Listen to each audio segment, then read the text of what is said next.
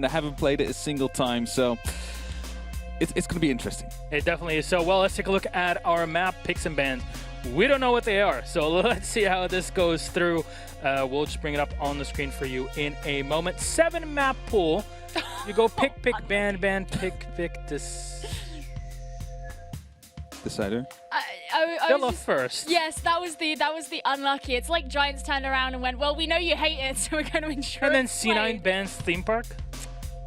Yeah, I mean, that they both was really didn't play. nice. Yeah, see? Really nice of them. No, but that's the thing. I already said before, both of them do not like playing Team Park. Who's going to be the one that leaves it open and forces the other team to ban it? But here's the thing. Look at Giants. Their first pick and their first ban are specifically against Cloud9, whereas Cloud9's first pick and I guess first ban is specifically for their own benefit, right? So, you know, banning out Consular, that's another map that C9 really like to play and they've had success on. So Giants clearly feel comfortable enough in what they can bring in their own map pool and their own abilities that they will specifically target the opponent rather than trying to make it easier for themselves with their favorites. Hot take. Giants won the map veto. Yes. Oh, the map veto, yeah. Yeah. They have. All right, let's take a look then you at... want to go to Clubhouse as well.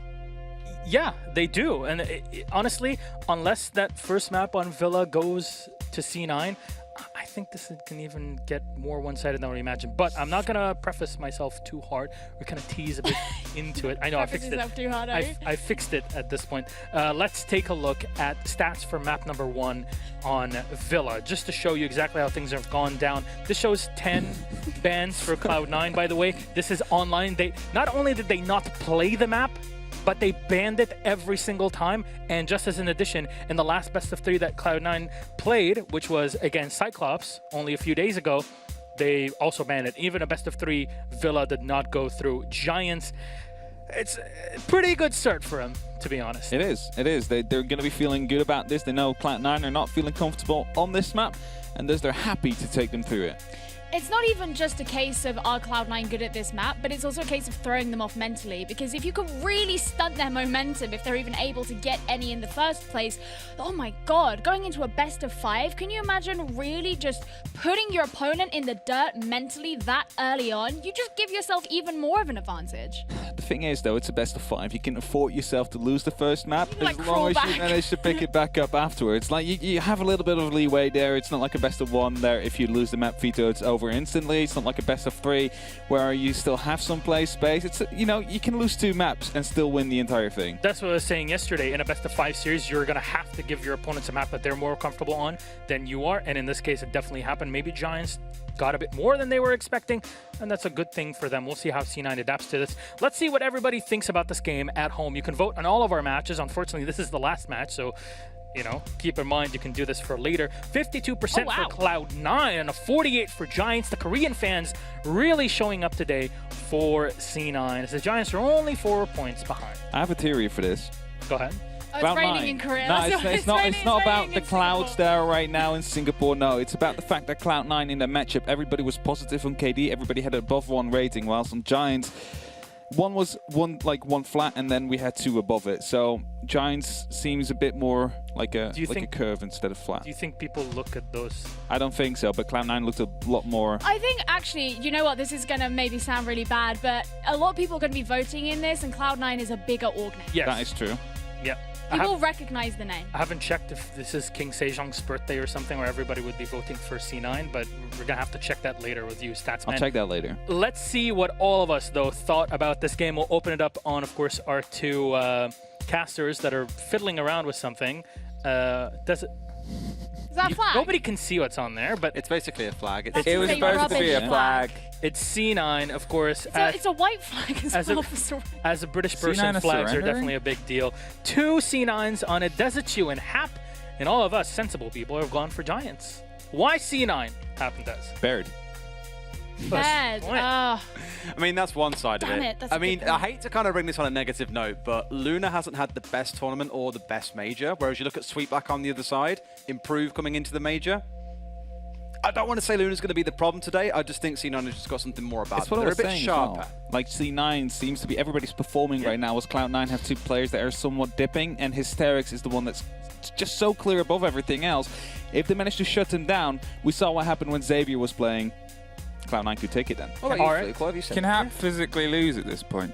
No. I don't think It doesn't mean anything. he's ran the math. I mean, I don't mind beat. Like, I mean, but I just want to beat Hap. Cloud9 have played Giants I know. twice. and it's just, you They know. played Giants twice in the regular How season, many times and did it they come down to lost to them clutches? twice. How many times did it come down to clutches from Giants, though? That is very true. And by the same argument, Giants lost to Xavier 7-1 and then came back and beat them the other day. So Don't worry, Gio's just mad that Stein is making some sort of sense. So You just dropped my pen now. there is All logic right, we'll and have reason in this this studio. conversation when my No, prediction Erickson. is right. well, I predicted the same thing as Oh. you, Gio. God.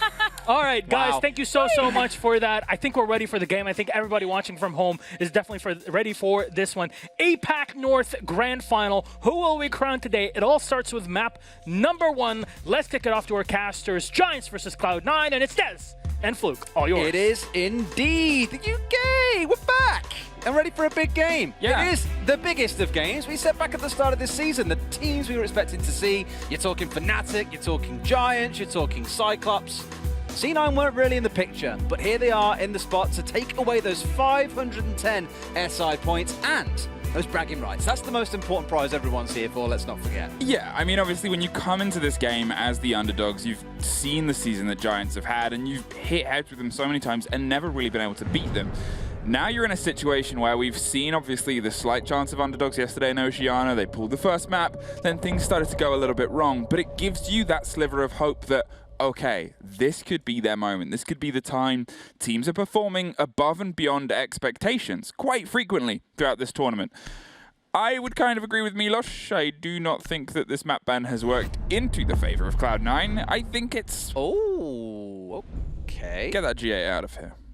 That is interesting. Get it Now, gone. I've got down all the stuff that they actually banned on the maps like this, and I'm curious to know what it was that Giants played, because the one theme that I saw coming out of them on a good number of maps was they always banned the same sort of thing. Thatcher was a very prevalent one, Maestro was as well.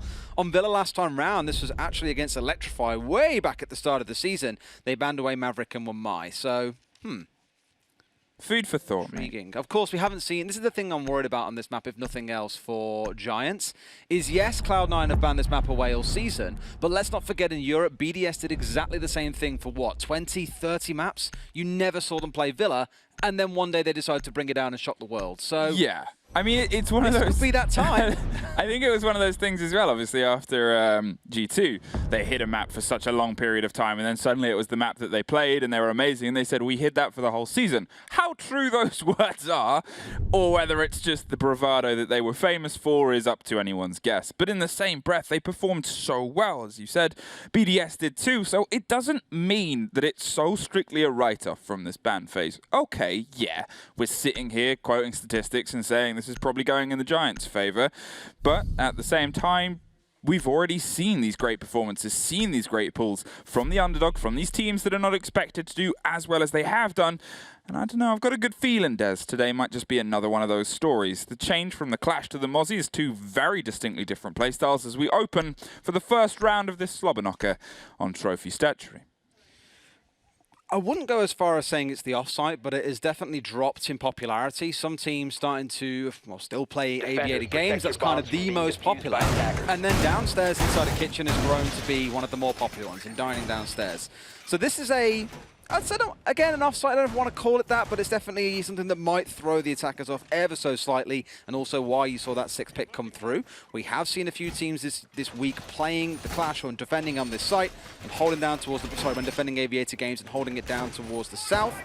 Martin said the Giants are still strong, but I believe a miracle will happen. I want to see all 5 maps. Let's go C9 in South Korea. Korean casters also cheer up. I mean, I'm assuming he's not talking to us. Well, no, well, we're not the Korean casters, last I checked. Lost in translation? I don't know. Yeah, unless, yeah. I mean, the history of seeing Korean casters, they get very excited. Oh, amazingly so. It's I think the plethora of talent that we have across all the regions for all the different dialects and is just above and beyond. Like, their hype is palpable in the language I am so far from beginning to understand, and yet you're so involved. So hopefully they do cheer up. Need Gio as a live translator. Yeah, we're cheering for you guys, Korean casters, as well here. We hope you have a great day as well. But at the same time, we can't be too biased against Giants Gaming. You've got to be ready for what they're capable of. Jordan, Looking for the quick entry here as they try and make their way towards clearing down. Actually, no. As I say that, they decide, just going to smash a window, do a little bit of vandalism, and pull away somewhere else. One of the games that C9 played during the regular season against Guts on Consulate sticks with me so well even to this day, because Envy Taylor played the Mozzie almost every single round and was basically on the roam 24/7. The number of opening kills he found in that game was ridiculous. It went up towards double digits. And constantly, Guts just really struggled to shut him down. So I'm very excited to see if Giants can identify where he's playing and catch him out. Earlier on, he was downstairs in the basement. And you got Shyle even holding up down to the south side of the map entirely. So not quite a full extended hold down towards the south. And Envy Taylor is now back on site. He was down in the basement not too long ago, but here, trying to cause trouble in close proximity. Depending on who wins that firefight on the far side, which is started by Sayal blowing through the floor to the best of his ability, this is going to be hysterics. Now, obviously, he's a player that has already been highlighted on the stats. A plus 54 KD, I believe, was the number he was on, and that's just insane. Luna is going to be the one that opens the bloodshed today, taking care of Envy Taylor through a bit of a burn. But as I said, this is for me going to be the one. This is the firefight that's going to capitalize this round potentially. And it goes against hysterics. A great wide swing there for the Jaeger. Allows them to keep this control and forces Giants to feel like, okay, well, now we've got to have all of our pressure from one side. From speaking to the UK coach, Gig, who coaches Giants, he was saying to me yesterday, one of our fears is that when we do get the opening advantage in some of these rounds, you'll often find that we might lose a kill here and there elsewhere, and that small advantage that we took tends to slip away. That opening kill there, the second one that came through, entirely different sides of the map in entirely different circumstances, so I wouldn't be too bothered about that, but it does bring the numbers back to 4 versus 4. Only 35 seconds to go, and Giants have got themselves control of Astronomy up to the north, and here we go. Ysera straight into the default plant spot inside of Statuary. There's one holding out down to the south. There's a free kill coming through. They're spraying down onto the actual chassis of the bomb side. Nothing else comes through, and Giants with a flurry at the end. 3 kills coming out of nowhere. And that's all it takes sometimes. It doesn't require the diffuser to actually go down. It's just that it forces the defenders to react, and that is where you can find crucial kills as long as you've got the intel and the correct setup.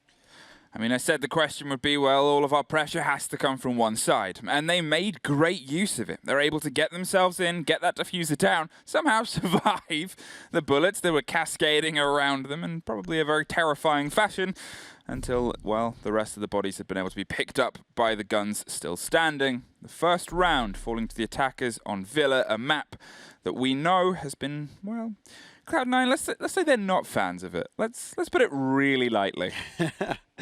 It was like I said, it's one of those maps where, although they've banded away all season, in private they could have been prepping this. They could have been aware that when it comes round to this best of 5 at the major, assuming of course they make it into the grand final, that they would be forced to play it.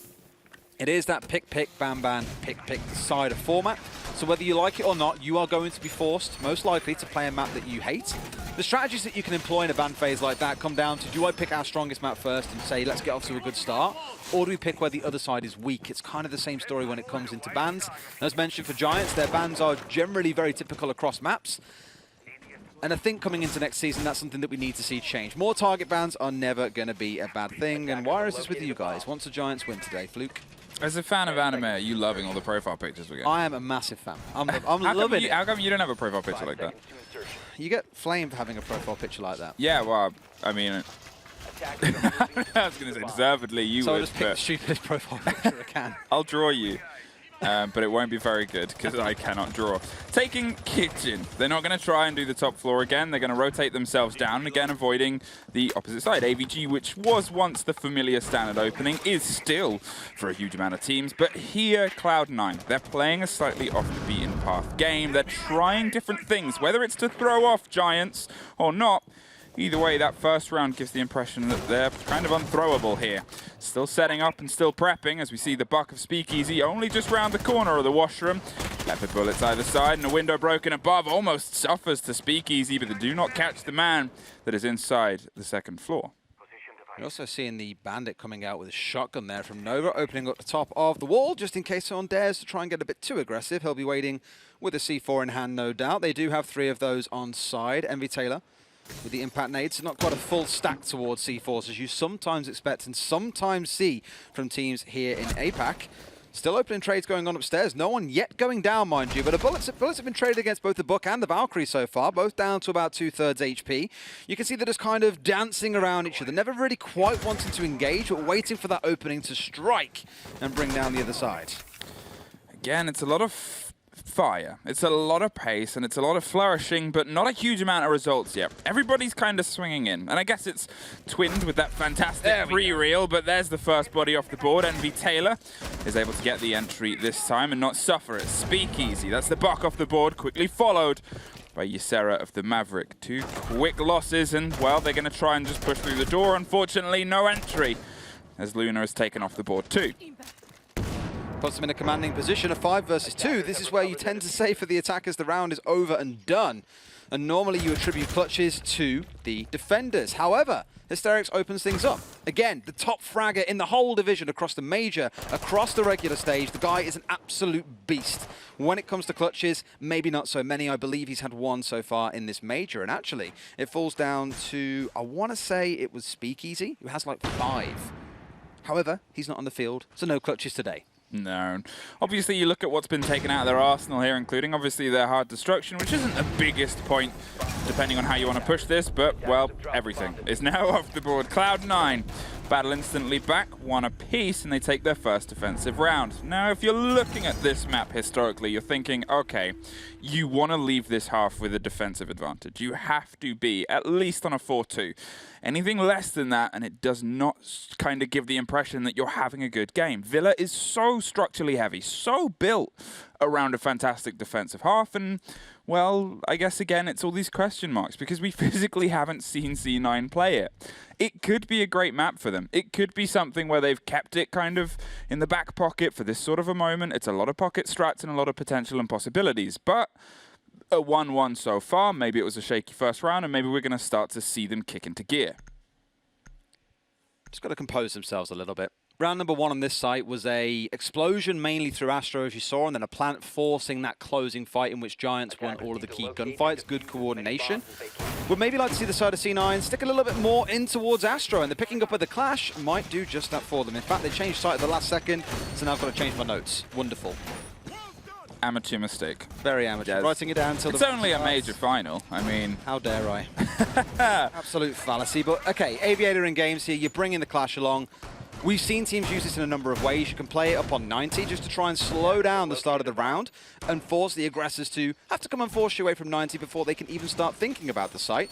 Others opt to play it inside of Study and prevent the attackers getting in on the south balcony, and others will play it inside of Aviator itself, watching the north door with also half an eye looking down towards Study. The fact they've opened up some of these holes in this wall facing down towards the Study door inside of Aviator, thank you very much, medics, just means they can play a bit more aggressively here. So I kind of expect to see the clash in this case probably playing on these stairs down to the south and holding across laterally while someone else plays from inside of sight to say you will not be allowed inside of Study.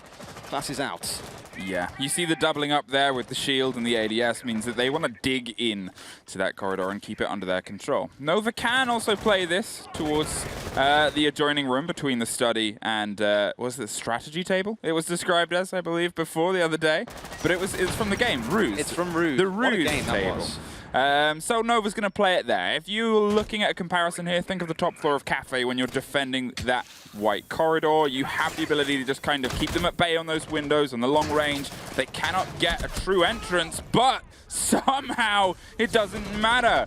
Sweet Black gets a little bit too bold and a little bit too curious and unfortunately gets gunned down. Hysterics is the first to find a body, but there's Envy Taylor with a quick trade back as Luna just boldly went where, well, Luna didn't go. No landing there for the Rover as they look to find another long-range firefight. It's over and deep through the doors towards the outside, but not quite as scenic as they wished. A couple of shields facing down towards this doorway means that Giants have got to start putting some of that utility into those shields and forcing them out the way. But this is that utility meta we find ourselves in sometimes. Fluke, ADSs, the magnets sat in the way. It's not as simple as just look at it and blow it out with the breaching charge. Never quite so simple. Now starting to push from the bottom of stairs. This is the usual take. If you want to break this open, you can play from below and start forcing this corridor that you can see Harper inside of, getting shot from below. And as I say it, That's exactly how it plays out. That's the second down in this round. This time, Giants will complete the kill. Sweet Black, of course, did get revived onto about 20 HP, and he's still holding onto stairs with just one smoke canister remaining. Well, they went bold, and unfortunately, they won't grow old. As a double comes through for Sweetback. A great pickup there with the shotgun on the secondary, and now it's just, again, the changing of the half, but Sarah swings wide. They almost suffered on that window at the beginning of the round, and they finally do have that premonition come true and have their life taken from exactly the same swing in exactly the same location. Now a 2 versus 2, but you look at the low amount of health in the hands of the Giants, and you look at the, oh, that's a clash. Yep. Big problem.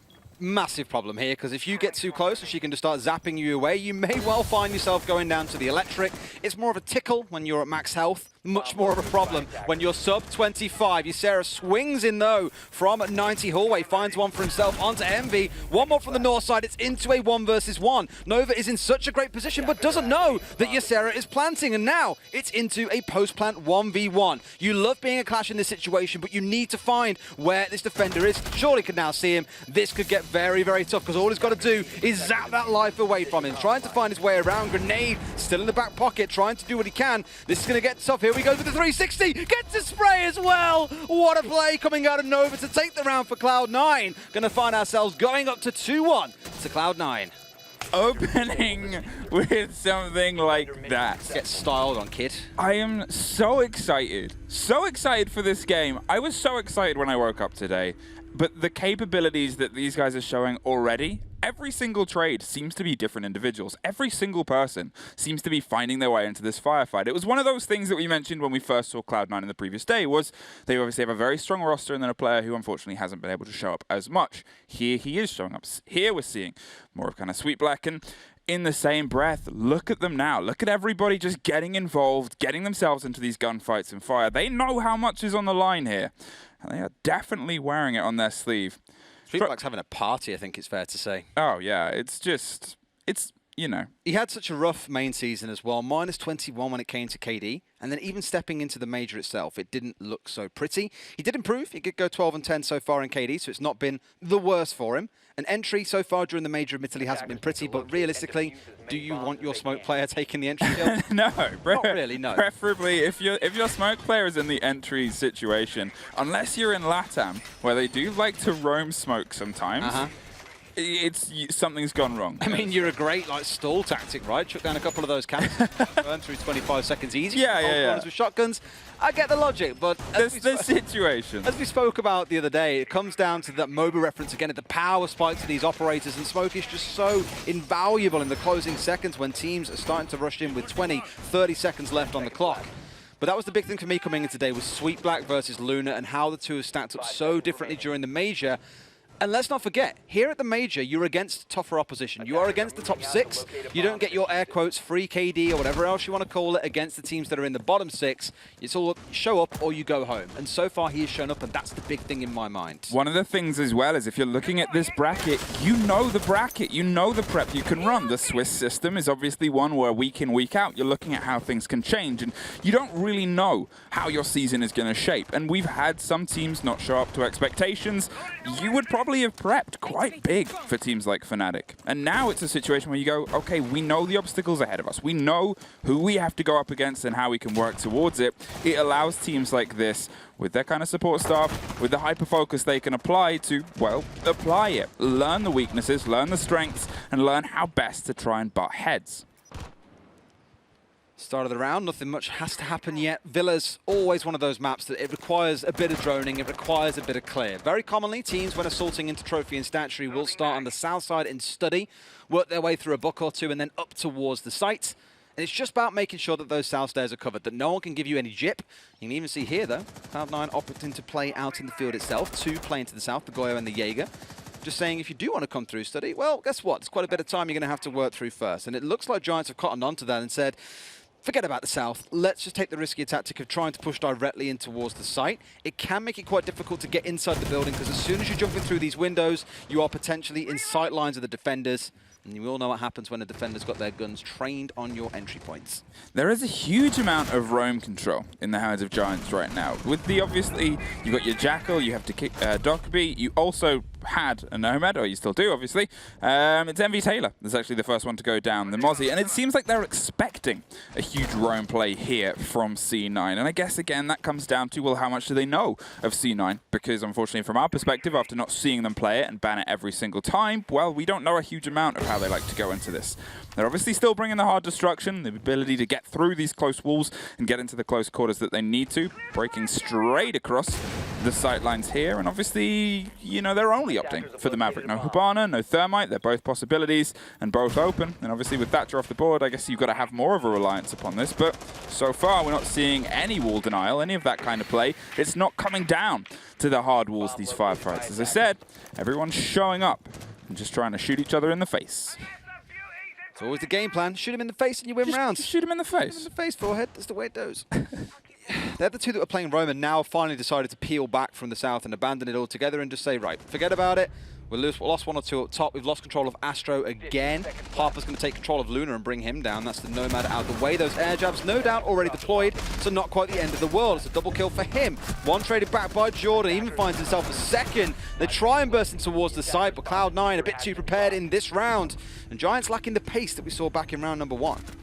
Cloud9, 3 in a row, including the site that didn't go their way at the very beginning. They've been able to pull off the 3-map rotation. Now they're looking so much better than they did in the first round, but in the same way, you look at how close that came to. It was a very frantic firefight. If there was an extra 10 seconds for Giants to have a little bit more strategy about how they wanted to kind of get into that site and get to grips with what Cloud9 were doing, well, then it might have gone the other way. But I guess for me, it raises the kind of question of, well, they're bringing a lot of this roam clear, or they brought a lot of this roam clear, and they didn't do it as swiftly as we know that they're capable of. So whether it's something where they're still getting to grips with how Cloud9 like to play Villa, or it's just the huge heft that this map offers is throwing a few kind of sticks through the spokes of the strategy. But either way, it seems like they're adopting a little bit more aggression here. Changing off the Nomad, bringing the Hibana 2 instead of the Maverick, it, for me, highlights a little bit of a change of pace. A change of pace, and also considering that C9 in the last time on this site didn't really have to change pace much. They could sit there and be pretty patient and just said, look, Giants, you want to come at us? We've got the wall open, we've got C4s ready, we're watching the doorway if you do try and burst through, and found themselves 2 opening kills in the round. So, I don't know. Giants, I think I want to see be more cautious in this round. Don't want to get themselves caught in these early engagements that's removing crucial utility, because one point worth mentioning, as the defenders, if you die, it's probably worth you trading for an attacker, because the attackers, more often than not, will not have expended the utility that they're bringing into the round early on. If you can get an early trade as a Jaeger, for example, after putting down your ADS, well done, you've done the hard work. If you bring down someone like an Ash or a Zofia who still hold on to the impacts or the breaching rounds, that's a dream situation. Sweet Black, playing aggro above. They obviously have the rotation, which actually they're going to use. They're not going to go as aggro as expected, but hey, they've still got time. Astro Stairs is only a few paces away, and you can get yourself back in the vertical, causing problems. Hysterics is going to do the slow approach from the opposite side. Try and collapse against anyone that might be towards AVG. Force them back above the site. It allows the close down to be much tighter, and, well, Jackal, he's like Tarantino, has a habit of finding feet. Nice. Does find some feet, but I don't think actually going to find the individual who owns those feet, unfortunately, Fluke. As they are indeed pulled back towards the site. Got Harper playing downstairs around that living library area, more for the C4s if there is a push upstairs from the south side. We spoke about this a number of times, where vertical play is a lot on this map, or a big focus of it. Interesting that Giants, by the way, have opted to stick to this kind of lineup that is very more, I want to say not so much unconventional, but it's a little bit different. You'd normally see a sledge being brought along because you want the frag grenades. Here in this round, they've got none of them. They are relying entirely on the destruction coming out of the Ash and the Zofia to get the hard yards done. I guess you could say because there's a shotgun on the side of the Jackal, it's something, and also the smokes for the execute. So it's not a conventional setup that you'd normally see coming out, but they've got the tools to do the job. Valkyrie still under pressure here below, playing towards Mudroom, but obviously they're firing back. They're being aggressive in response, and I believe still has a C4 in pocket too, so the Jackal can't get too aggro. No, actually popped and gone, but, well, you've got one in the hand of Sweet Black and Nova, so they're still pretty well equipped. There goes Nova's, though, to open a rotation to get a bit of aggression down to the stairs, and, well, there goes another. Unfortunately, I was talking about the possibilities of C4, and they demonstrate that they don't even want them anymore, and they don't even want their life. Nova caught out by Speakeasy with Sweet Black finding Jordan of his own. The Valkyrie cam is just above you, Hysterics. There you go. And now it's a pop through the wall. It's kind of dancing around fire, isn't it, when you're playing on the top floor and there's just C4s sailing left, right, center. No matter where you walk, they're trying to kill you. But expertly dodging. Clearly, Giants have been to a few dance classes. Sweet Black going down to Hysterics. A good couple of kills singing through, but they're coming back in trade. Envy Taylor Pokeballs onto Speakeasy, 3 versus 3. Harper still managing to find one back for himself. This leaves that site a little more strongly leaning towards the defenders, even more so once Charles pops out and picks up Hysterics for himself, and Envy more than happy to collect Ysera to close out the round. Another relatively stationary round from the defenders, not really feeling stretched, it feels like, on this site. I think that's the thing about Giants as well, is when we saw them the other day against Xavier, to their word, they were making a few mistakes. They weren't quite playing at what they're capable of. Don't get me wrong, Xavier showed up huge. They were so good, so aggressive, and so consistently causing problems for whatever Giants Gaming wanted to put forward.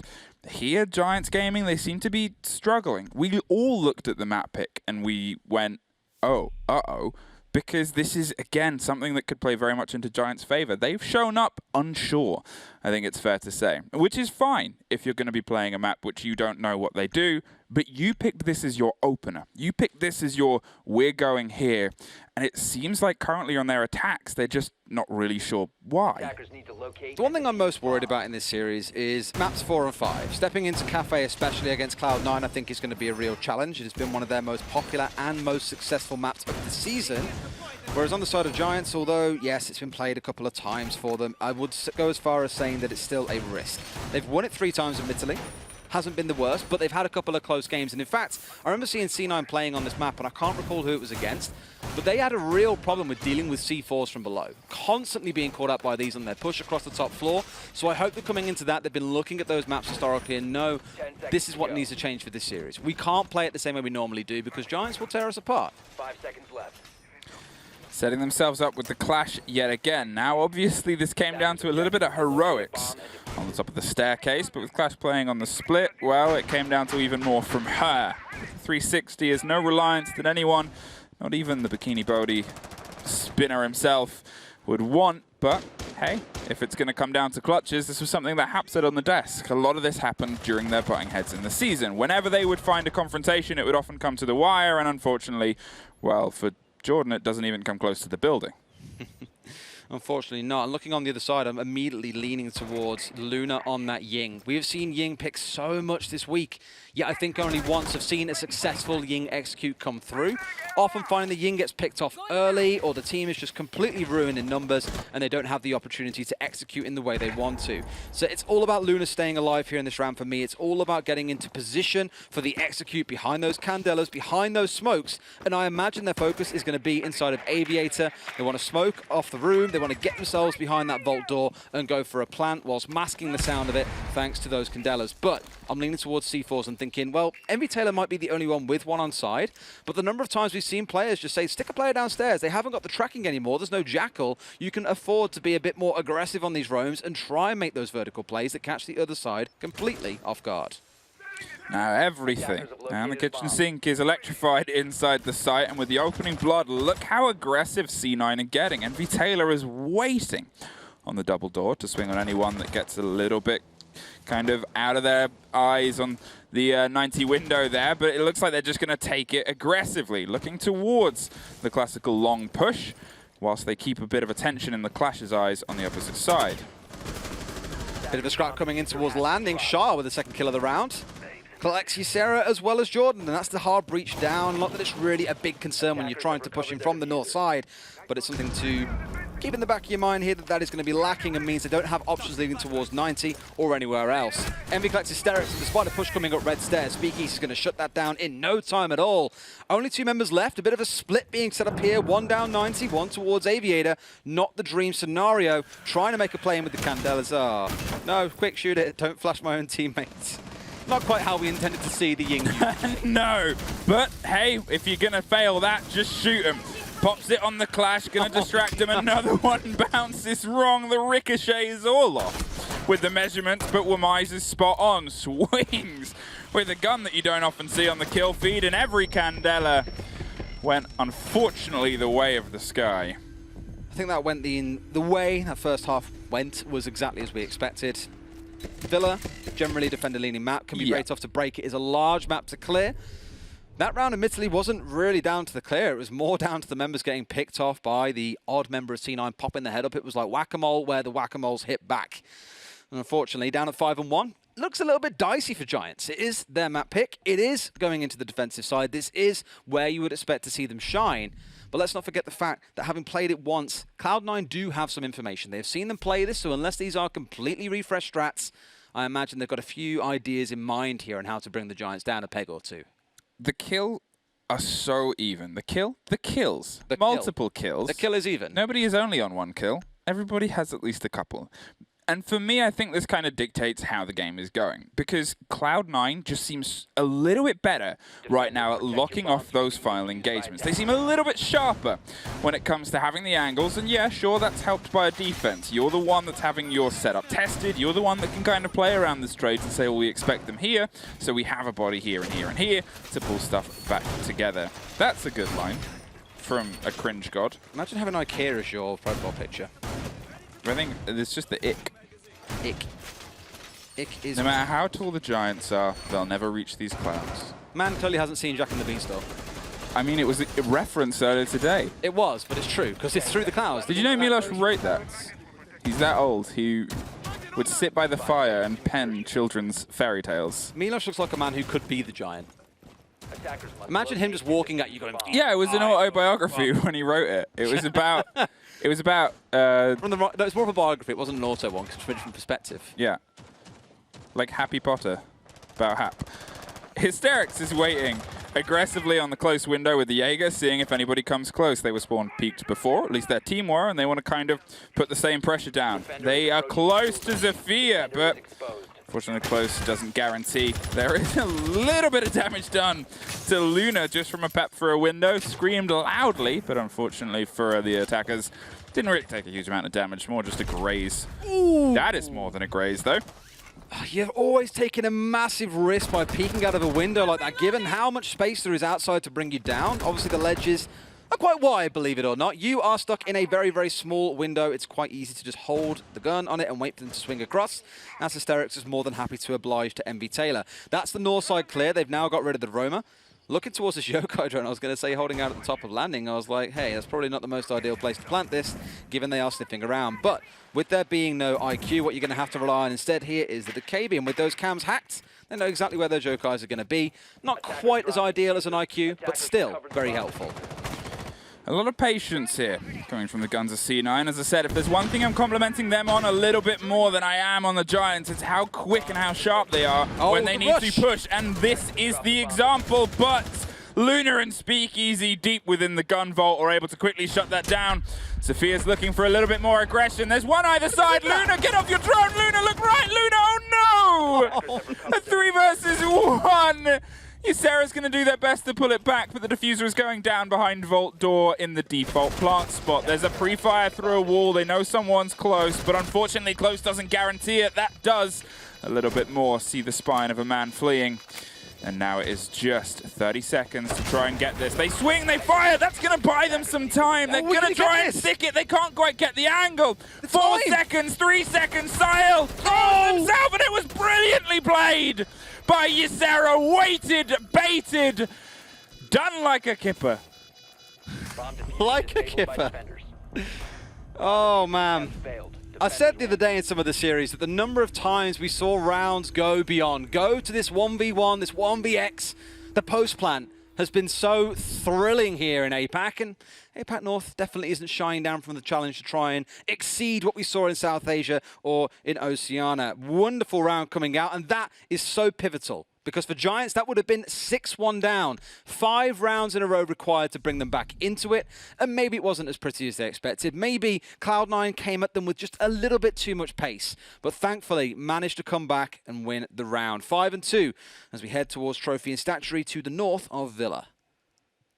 Trophy Statuary is where we're going to head to next. And obviously, this was the only site that was taken by their attack. And, well, let's see if their defense is a little bit sharper. The 1 versus 1s apparently refuses to end. I love them. Yeah, I'm going to say, to our joy. And to their Weakness of the heart. Their weakness of the heart, and probably the viewers' distress as well. I can only imagine how you guys are dealing with these moments in the chat, but I'd recommend watching this entire stream sat down. And even then, be careful you don't tip the chair over. Right? Yes. Well, they're going for a very big extension here, all the way down. Obviously, the opposite staircase. And in Study 2, we saw this as a bit of a play previously, obviously, from the roaming Jaeger Viscera. Make sure that they can keep themselves mobile, keep themselves aggro, and keep a large section of the ground under their control. The external Valkyrie cam there from Luna. I didn't even really clock that at the time. Nova running in from the aviator door was probably a misplay there. Either you hold 90 or you just sit back on red stairs and wait until you hear the diffuse coming through, and maybe even run downstairs below. Your diffuse is down, the floor is soft. You could just play down there and be looking to destroy it from below and spray down Ysera as he goes for a diffuse. We keep on saying this about the region. It's never really massive mistakes that shine through in these rounds. It comes down to the small things, like that exact moment there, that can cost teams rounds. Heavy drone work is the start of C9s, and, well, I guess when push came to shove previously, when I was explaining how tight they are at the use of utility, I'm thinking that's still continuing. And to be honest, that's the game for them that's definitely seen their step ahead and why their defense has started to swing in their favor. We're talking about smokes being the first port of call earlier, and this is for me one of those very good structural locations of possibility. You have so many ADS, I'm assuming a couple of discs too, just something to kind of keep you aware. They don't have the ability to do the swing in, there they are. This is come and take us. Come and take us out of here. I can swing aggressively from, well, didn't that time. I was going to say like this, but then they didn't actually swing on it. The destruction from Sweet Black underneath shows that they want to get this wall open. And when I was talking earlier about their bringing a Maverick for this is why Hibana can be very good, because you can get this from range. You can be a bit safe. The problem is, Speakeasy can also just swing around and shoot them out if they're placed incorrectly.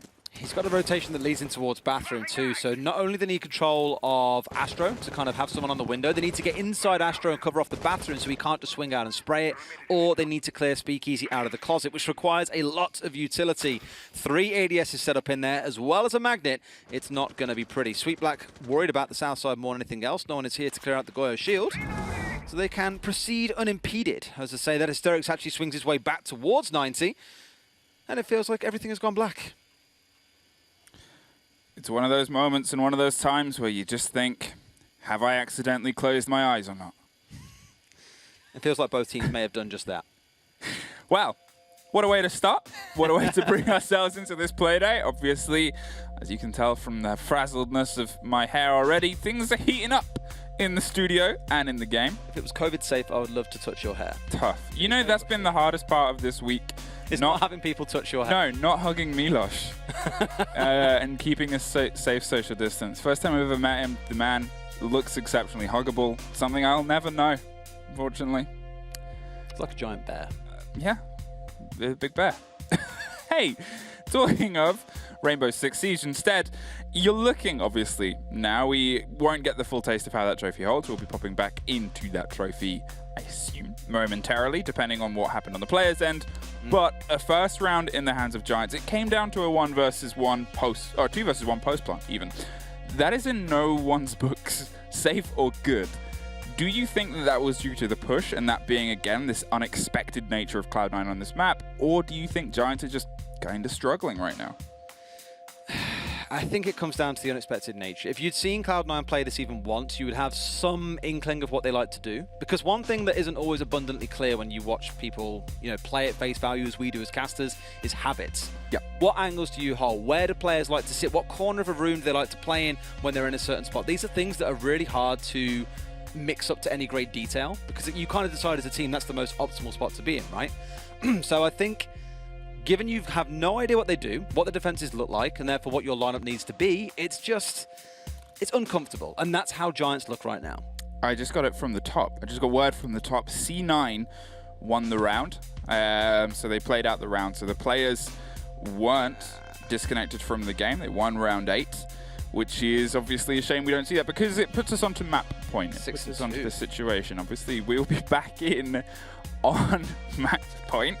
If you wanted to struggle, unfortunately, these things happen in a world where we're doing the broadcast from all around the world. And the fact that this is, to be honest, the first time that's happened in this manner across the entire tournament just shows how well run that all of this stuff has been.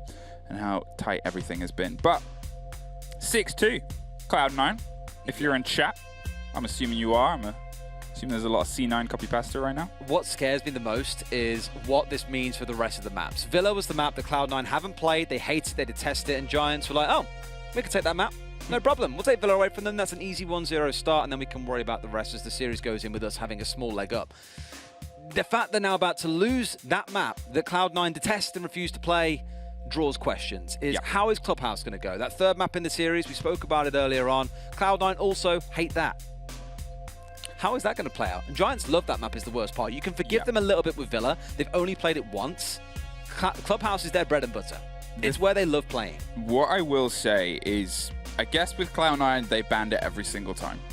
We don't really know their true feelings on it, to be honest. It could be something where, okay, sure, at the beginning of the season, they hated it and didn't know it too much, and then they've just had time to prep it, as you'd still have prep done on maps, even if you want to ban them out every single time. We spoke about BDS earlier in their case. Yeah. Right? For situations exactly like this, you still prep every single map. There's no team that, at this tier and at this level, that doesn't have stuff for every map. You're in a situation now where, in a way, Giants saw it as an opening. But it's, never, challenge a Sicilian to a game of wits, I believe is the quote from Princess Bride.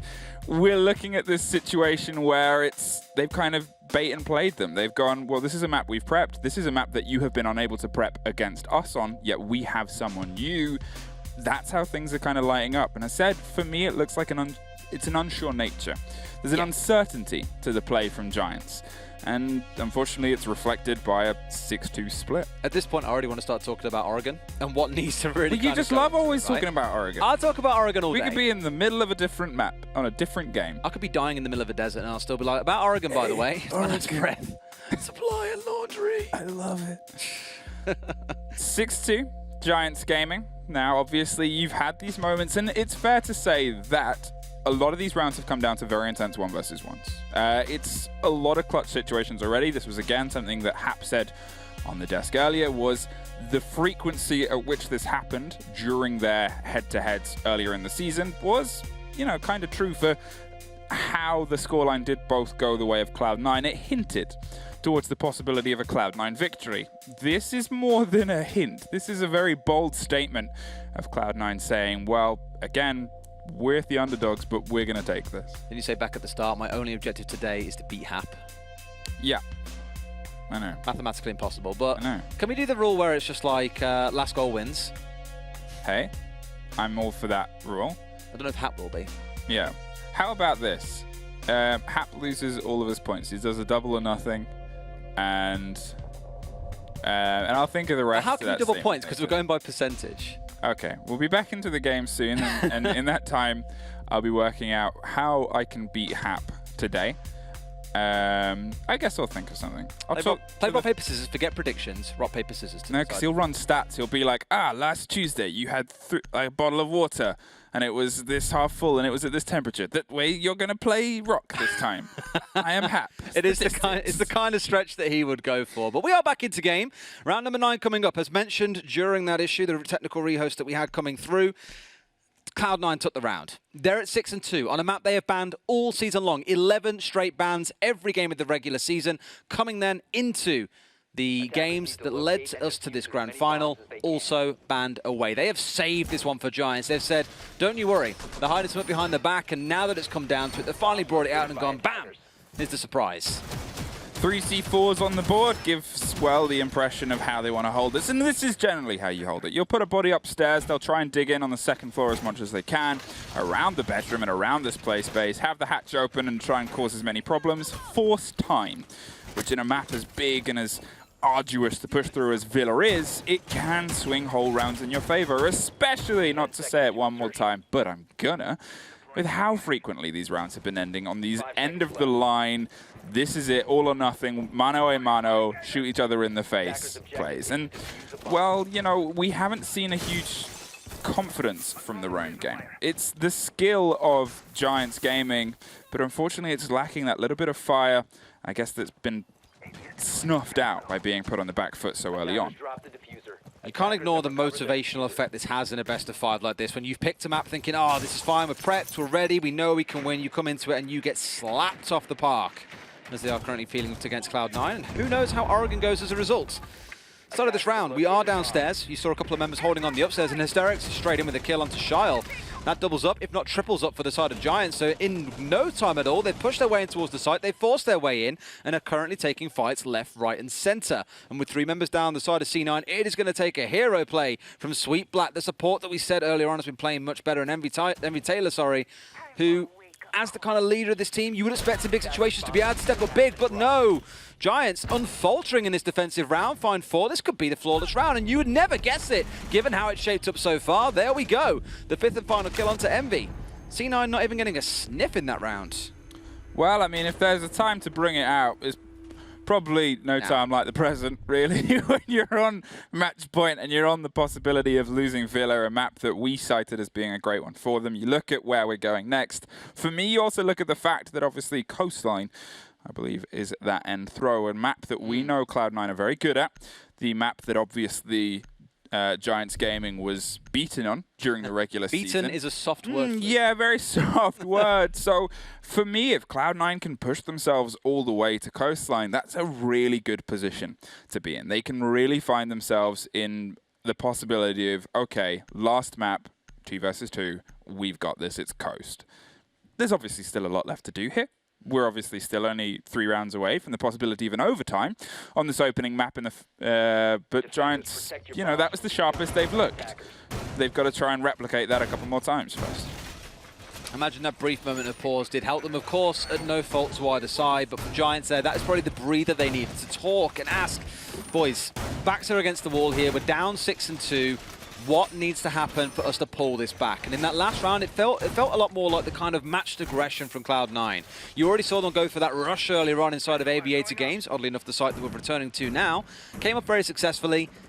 And they were caught with their pants down. They managed to respond with Ysera coming back with some incredible plays to win the round out for them. But being aware of the pace at which C9 are playing, I think, is the biggest thing they can do for themselves here. If you can match and adapt as they did in the last round across the next 3, it goes to overtime. That would be one hell of a comeback. And Giants, they are no stranger to max round maps, given their series against Xavier the day.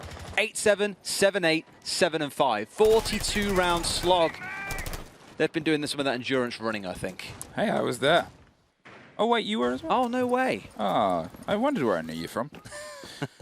Applying the pressure towards Study almost instantly. They want to try and, again, force some aggression out of Giants. And as you said, Giants looked the most aggressive they did last round. One of the things that I was kind of calling for was a bit more confidence. And you can't really get more confident than the opening 3 kills within the opening 30 seconds. That is a team that has had a heck of a team talk and put their heads together to try and find a better solution. Because I think in their books they know as well, okay, there's still a best of 5. It's a long play day ahead of us. But to go off the back foot this early, this kind of aggressively, again on an unknown factor of a map, gives Cloud9 a huge bonus in momentum and confidence, which if it starts to span multiple maps, you're going to find yourself in very hot water. Even if they lose this, if they can bring it to a close fight, Giants, well, they've still got that heat. They've still got the pepper that we know they are capable of.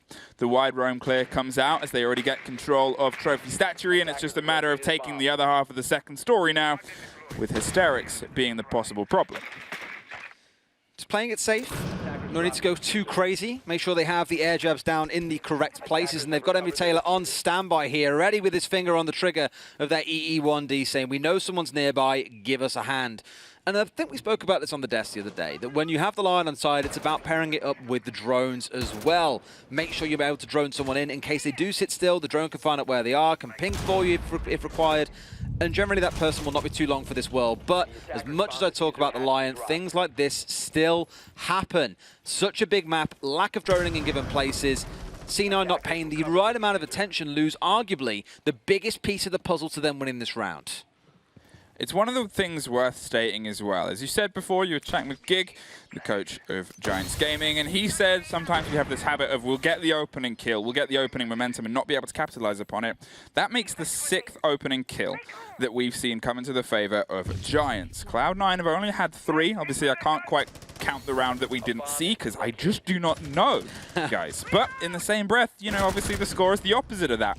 As moments like this happen, Harper with a quick close down, Sweet Black with a quick push right right through the heart of the site. There's a man down on the floor as well, but they're going to get themselves back up in the exchange. Sweet Black goes down and gets finished off by Jordan. A beautiful deep pick there from Harper onto the red door, and now they've just got to do a couple more. There is a rotation coming in from the back. The pings are quite extensive and quite threatening. They can't quite find their way directly through with the diffuser cold. Yet again, this is a round that goes the way of the Giants. Ooh, a little bit scrappy, and as soon as Cloud9 explode onto the site, I thought, no way if they managed to get themselves inside a vault, no way if they got control of Aviator, this round could be done. But a couple of those long-range kills coming from back behind the bar through the rotation between the sites gives Giants the opportunity to pull things back, and Cloud9 may be a little bit aggressive in trying to force their way back in towards the vault there to try and get one of those closing 2v2 kills.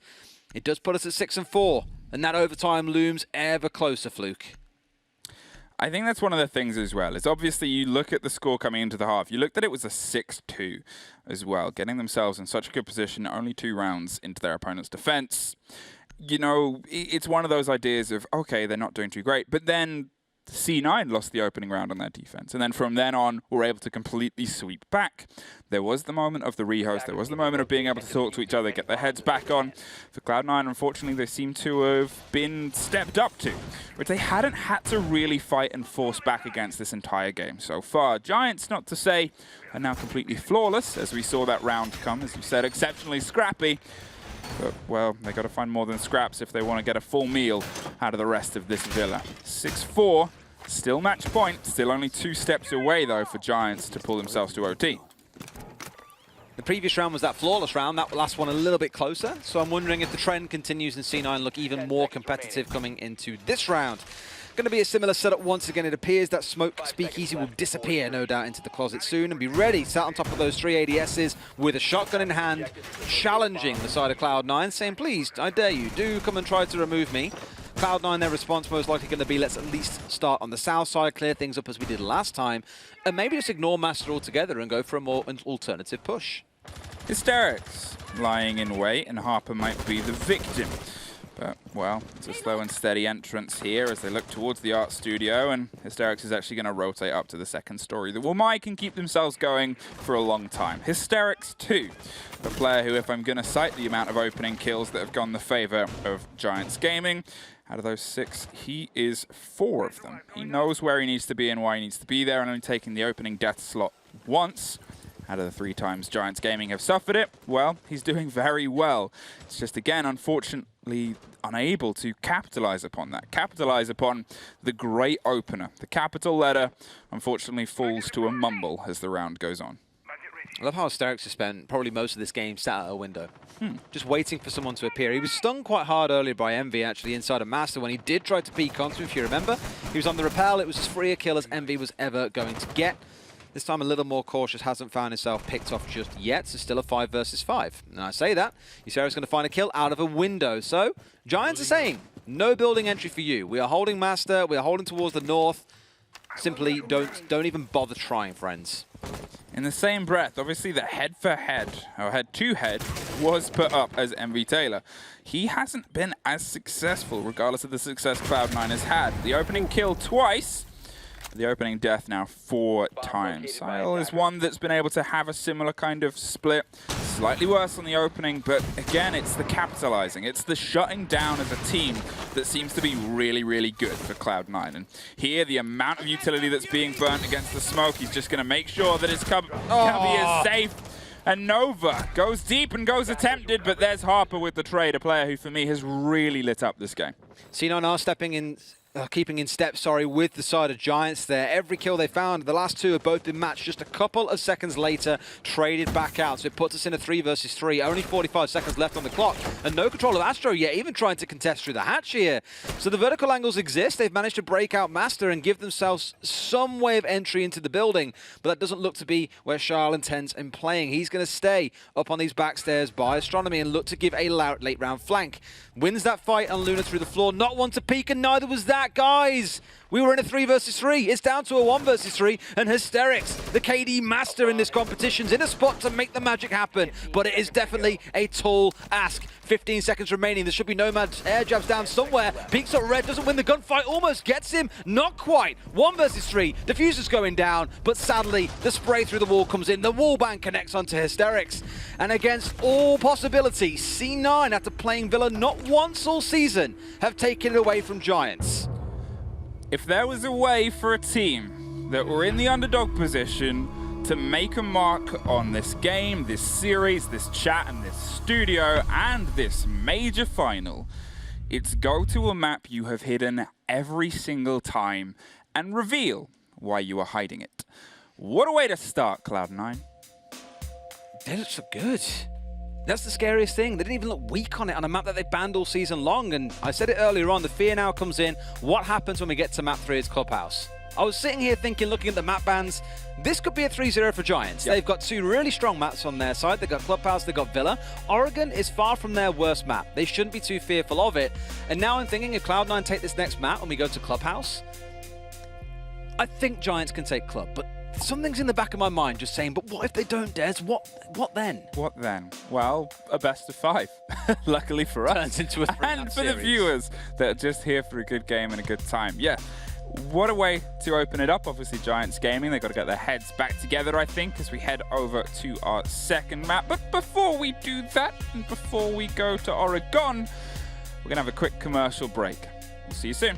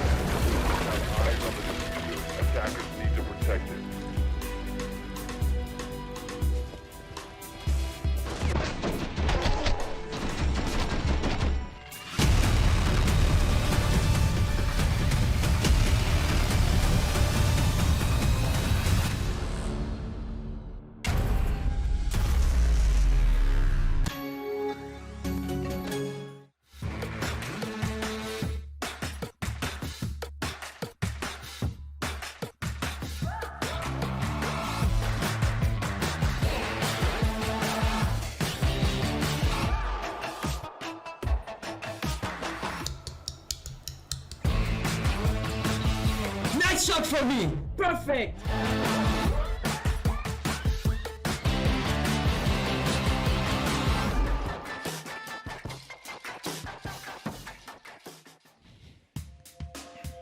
Welcome back, ladies and gentlemen. What a map number 1, ending in a 7-4 victory for Cloud9. We prefaced this entire map by mentioning one very specific statistic. Cloud9 has banned Villa 11 times leading up to today's best of 5. And, of course, since it's pick, ban, Giants picked it first. They went for the map, and unfortunately for Giants, it backfired because Cloud9 have hit it this entire time. I feel like I really need to just swallow my words. Everything that I said about how this could really mentally boom them because it's going to be so hard. Nah, turned out to be absolute rubbish. Cloud9 did so well. I mean, on that first half especially, they really brought their own playstyle to it. Someone who I was so impressed with was Sweet Black. We did hear Des talk about him a little bit at the beginning of the cast, but the thing is, Sweet Black is a player who slightly dropped off a bit, especially when you look back in Pro League. There was some question marks about him, very much the weaker member of the team. Yep. And oh my God, he showed up. He showed up so much. I mean, even when you looked at back at round 3, they were defending on Aviator Games, and it was that one with the Clash where they had a very aggressive study hold. They opened up the study wall. You had the Clash very far forward. The whole point was to deter Giants from being able to move forward, and Sweet Black getting a 2K in that round was so vital for the success that they found. It definitely was, and there was a just a clash as well in that same round. Just quickly want to talk about it. The 1v2 in the end.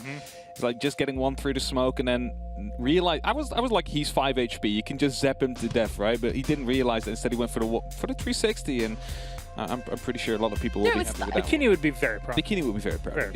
Indeed. He's gonna frame that like in the video. It's my boys. My boys. I think he already has it in his room with just a giant figurine of Clash sitting somewhere. Also shouting, always mad. Going into the portrait. But I want to quickly touch upon the second half. Cloud9, their attacks in Aviator games, they kind of confused me as they were super aggressive. They managed to get 2 kills in the vault. Also, by the way, in the vault, I was kind of questioning, but why go for the kills instead of going for the plants behind the vault door? Every single time the diffuser gets dropped near the vault, and it basically costed them the round twice. So it could have been way more commanding than it was. Yeah, I think that's the thing. I mentioned it before, but Cloud9 really took their own playstyle to this map, and a lot of that involves aggression, but I think obviously there were a couple of examples where that didn't necessarily work out in their favor. Obviously, in the end, it did, but given the fact that we had so many doubts, so many question marks over our heads about what was going to happen on this map, because they're not necessarily known for a playstyle that is conducive to winning a map like Villa, I'm impressed nonetheless. All right, let's take a look at map number 2 and discuss it for a few minutes here. We'll bring things up in the pick ban phase as we did before, and you'll see that, yes, we are indeed going to Oregon, C9's pick. Now, we have some stats from Stage 1 regarding Oregon specifically and how these two teams are kind of playing it around, so we'll have those. 8 times banned by the Giants, and, well, there it is, C9 never banning it and playing it once for the victory.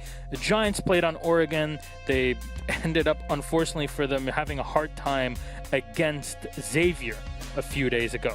These look like the stats that we just saw for Villa, but reversed. Yeah, a little bit. And they played Oregon on the penultimate day of the stage. The penultimate day of the stage, which they played against QConfirm, who were, if I remember correctly, at the top of the Southeast Asia Pro League in the last season. So yes, they were the Southeast Asia national winners. It's not as if they're going against the team where it's just handed a free game. No, they really earned it. And so the fact that they were able to take Giants' map, which should have been so decisively in Giants' favor, and now going to their own map, I feel like the expectations from the pre-desk have been swung completely 180 Des and I never had a doubt. Oh, shut up. Never had a doubt. Fair. Okay, look, C9 played against Cyclops a few days ago as well, and it was basically in the same playdate as Giant Savior. We saw Oregon again, and it was 7-3 for C9. They definitely are setting this up for success. You talked about Clash in map 1. I fear that Clash may be a difficult operator to deal with for Giants on the second map too, because C9 seems to be very comfortable on it. That's why you have a ban. What? But imagine Giants being the team that has to ban shields against someone else. Usually it's the other way around, right? It's usually teams who are like, right, we're going to prevent Giants from having shields. Wasn't Monty available? Yeah. Yes, we didn't see it, so they don't seem to be that comfortable with it anymore. You know, Giants are starting off in the defense in Oregon. So maybe something that would give them a bit more comfort. If not, they're not planning on bringing the Clash early on. Might as well just ban it if it's not part of your repertoire for it. I mean, the kind of crazy thing is there was the, and I believe that it was Giants who banned it out, but let me have a look. Let me just check real quick. Oh no, it wasn't actually. C9 banned IQ. IQ is usually very commonly in their operator picks. You often see MV Taylor playing IQ a lot. So they were able to take that victory despite the fact that one of their favorite operators was gone. Giants had theirs available to them. Yeah, like I think though the IQ pick that really came into the way that they played. They played very information heavy. If you saw their roam, it was very like they were everywhere across the map, just trying to get picks left, right, and center, and it worked out. So I get the IQ ban. Might see it again. Score, Hap? 7-4 for Cloud9. I'm inclined to go the same, you know. Fair enough. I mean, it's not going to change your overall pick, but yes, go ahead. Yeah. Okay, yeah. No, I'll say the same. Are you starting to trust Hap? This is how far we've gone here on the talent team. No, absolutely not. It sounds I'm like still it. highest up. You can deny it as much as you want, Gio, but It has nothing to do with Hap. Okay. Well, Doesn't matter. Happy Potter, as he was called Happy Potter. on the caster's desk. But thank you so much for your input. We're ready for map number 2, so let's throw it over to our casters. Desert casting Oregon. When does that ever happen? Let's throw it over to you guys. It's C9 versus Giants, map 2, all the way to Oregon. Des, Fluke, all yours, boys. Quick, Fluke, act surprised. Ooh. Is that what surprise sounds like? I don't know. Anymore. I just don't know. And it's been a long couple of days, isn't it? What a big map. Tarantino's feet, and now this. What is next? Probably me never being invited back.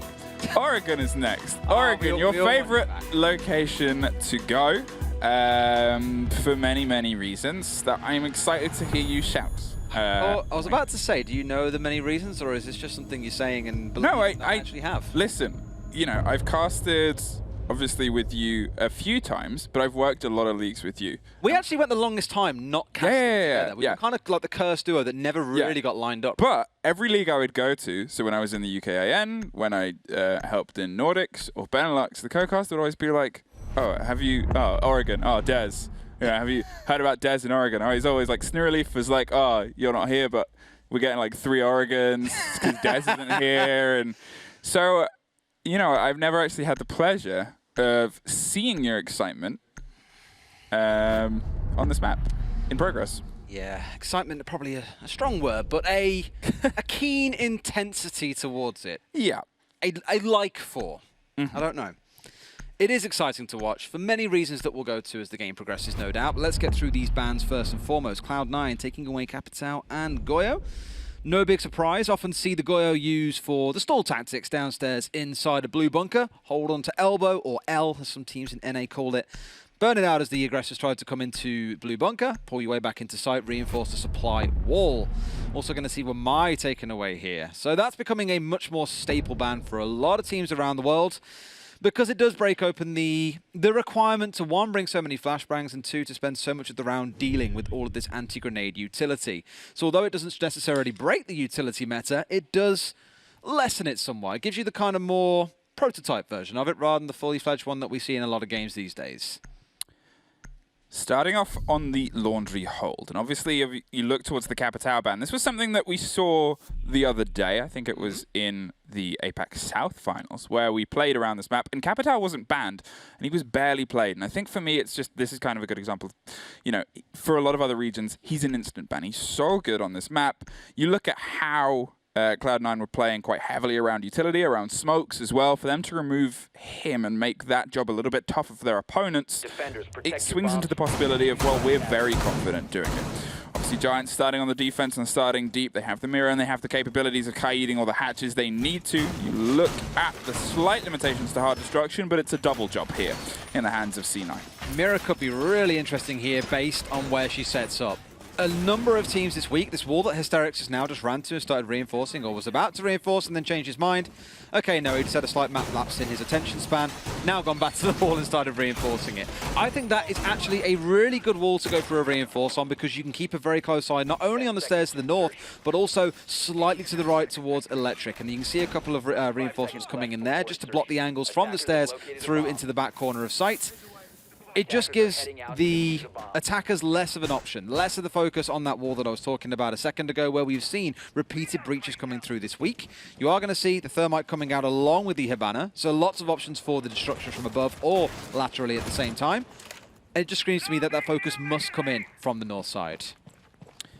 MV Taylor is looking towards, obviously pushing towards the opposite small tower as they wait for some aggression here from within blue. Nothing instantly, and Sweet Black's just going to pull away. We obviously saw the aggression there dance, but again, if I'm going to reference the other finals, very silly clash plays going on underneath, and to be honest, both these teams are very comfortable bringing clash as we've seen before.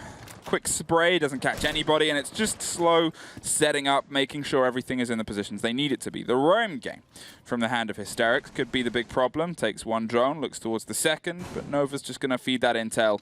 Now get dropped, but here is the cover, and they know very much where Hysterics is. You can see a body on the other side of Showers too, which is going to be... good. Yeah, who locks it off. MV Taylor had the other side, had the cover, had the watch, and had Hysterics. It's the problem when you're roaming by yourself like this with very limited options. Playing out towards dining, you've got Freezer to run down, so what do? You stick someone on the white stairs window, you have someone pushing from kitchen, you can even come in via small tower if you want to, but that was a perfect pinch coming out of the side of Cloud9. It has waited about a minute, mind you, so now we're starting to look towards the site and where the focus is going to come in. You can hear the hatch inside of Electric being opened up, and I'm wondering now where the rest of the team are going to push from. A couple hanging out towards construction, one in big tower. As said earlier on, it looks like it is going to be a big focus coming in towards the north side of the sites. Sayal has got all the way down to the pillar. There's a man coming in behind them too. They want to apply this instant pressure here, and they've otherwise had to pull away. Speakeasy escapes with their life, but probably most importantly, the three very hefty smoke canisters that can completely control any of the immediacy that the push intends to have. There goes a charge, there goes a charge, and there goes another one placed by Nova. That is now Blue Bunker opened up too. Envy Taylor's close, and Jordan is going to go for a swing with a shotgun, but didn't know that Envy Taylor was just a little bit too far. Envy. And it doesn't matter how far they are from Envy Taylor. Gets Speakeasy third for the round, and looks to light up on this opening. Sayal finds Luna too. It is all down to Ysera, throws the C4, but by the time it lands, he's been sent out of here. Really good round coming out of Cloud9. Giants just lacking any real focus towards the north side. They did have a couple playing in sight, but you saw them slowly getting picked off piece after piece. And what I thought would be the big problem for Cloud9 there was Freezer. You need to hold the north door, or at least have no one playing inside of Freezer from the defensive side, because once you try and plant in the northeast corner inside a supply, it is a very easy sightline from that doorway straight into the planter, and you can deny it from there. However, kill after kill after kill swung the way of C9. Nothing coming back their way, even dealing with hysterics in rapid and excellent fashion. Giants had nothing in that round, literally nothing. Well, they're going to try it again. Laundry is the double down here, and obviously with the pace that we saw Hysterics close down on, I think this is what you pointed out, as it was completely isolated, completely alone. It was a very easy job of use of utility. I talked about the Clash before, those guys talked about the Monty, and here they are, one apiece, as we look towards potentially a slower and steadier round, hopefully for the Giants, I'm assuming. But C9, again, if the first map was their introduction to this, that round was just Chapter 2 in the Book of Pain. The Book of Pain. Keep that one on the bookshelf with some nightly reminders. Or nightmares if you're one of the members of Giants, no doubt. Seeing this Clash coming out here, that should be a hold inside of or around construction. We've seen a number of teams play Clash and step outside with it. Trigger that warning of enemies outside the map. Yes, it's a Clash staring down into construction, making sure no one is pushing in that direction. Pretty safe. Sat behind the shield in that case. Matching up against the Monty, I find this duel that we're starting to see a lot of teams employ. I remember first seeing it between Na'Vi and G2 on Cafe. The counter by Na'Vi was to bring the Clash, play it in White Corridor to counter the Monty as they tried to force their way down. So a lot of teams have now started employing that as the go-to, get the hell back. You have a smoke on side at the same time, so there's a lot of tools to slow down Cloud9 here in what is already no doubt going to be a pretty slow push given there's a Monty on side. Looks like they're putting more pressure towards the blue side in terms of, as you said, rolling behind that Monty. They saw that this wasn't watched as hyper-aggressively, and they also saw that they were quite able to just get all the way up to the blue bunker wall. It was previously double reinforced. They didn't have anybody playing on the rotation. Whether it was done slightly later in the round or not, I didn't quite see. But by the time they got there to put the destruction down, it was free real estate. And I think they were hoping and trying to capitalize upon that. But look at the change in Giants' defense. They've got more aggressive. They've left it half soft. They have the ability to rotate into the bunker. And they also have the Clash playing on those tower stairs. Just shy and just above of Happy Potter, but just got reinforced. Just got reinforced. Cool. So a good plan, because you have your Clash stepping in and out of it. It means Monty can also walk through, so making sure you got that blocked up. Absolutely the play. Going to commit one of their X-Kairos towards the north here, I think, to get Electric Wall opened up. In fact, no, it was the hatch above, my bad. So they have the vertical control they've been looking for. They have the Monty downstairs. They have 2 or 3, bless you, Fluke. A couple more pushing on the downstairs still. So they're in a spot of control, the same as in the last round, but the Clash is the big deal here. Luna playing inside a boiler should be able to waste some time as long as he doesn't concede too much room. This wall, unfortunately, my friend, is muted, and you also have an Electric Claw standing. Yeah, Electric Claw's just waiting. There's the Thatcher. That's slightly rotten timing. And that gets it all. And Ysera, you're going to try something bold. The Mute Jammer's too late. Cannot trick that, I'm afraid. And they did that on purpose. They pre-planted that in the expectation the Electric Claw will come out to destroy it. and then just waited. So, okay, we've heard the Electro Claw. Roll me down one of them EMPs, big boy, and get rid of those gadgets on the wall. Beautiful play. Ysera gone. The Kaid removed. MV Taylor, what a thunder of a game he's having so far. Jordan also bringing one back against him, mind you, to balance things out at 4 versus 4. The utility usage has been pitch perfect from the hands of Cloud9 so far. And again, the wait, the hesitation to bait that kind of play works really well. But here is the aggression from Giants. What we talked about with the Clash before and what she can offer a team that can move and manipulate the play space behind her. It's actually Monty that's going to try and go deep, but Speakeasy is there to make sure that they cannot enjoy themselves in this laundry site. The diffuser's cold and right in the eyes, locked in front of a Clash. She can just play against that as much as she wants. She sees both bodies are left on Pillar. There's the pop, there's another pop, and there's a death. So out. Yeah, taken by Jordan, and Giants take the round. Better. Did a good job of being able to push back, and the Clash, as we mentioned, was a big part of that. Just holding around Boiler, even pushing as far up against Blue Bunker as possible to not concede control of that north wall. That was meant to be the intent, I think, for the Thermite, was the same as in the last round. Get supply open, rotate round into Boiler Room, and get that north wall open to then complete the, I suppose, the openings required to try and go for a plant in that northeast corner. However, after biting back, we're going to change sites. Kitchen and Dining, where we're going to next, and not going towards Kids, where most teams will opt to go through as their second site. Giants are saying, you know what, Kitchen Dining, we're hungry. We're hungry for some more rounds here if we're going to be able to bring Oregon our way. So that shall be the site choice. What do you hope they're cooking up in this kitchen? Is there some win-related dish you can think of? Wings? That was terrible. You cannot eat wind. Wings. Please. Oh, wings. No, I thought you just said wind. Yes, eat wind. It's the new fad diet that everyone's on. Not me. The winds of change, maybe? I have eaten like a, you know, when in Paris, Yes. do as Parisians do. Eat what have you been delicious doing? food. Eating delicious food. Too much food. It's been glorious. Hey, a shower extension. You didn't want to call things... Yeah, I mean, it's the standard. Now, it's the extension that you need to do. It locks you with that kind of confidence. You sometimes see, obviously, a Castle played here too. They've gone back with the Clash, which is, for me, better for them. Because they can be this responsive aggression. They're really good at shooting people when they need to. Really, really good at it. But they just, again, for me, what was lackluster in the first map was that confidence, was that cutting edge that we know that they're capable of, especially players, obviously, like Hysterics. Here, now, with a Clash like kind of in front of them and behind their team and behind what they can do with it, I like that they're being a bit more freewheeling and a bit more counter-aggressive. It was the adaptation coming out from me as well. Is that in the first round we saw Hysterics try to play this aggressive roam game, immediately shut down and thought, right, no more of that. We play things a little bit more safer, a little more controlled here, a little more closer to home. You have got the Echo playing on the upstairs. It was Ysera a second ago. I'm not sure if he was just putting down a Yokai drone up there, or if his intent is actually to stay on the upstairs. Looks like that's going to be the case, supporting the Clash up here of Luna.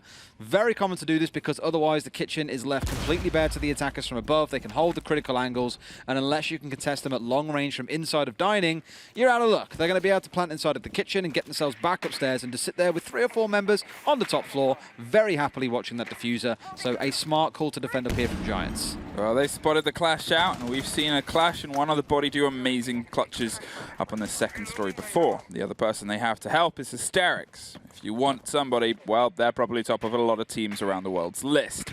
Now, it's just a droning game.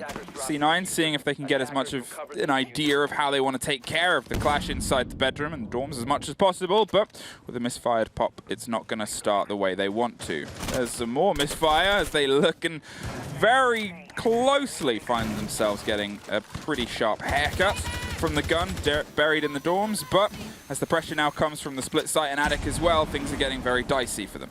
They know they're sat near the back of this side, so opening up is the right call. As long as the Jaeger stays alive and doesn't expose himself, then it should not be a problem. Not the Jaeger, sorry, the Echo. Ysera goes, yep, I agree. It's time to drop away and keep myself alive, and has done just that. Hysterics snaking his way around through meeting in case there is a drop or a push that comes in through the green corridor.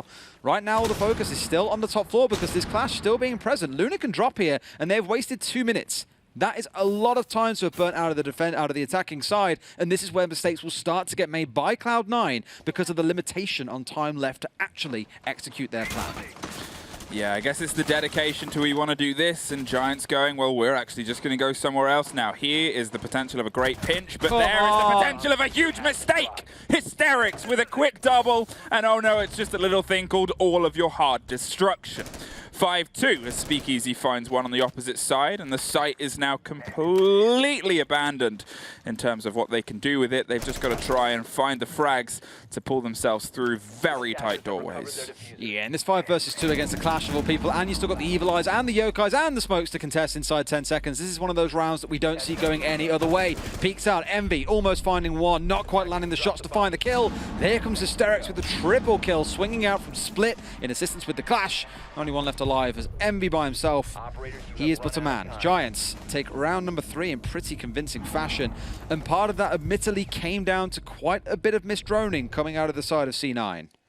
Yeah, I mean, I guess for all the compliments I've given them about their utility there, they just dedicated too much. They were too focused on the utility burn against a portion of what could be done, and obviously Hysterics proved that, yeah, sure, you've got all the intel on these 2 bodies that are playing around dorms and kids' dorms. You know where they are, that's great.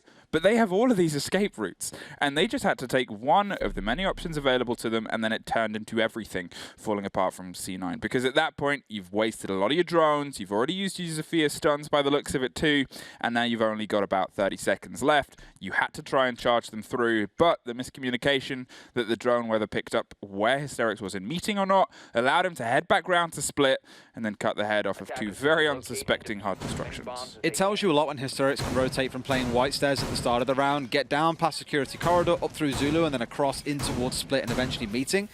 There just wasn't a lot of focus from Cloud9 on the right areas of the map. They were very fixated on dealing with this clash and the Echo playing on the top floor, thinking, well, if we are going to execute on the site, we need to get rid of them. But it's almost like you skipped a few steps in the construction of something or other, to step list, whatever you've got. They skipped to step 3 or 4 and ignored the fact that Hysterics, as we all know, likes to play these more aggressive positions. Yes, back in round 2, he dialed it back in. They played on site because they were playing in the basement. But as you saw in this round, with it being on the ground floor, you can make use of all 3 floors if you want to as part of your defense.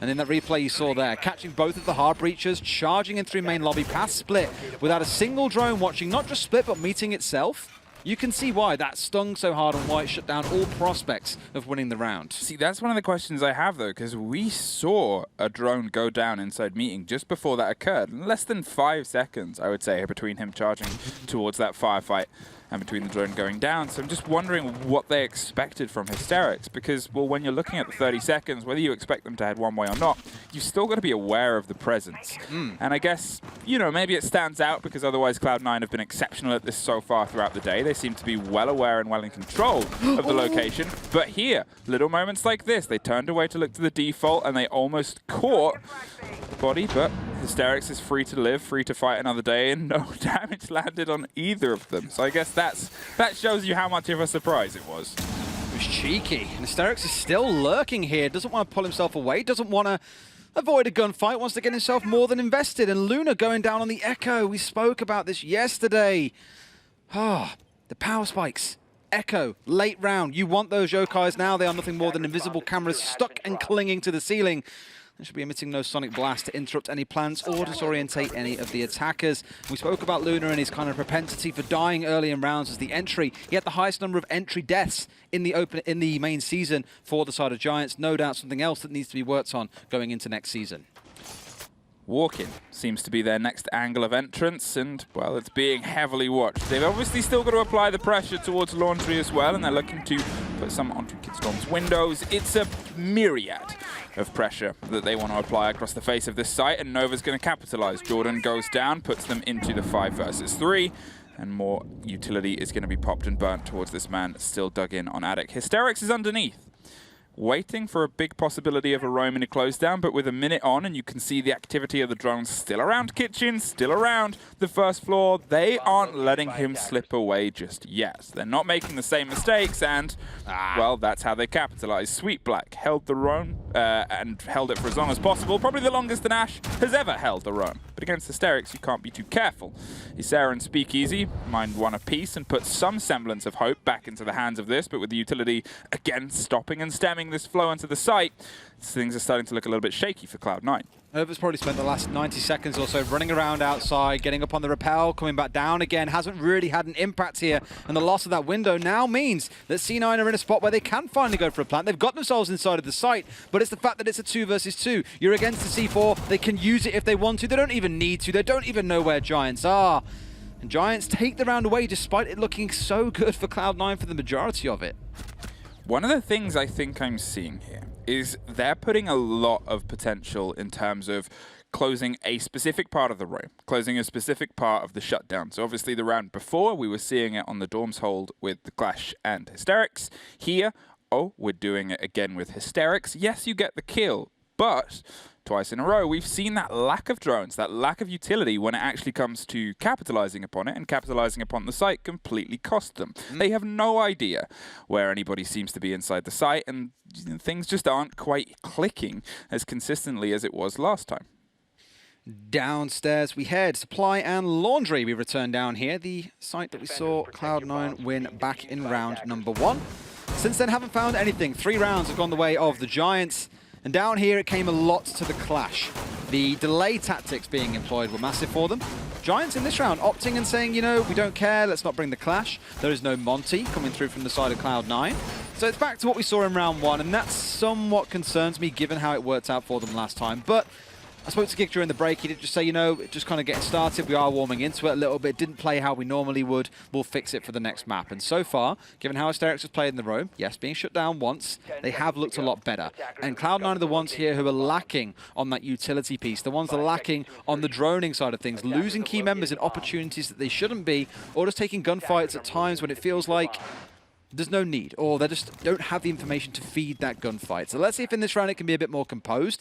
Downstairs generally is a little bit easier to attack. There is no soft flooring above. It's all just hatches, and then the actual horizontal attacks you can bring in from things like construction or from Big Tower if you do want to start on the top floor. Charles got upstairs very, very quickly. I believe that was the smoke holding nearby, so got to be cautious of that. Nice Kaid placement. Electro Claw goes wide enough to be able to obviously get the wall and the hatch, and they're going to pull back ground. Oh, it doesn't get the wall, just the hatch, but the hatch is... It's because you can't then like burn it out if you bring a Maverick up. Yeah. So it becomes much tougher to get rid of, and obviously with, the slight limitations that they're playing with. Thatcher's on the board, true, but you know, it plays against particular styles. One of the things I think is worth kind of looking at as well is, if we're going to talk about Hysterics, sure, he hasn't had the biggest frag impact, but the time impact that he's been able to have on this map, which he could not manage to get working for him on a big map like Villa. Maybe it's something about the hectic nature that Oregon can offer. Maybe it's something about the synergy that you have in terms of the rotation, how quickly you can dart between very core points of a map that offers these great routes through. Either way, he's not finding as many kills as expected. It's weird to say a 1 KD is like, that's an okay day. But in the same breath, the amount of minutes, the amount of time that he's taken, and utility and drones is the big play here. Will he catch it? Oh, no! Double down. Yeah, that is Electro open. That was close as well, because that could have destroyed it just in the nick of time if they weren't careful, and that wouldn't have been the most ideal or effective use of an X-Kairos. You don't just throw these things into electrics for the fun of it.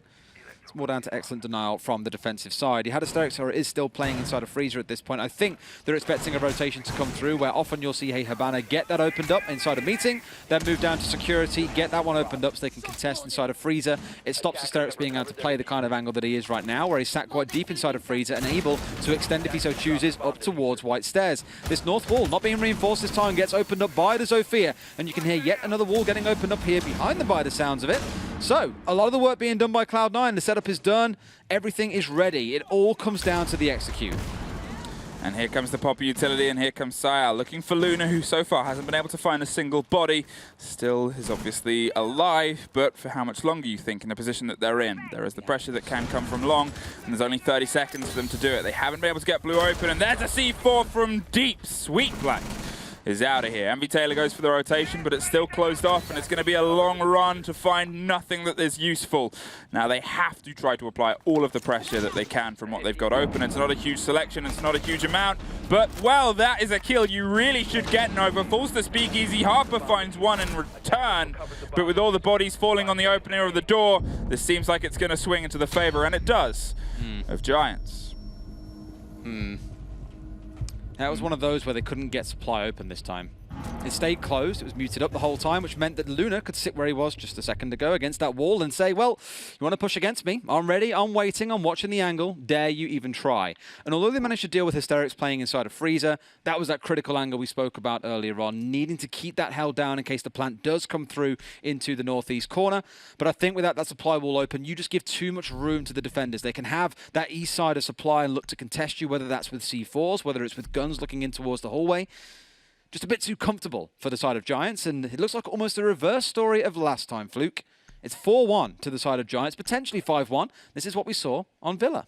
Yep, literally the replication, and I guess it's one of the ways of, well, confidence. Confidence is key, and that mentality is definitely working in the favor of Giants right now. They are more comfortable on this Oregon. Maybe it's because they are more familiar of what to expect from the hands of Cloud9, and maybe it's just things are clicking with them slightly better than they were before. Either way, definitely a great split. Can they make it a fantastic one as they look towards trying to hold the dining kitchen area, seeing if they can lock down one more site, one more play.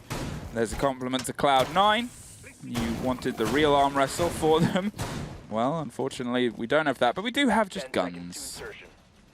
If we're doing this in the form of an arm wrestle, it's kind of swinging down like... Yeah. Giants are feeling fatigued, right? They've woke up, they're not quite done the warm-ups required. Now they're getting back into it, and at 4-on-1, it's looking like it might be more balance coming into the end of the second map, in which case it basically resets and becomes a best-of-3 all over again. Very aggressive weight here. Pepper's bullets in the same breath, and it's just going to go for the swing. IQ seems aware, and Sweet Black is going to survive, but so is Hysterics. Here's the armory window being broken open too. They know that their time here is very limited, and they're not going to push their luck too much. Has the rotation around the dorm space as well, but here comes the drones, and here comes what I've been complimenting Hysterics on so well so far. Wasting time, baiting the play, and baiting the control. The hatch is open, and Ysera's upstairs this time too. It just slows everything down, right? Once you know that there is a Jaeger willing to contest you at the doorway entry into the building, you're like, great. Pull back, get drones out, make sure we know where he is. We need to track him, force him back to site, apply a pinch setup. You can easily lose 45 seconds trying to clear Aroma, who is playing that aggressively. Of course, then the risk on the side of Hysterics becomes, well, if I get picked off early here, we've given them a massive opening into this round where they haven't got to worry about the Roamers. You are right, though. Once more, it is the two playing upstairs. You've got the Yokais of Ysera. You then also got Luna playing up here on the Clash. Hysterics, I believe, ran back down towards White Stairs and has now pedaled back even further down the stairs towards the site as he was previously. If you remember, he was in meeting, causing trouble, and just saw him flash down towards security corridor a second ago. He's doing Hysterics things. He's having the run-of-the-mill right now. This is his playground. And Cloud9 are the new kids on the block that is like, no, those are my space hoppers. As he looks to space to see if anything can come to fruition above, unfortunately sees nothing but a night sky.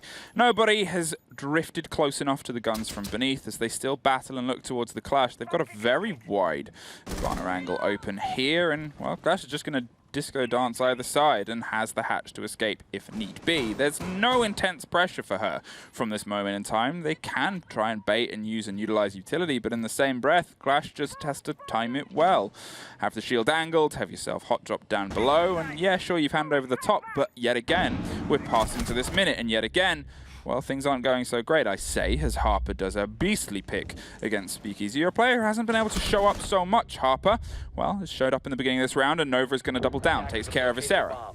Health bars on the side of C9. You can see that those trades aren't exactly one-sided. They are quite close, but ultimately it's bodies on the ground that really count here in Siege, and one more hits the deck. Sweet Black taken down as Giants even things out with 2 more kills. Hysterics once again is striking big, this time inside a meeting rather than in split. Will finally get traded out, and Cloud9, Harper in particular, picking up Jordan as the last man standing, will take round number 6 and put it up at 4-2 at the split. Okay, some semblance of control is back in the clouds, and, well, it's just seeing if the Giants can reach it and pull it back down to their level. As we go over to the attacking half, this was one of the big problems we saw from them last time round, was that lack of pace, that lack of passion when they were trying to capitalize and close down on the defenders. It seemed like they were missing the intensity that Cloud9 wanted to bring to this day, and the intensity we know they're capable of bringing. But in the same way, this is a much better half from them. The best that they've played today. Can they continue it? Can they translate it over to their attacks and go, we know what we're doing now. We know the game that we play. Let's just go out there and play it. Mirror for the top floor. Not even 6 picked out. It's going to be the Kai getting swapped out. They are trying to bait the downstairs setup with this selection and saying, okay, you'll see in the mirror, we're going to head down there. No. Kaid also suggests we're heading downstairs. No, we are on the top floor. This could well turn out to be a horizontal hole. We've seen this come through a couple of times where you set up downstairs inside a kitchen, and given that's where Sweet Black is currently headed, that does seem to be the plan. More commonly, you'd see something like a mute being brought along here to deny any of the intel on what on earth is going on inside of the kitchen. They could be cooking up a storm, they could be cooking up anything, but normally you wouldn't know. Castle can be brought along too, but neither of those operators are present. So I'm excited to see how they play this with the mirror. I imagine the C4 is going to be a big piece of this. That's normally the denial that you play behind. Perhaps most notably is the fact that with the Goyo ban though, C9 are opting to bring 3 shields along with only the 1 C4. Now, as you said, the mirror on the second story is always a point of curiosity. It's a very powerful operator. It expands sights and sightlines and allows you to play some pretty tricky situations very well. Amman Demo had a very good description for mirror. Makes the undefendable sites defendable and makes defendable sites fortresses, or impenetrable. It's a very good saying, and unfortunately that's not a very good entry. See you, Jordan. You're off the board. Harper's there. It's got like dunked on by 3 people, crossfires coming from every which angle. Yeah, that was one of those like, pause it here, and this is the moment I knew I'd messed up. There's at least a response in the hands of Hysterics, again a player who, you know, when they're showing up they can be beastly. They've shown up better on this map than they did on the first, and I feel like if they start to get more of a little old thing called being a plus 54 entry KD, or KD in general, with a huge entry too, you know, that is a big point of worry for Cloud9. As I mentioned before, it's not just on the defense that he does trouble either, that he's trying to be that instigator on the own, the one trying to get against doorways and say, no entry, I'm the bouncer for Oregon and you are not allowed inside. You're not wearing the right garbs. In this case, on the attack on the Ash instead, it's more about trying to be the one inside the building early and catching those out. Here, it was the isolation that came against Shyle afterwards that really came back to sting. So, Hysterics doling back the punishment as to what C9 did to him back in the first half when he was the one trying to be aggressive. There's the pings, there's the pressure, and, well, if they're not being let in, there's the Giants saying, do you know who I am? As they try and force them back off the top of attic and force them away from the close window. Here comes Walk-In, and there it goes and blows. Doesn't seem anyone immediately able to counter it. Speakeasy's going for the rotation, but Harper could strike big here. Ooh, actually drops down for the rotation. Knew they were being pinched and pincered, and ain't gonna play that game. As they head back around slowly up Freezer stairs to see if they can take this Ash by surprise. This is normally where I'd love a mute because you won't have any idea who is inside of security, so you have to push him blind. Harper's up behind, they could be like, hey, pushing in. Hey, I'm behind you, buddy. What's happened? Dropping through the hatch, smart idea, but no one is going to push in towards security. Seems like they're not too bothered about what's going on downstairs. I mentioned about the fact there is no mute means that the drones can get inside, they can know who's holding, and once it is abandoned, well, there is no reason to push it anymore. They surely know 1 or 2 are downstairs, and Hysterics holding the cross angle, but the Ella challenges, wins it out. That's 2 kills coming out from Harper. He instantly is traded. This is happening time and time again between these 2 teams. Just one team gets a kill, the other one is there to answer straight away. It is trade city here, Fluke. Well, with the man lying down, he gets picked up by Sarah, looks for the second, but can't quite find it. They're rotating and dancing, and the canister's going to force the dance to end a little bit earlier than they hoped. With only 10 seconds, though, you've still got to find your way in to get the diffuser down, you, Sarah, and they're going to try and plant it in all the audio bugs and bangs that are going on around them. There's a bad trade in their hands. They swap to the shotgun, and he's disco dancing on the floor, but Cloud9 take one more. Bit of a breakdance coming out of the Thermite at the bitter end to win the final trade, but, well, not the final, the penultimate trade. The final one was, of course, never to happen, as it ended in a 1-1. Cloud9 being on the defensive side closed things out to the timer. So I like how much time they were wasting playing on the downstairs. It did draw a lot of attention and ire almost from the side of Giants. Clearly irritated by the fact that this hold could always be re-employed later on by Cloud9 if required. Wanted to make sure that they dealt with the Ella, but Hysterics, unfortunately, not able to land those critical shots out towards Armory Stairs, meant they had even more problems to deal with going into the closing seconds. We're going to see them do the same thing as they did back on Villa. Rather than Luna being the one bringing along the Ying, it's going to be Jordan opting to play that instead, sorry. So I think this is probably more down to what it is that they want Luna playing here, playing on that Thatcher. I hate to harp on the guy, but it's stacking up once again that he's not having the best game so far. Heading down beneath, heading to Laundry, as you said. A site we've seen go back and forth pretty continually throughout this entire tournament and across all the APAC tournaments. But here, so far, it's it's generally favored towards Giants as of yet, 2-1. But obviously, the first time we're seeing them try and push it and try and take it. We've seen a different show a couple of times. We've seen a huge amount of aggression. We've seen a huge amount of pace. We've also seen the slow and steady approach. We've seen Clash try and get in and upside the faces of all the opponents, and, well, they're going to do that again. The worry when I see Candelas now in this showdown is, are we going to see them misthrown and misrolled as before on Villa? She didn't have the greatest outing before. If I remember specifically, Luna was the one throwing them at his teammates rather than into the site. Yeah, and then the second one went behind, and then the third didn't go far enough. And unfortunately, neither does our look into this round as we pull ourselves, unfortunately, into our second. Trying to sit down, guys. Try your best. This old man can't move that fast. Oh, Dels. Oh, Des, I'm trying to sit down.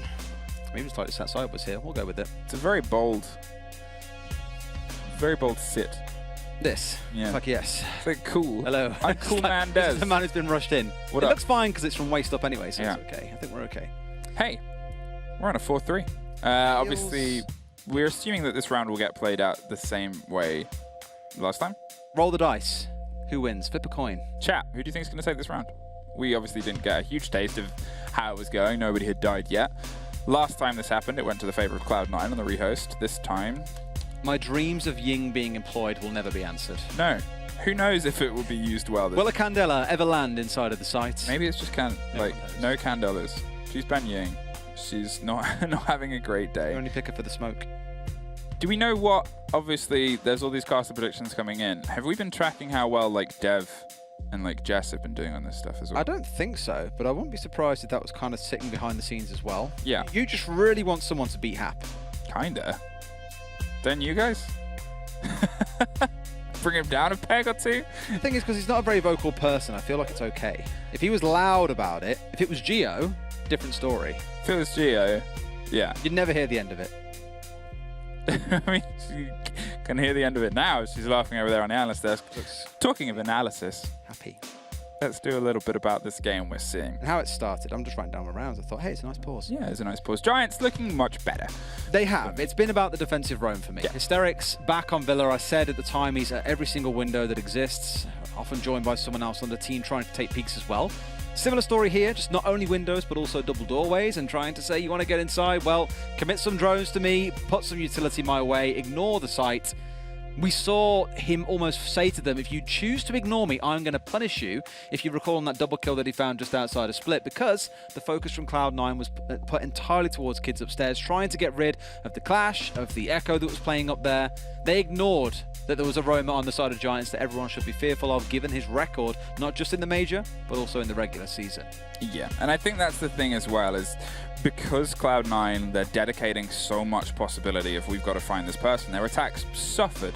However, obviously, you look at their defenses on Villa and they were much sharper. Maybe it was because they were the ones being tested. Maybe it was because Giants, as we said before, didn't show up as well on their attacks. They were missing that core bit of aggression, that core entry and that core confidence that unfortunately ended up generally probably costing them the entire map. Here, they are more confident. They seem to be stretching their legs a little bit more, and they seem to be finding firefights instead of just having them thrust upon them like a mantle they didn't seem to really want across the illustrious Villa. And I think that's definitely, obviously, when you're a map down, there's still a lot left to play for. There's still a huge itinerary ahead.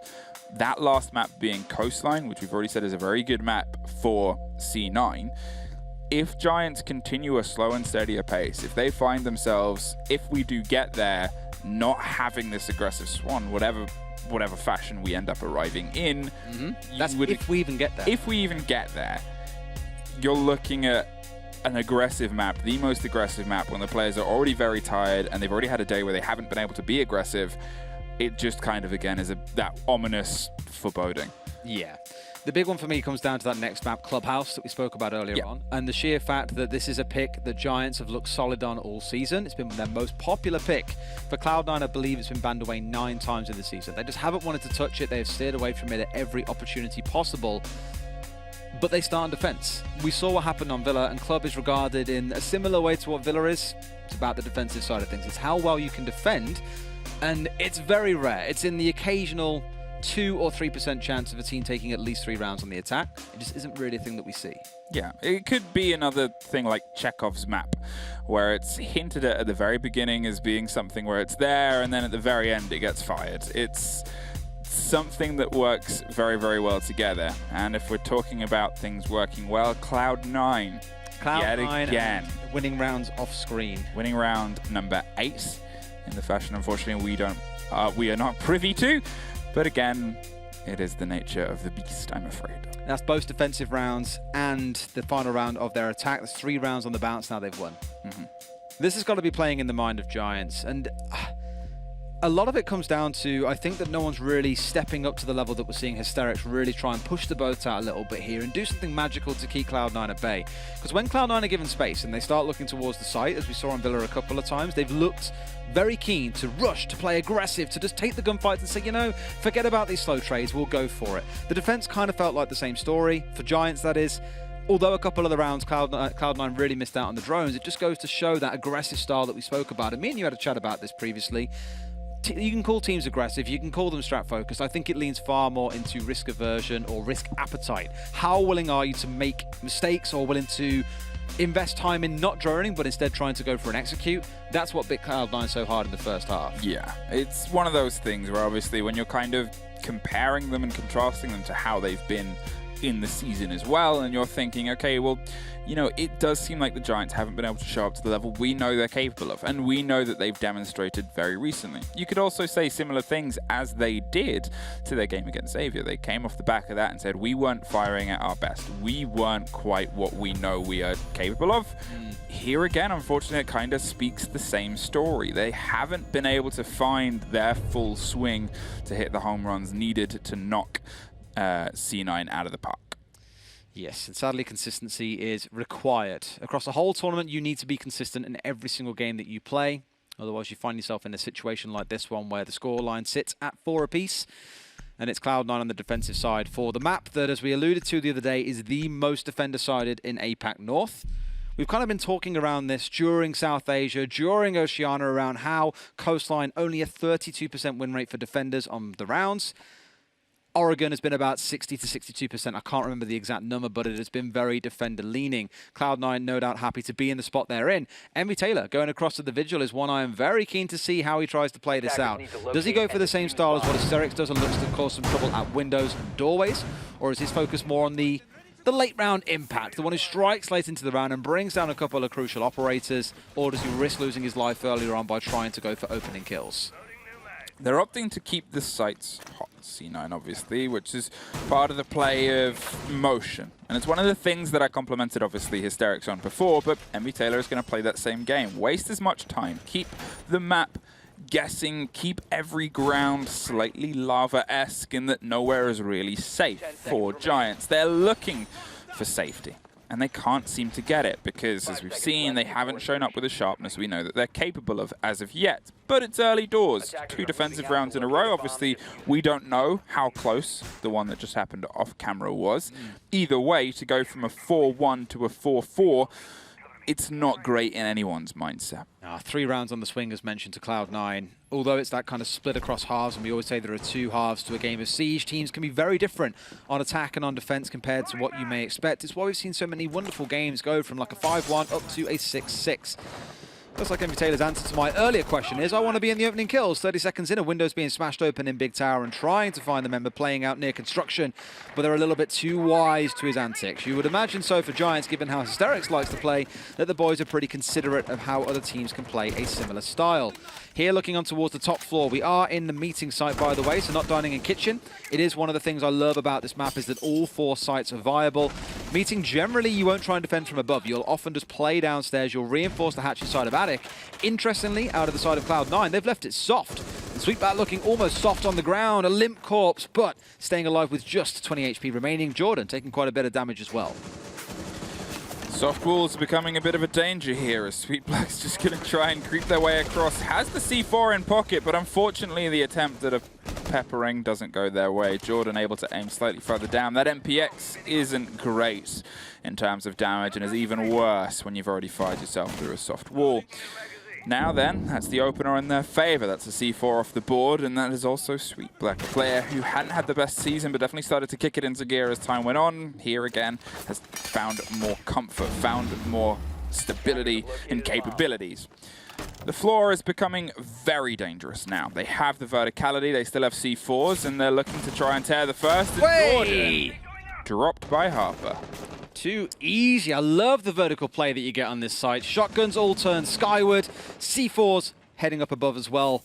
Makes things very uncomfortable for the side of Giants. 4 versus 4. It's not the end of the world, and I believe they are now out of C4. So Sweet Black going down early. That would have been his off the table. Indeed they are. No one else alive, of course, to be able to use C4 in that case, as 3 operators that you're also seeing on side are not able to wield them, lest they be a little bit too strong. Ysera's now got his way inside of Dining, opening up the west side, but peeks out onto Charles, who's holding inside of the green corridor. A bit too easy a kill there. Ysera a bit brave, a bit too optimistic in the angle that he wanted to hold. Luna is going to assume the same position. And this is looking another one of those rounds, Fluke. It looks like Cloud9 are the ones in full control, but you've got to be so wary of these vertical angles that you've still got the side of Giants trying to utilize. They've finally dropped down, both members on the ground floor. Charles from the same spot again. Luna surely had the call that he was playing on the doorway. All too easy for Cloud9 as yet another round swings their way. They are now in the lead for the first time on this map, 5 and 4. And my word, even I didn't anticipate this would start off as a 2-0 to Cloud9 if this goes the same, if this carries on the same way it has done and takes us into map number 3. Yeah, obviously Club is next on the chopping board. Club is next up, and Club is a map where, hey, it's old familiar for a lot of these teams, but as I know you have a big old book of statistics, you could probably give an idea. However, what I will say is this game has been throw the book out the window. Apparently nothing matters. It's all just playing this game, playing today, because C9 have shown up in bits. Everything has been so consistent. They've looked better and better in some rounds and slightly less, but otherwise still very, very good. They're not making similar mistakes they made throughout the season. Everything is just well played across the board. I'll say the same thing about Cloud9 today that I said about them during their game with Cyclops, is they just look sharper in both positive and negative ways, that they have kind of larger swings. I mentioned Sweet Black and his minus 21 KD during the regular season. You look towards Shile, he was on plus 33. So between them all, there is a big difference. In fact, I'm a liar. I believe it was 23, not 33. What am I talking about? Their entry stats were also incredible. You had Envy Taylor and Shile being like plus 8 and plus 7. Yep. The only one on the other side to really match that was Hysterics, who we've spoken about quite a bit already. He was on plus 7, heavily balanced out by the fact that Luna was 5 and 17, giving the team an overall net average, I think, of about minus 3. So although Cloud9 have this sharpness and they don't have the same highs that someone like Hysterics has, their entry stats are always prolific. And as you said in the last map, I believe, it was Giants who were losing most of those entry fights. Yeah, and that's it. And obviously they take the first there. Jordan gets Sweet Black, but then from then on things just start to shut down. C9, they seem much more apt when they lose this opening momentum, still finding something out of it, still finding the trades, the pickups. They have each other's back and they have it very, very well. And that doesn't seem to be a problem that Giants have a solution to just yet. Try to swing my chair around. That's all right. Plant down another way. There we go. I was sat in the same position. I had to very rapidly sit down the desk in for the whole of those few rounds. And I was like, okay, my left leg is now starting to ache. However, here we go. Shile doing a Hysterics special, we'll call it. Sat at the double doors, daring someone to walk in. But as I keep on saying, these trades are ever present in this series between the two teams. Someone makes a nice play, there is always someone waiting to pinch as they pull back for the rotation towards safety. Now, as Envy Taylor's dug in close and waiting for anyone to get, well, even closer, Giants are going to opt for a little game of in and out.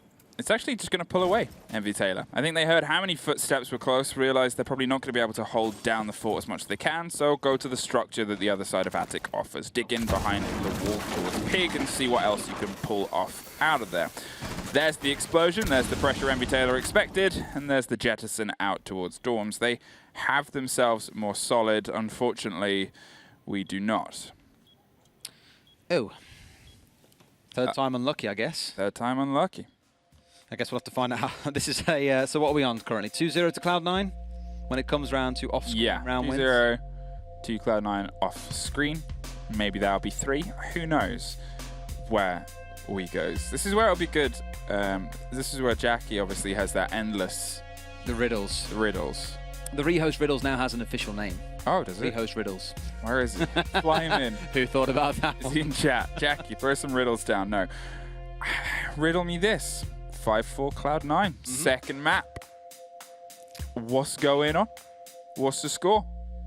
I'm just looking at a lot of the entries and how it's playing out. Yep. It's playing out in a similar way to how Hysterics played it in the first round, as mentioned, trying to be aggressive at the start of round, slowing Giants down.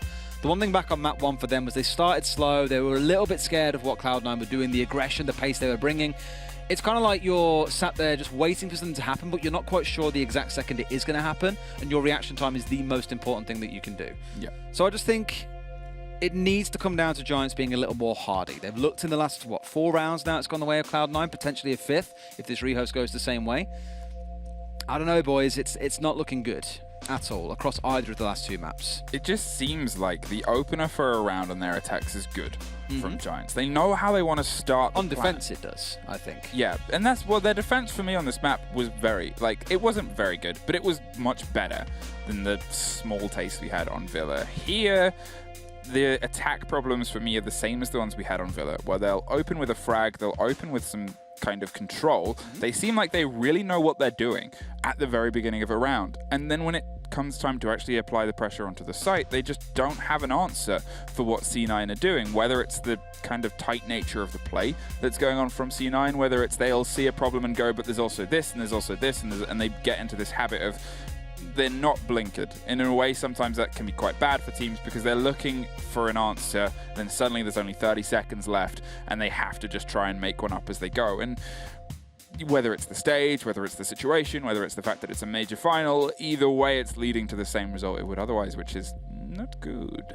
Not good at all. I'll pull it back to that same fear I mentioned on Clubhouse around losing one of your attacking operators early in the round. It can, if you catch someone like a Thermite early on, rounds become almost impossible to play because you need to get things open like the Attic, as we saw them do just fine that last round. Had the Zofia downstairs. Always got to make sure that's droned out as you're pushing towards meeting to be able to blow any of the gadgets that are below, like the bandit tricks or whatever. It's the fear, I think, that is currently with Giants. They're not able to take the game against Cloud9 because the constant fear of being picked off, of losing someone early on that they need, just stands and stings very true. Whereas on the side of Cloud9, I'd argue it wasn't as prevalent. They knew Hysterics was trying to do these things. They just seemed to be happy trying to pinch him and take trades. I just heard Gio somewhere go, prevalent? Do you mean prevalent? Prevalent. I don't care. She's the worst. It's funny because when I always talk about the accident in London, you'll know all about this. Same things like cars. There you go. C9 win another one. They're 3-0 on rehost rounds. That puts them on map point. Map point. I was just about to say about Geo. Things like castle, parcel. These are one of the debates that we have here as being from different parts. Grass. Okay. Yeah, when it comes to prevalent, as it sounds like a fully spoken out word. Prevalent. And it sounds almost cut as it would do if you were from the north. Yeah. I mean, I don't think Gio's ever been to the north. No, she hasn't. It's a dark place that she's told. She saw a documentary on it and thought, I don't want to go there. I'm happy in the south in London. She did a personality test yesterday and got compared to a number of Lannisters from Game of Thrones. And I was like, you are basically a Lannister. If we were to put it into a Game of Thrones context, she's Lannisters, you're Starks, probably. Yeah. Hap, Sam, Tarly. He's from Dawn. Maybe, actually. He's from far away across the sea. Milos is Oberon.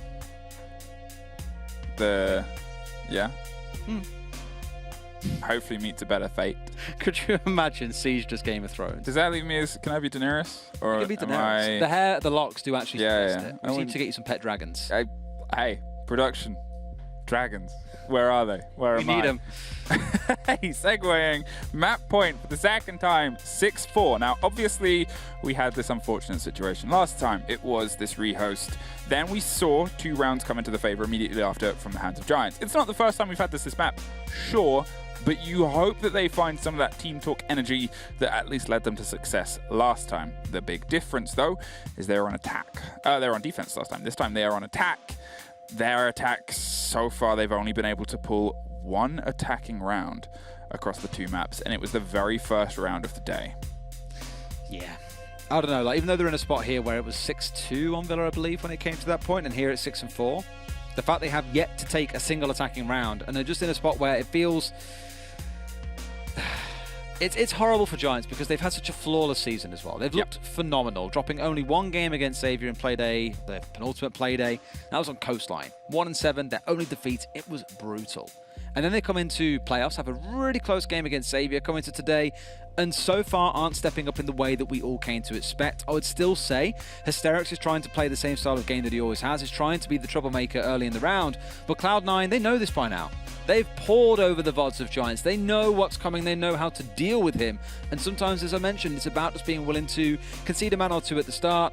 The whole quote that we've said all week is, some of you may die, but it's a sacrifice we are willing to make. Cloud9 absolutely buying into that mentality. Geo also could be Lord Farquaad. Geo can be Lord Farquaad. Yeah, I think that energy. That energy. Some of you may die. But it's a sacrifice I am willing to make. She is unfortunately too tall, though. She is, as we all know, 6'7". I heard. We are the same height, believe it or not. No one would ever believe me when I say that. We are both 5'7". They're not. That's a lie. It's like when So, someone's like on a dating website, I'm like, lying. I'm 6 foot, when they're really like 5'10". Let's be honest. yeah, it's true. Hey, we'll be back in the game very shortly. We As will. you can see, unfortunately, over there. Past it. Oh! It went, as I drew attention to it. What did you see? I was going to point out the technical rehost thing Oh, that was on your left thing hand that side. was here. Yeah, instead I'm just pointing. That There we thing. go. Is I it can't- smaller than last time? I swear that connection thing was bigger. Yeah. You guys are playing with us. You They're messed playing up with our minds. Tetris with connection banners, apparently. Hey, I man. know what it is. They didn't want to hide the 9 from Cloud9. Ah, what's up there as well, kind of. Looks like a... We do have some very cool logos. Mm. I love them both. I still want... I mean, to be fair, I can't keep saying I still want, because production have been so good at the very silly things I'll say on What are you about broadcast. to say you want? Well, no, when I was like, oh, I'd love to have bed on everyone, and then like we come in the next day at like 6, 7 in the morning, and they've spent time, actual time, very talented production staff spent time to the stupid whims of me going, I want bed everywhere. And I was going to say all of our faces at some point. I'm not going to lie. When that changed behind me a second ago to Giants, I thought they'd change it to a picture of bed. And I was like, wait, what? Or they do a bed and hap one when we go in and we see like a bed on one and a hap on another, and it's like a split. And then we've there. got to play spot the difference. There he is. Oh, look at him. Look at his tongue. Looks like he's about to eat. You know, what's the... He's so fluffy. He's very fluffy. Not as fluffy as your dog, actually. It's like I said yesterday, he's Kato plus colours. Yep. Hey, Laundry and Supply on a 6-4. And a Monty. Hey, jinx. Does that mean I'm not allowed to speak now? Because that's going to... You can't say Monty. Sucks for you on the broadcast by yourself. Have fun with that one. It is what we saw back at the very start of the match, actually, in round number 2, when Giants brought along the clash to respond to a Monty being brought out by the side of Cloud9. That was in round 2, and the first round was the flawless one that went the way of Cloud9. No doubt dreaming of the same once again to put them up at 2-0. There will be a lot of breathing room in the Cloud9 camp if they can get away with it. Let's see how the defense comes out from them, because if you recall, we saw Giants flip-flop in between playing with a Mirror, playing with a Clash. C9 are doubling down and saying, we want to play with both. Giants are going to gamble again on the Ying. I want to see a Candela in sight. We have missed so many. You want to see it work. And you also look at the fact that there's obviously 4 smokes there alongside the Monty. You think maybe they're going to play this play where they... Sorry, Baird is all over the wall behind. With the Finker, whether they're just going to try and charge in alongside some smokes, get the plant in whilst Ying causes some damage with the Finker on the opposite side, draw some attention away from what they want to do with the plant itself, or not. I guess it's one of those questions and one of those points where you think, how is this going to go? There's quite a lot riding on both sides. Envy Taylor and Sweet Black being on the Mirror and the Clash just screams, we want to hold you back, we want to cause some trouble. Clash sometimes described as the mobile mirror. On the side of Giants, everything is about this execute with the Ying, with the Finker, with the Monty. It just screams that they want to get inside of sight and cause some trouble. Whether or not they're given that allowance depends entirely on what Charles can achieve on the roam at the top of tower right now, pulling his way back down towards sight.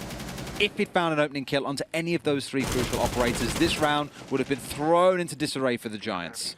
Looking to apply some pressure from the top now as they obviously look at try and find the roam. Obviously, I said that too many times, they're frustrated by the roam game that has otherwise been a consistent dick through the spokes of the cycle.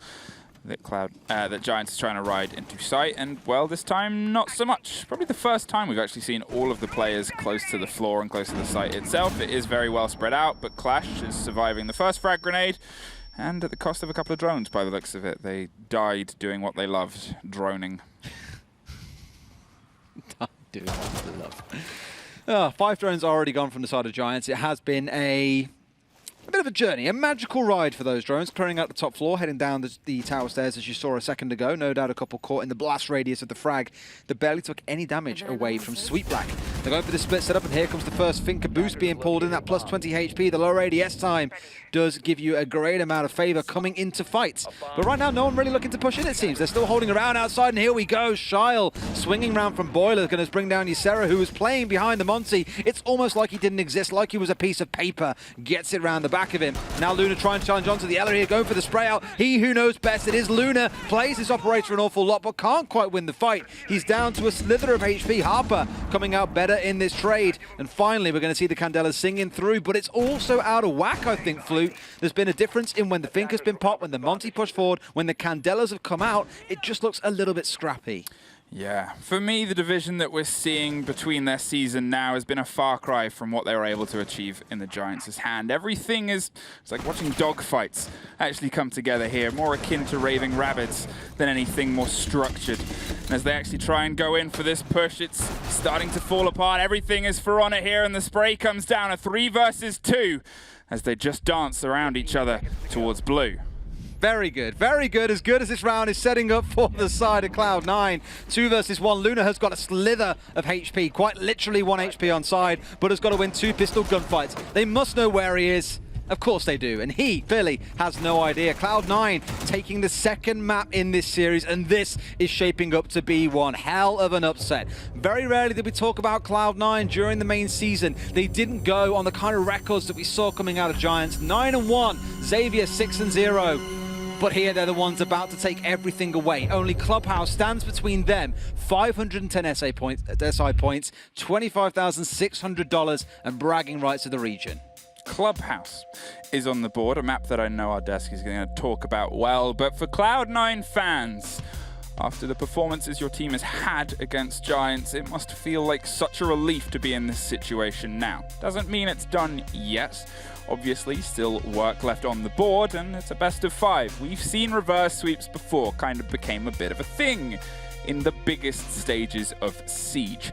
Is this going to be another one or not? Only time will tell, unfortunately. Time will tell indeed, and I think we need to accelerate ourselves forwards towards that potential final map of Clubhouse. Let's go to a quick break with some replays, and when we come back, the desk is going to break down Oregon for you. See you in a few.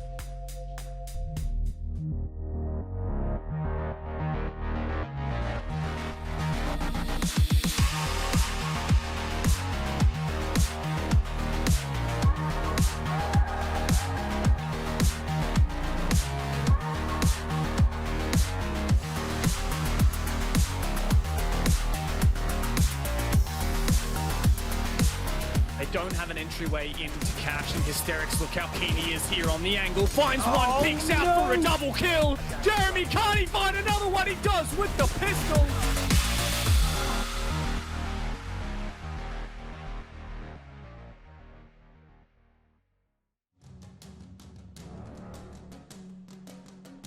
Couple of kills, but one somehow forgets to check out on this bathroom area raid. His master member's up in the white stairs, gets yet another kill, and he needs to find one more. He's in an absolute slaughter, Ysera. It's all up to the Clash. He's going to pull out his weaponry. If he can stop the plan, he hears it. He knows he'll get one. Can he get the player? No way. He will. And that's going to clutch the round for Xavier. 3 versus 1 now. It's all on Mentalist against his former team. Can Mentalist make this happen? He's pressed out. Luna gets him down. Could this be the clutch? It is. Fnatic take us to overtime. Take this away from them. The Montaigne once again pushing up. Gatarada, the last man standing. He takes one down. 3 players to find once again in a 1 versus 3. But the diffuser not going to go down. They have to find him. They don't have time. What a clutch from Gatarada. Try and win these fights. What a great swing coming out of Luna. Finds one, it's all down to Lusty by himself. Takes a couple of shots. He's down to a third of his HP. Has got to do what he can. Amazing C4. No, it's a double kill. Huge from Lusty. What?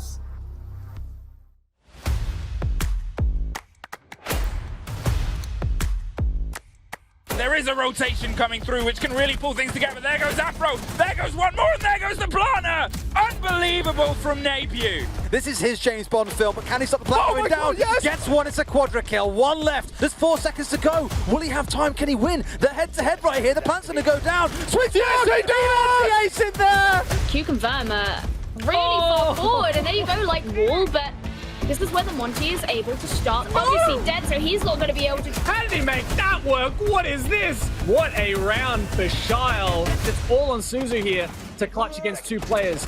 The Kali has to cover. Suzu for one. Suzu for the clutch. Attackers dropped the diffuser. Covered their diffuser. 5 seconds remaining. Stop the plane, he hears it. He knows he'll get one. Can he get the player? No way. He will, and that's going to clutch the round for Xavier. We're not going to go down. It's up to Alpha now to try and clear them out. We will get the first, we will get the second as well. Is going to be able to follow this up? Well, Untitled will.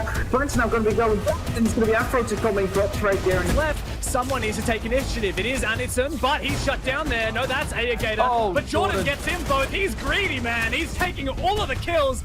The Montaigne once again pushing up. Gatorada, the last man standing. He takes one down. 3 players to find once again in a 1 versus 3, but the diffuser not going to go down. They have to find him. They don't have time. He denies the plans. What a clutch from Gatorada. Start to contest, but doesn't know the exact position. Soulboy is there for the refrag as well, but Crazy finds his second. come on. Crazy, another huge round. As they pick up a couple of kills, but one somehow forgets to check out on this bathroom area right here. And Ysera with the shotgun coming in huge. His massive members up in the white stairs, gets yet another kill, and he needs to find one more. He's in an absolute slaughter, Ysera.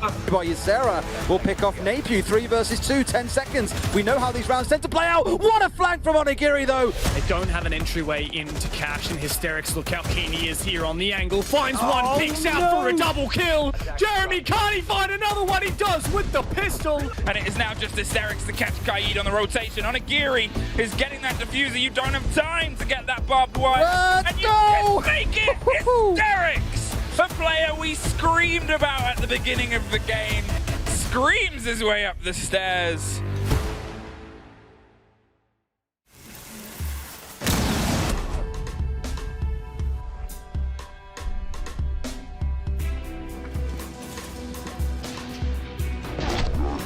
Drop the bomb diffuser.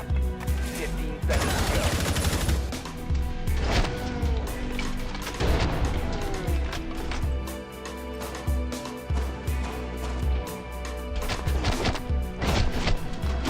Bomb diffuser has been dropped.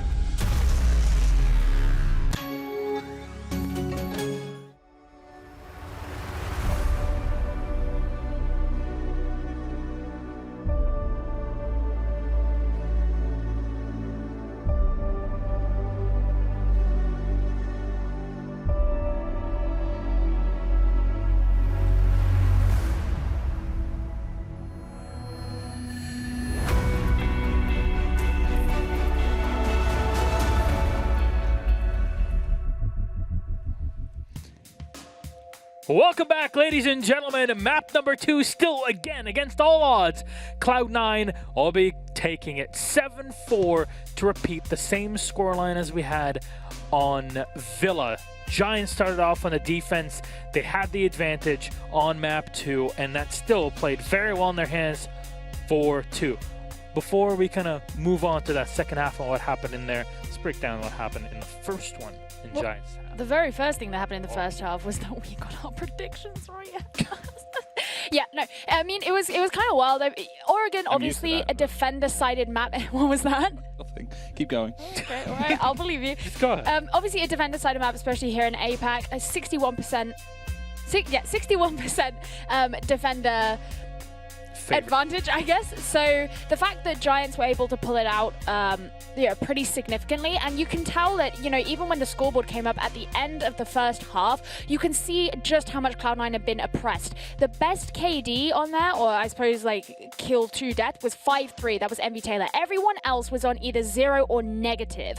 Whereas if you compare that to the first map back on Villa, I mean, they were running away with those kinds of statistics. The thing, though, is, and it's a really big thing, the clash. I have to say, in round number 3, it wasted 2 minutes up top, and Cloud9 was struggling to deal with it. But then all the way in round number 6, the last round, they realized we can also choose not to contest it and just cut straight to side, and they won the round. What did I say?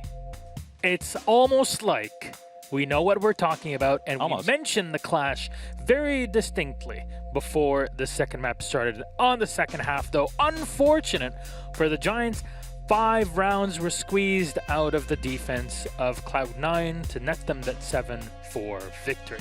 Yeah, I mean, their attacking side was so incredibly dominant, especially compared, it was just night and day to the first half. I mean, you look at round 7, and it was really interesting how they did decide to hold their upstairs defenses, because I would say upstairs isn't necessarily the operative word that I would use there. It was very vertical. They had a lot of things going downstairs. They brought along the mirror, and there was this really interesting, interaction where we had Harper holding onto security. The pinch was coming in through from Giants, and what Harper decided to do was drop down into Freezer, come back up the stairs, and he was able to catch out the players that way, which was really huge for Cloud9, because not only have you got kills off the back of that, but you've also wasted a lot of time off of the roam clear.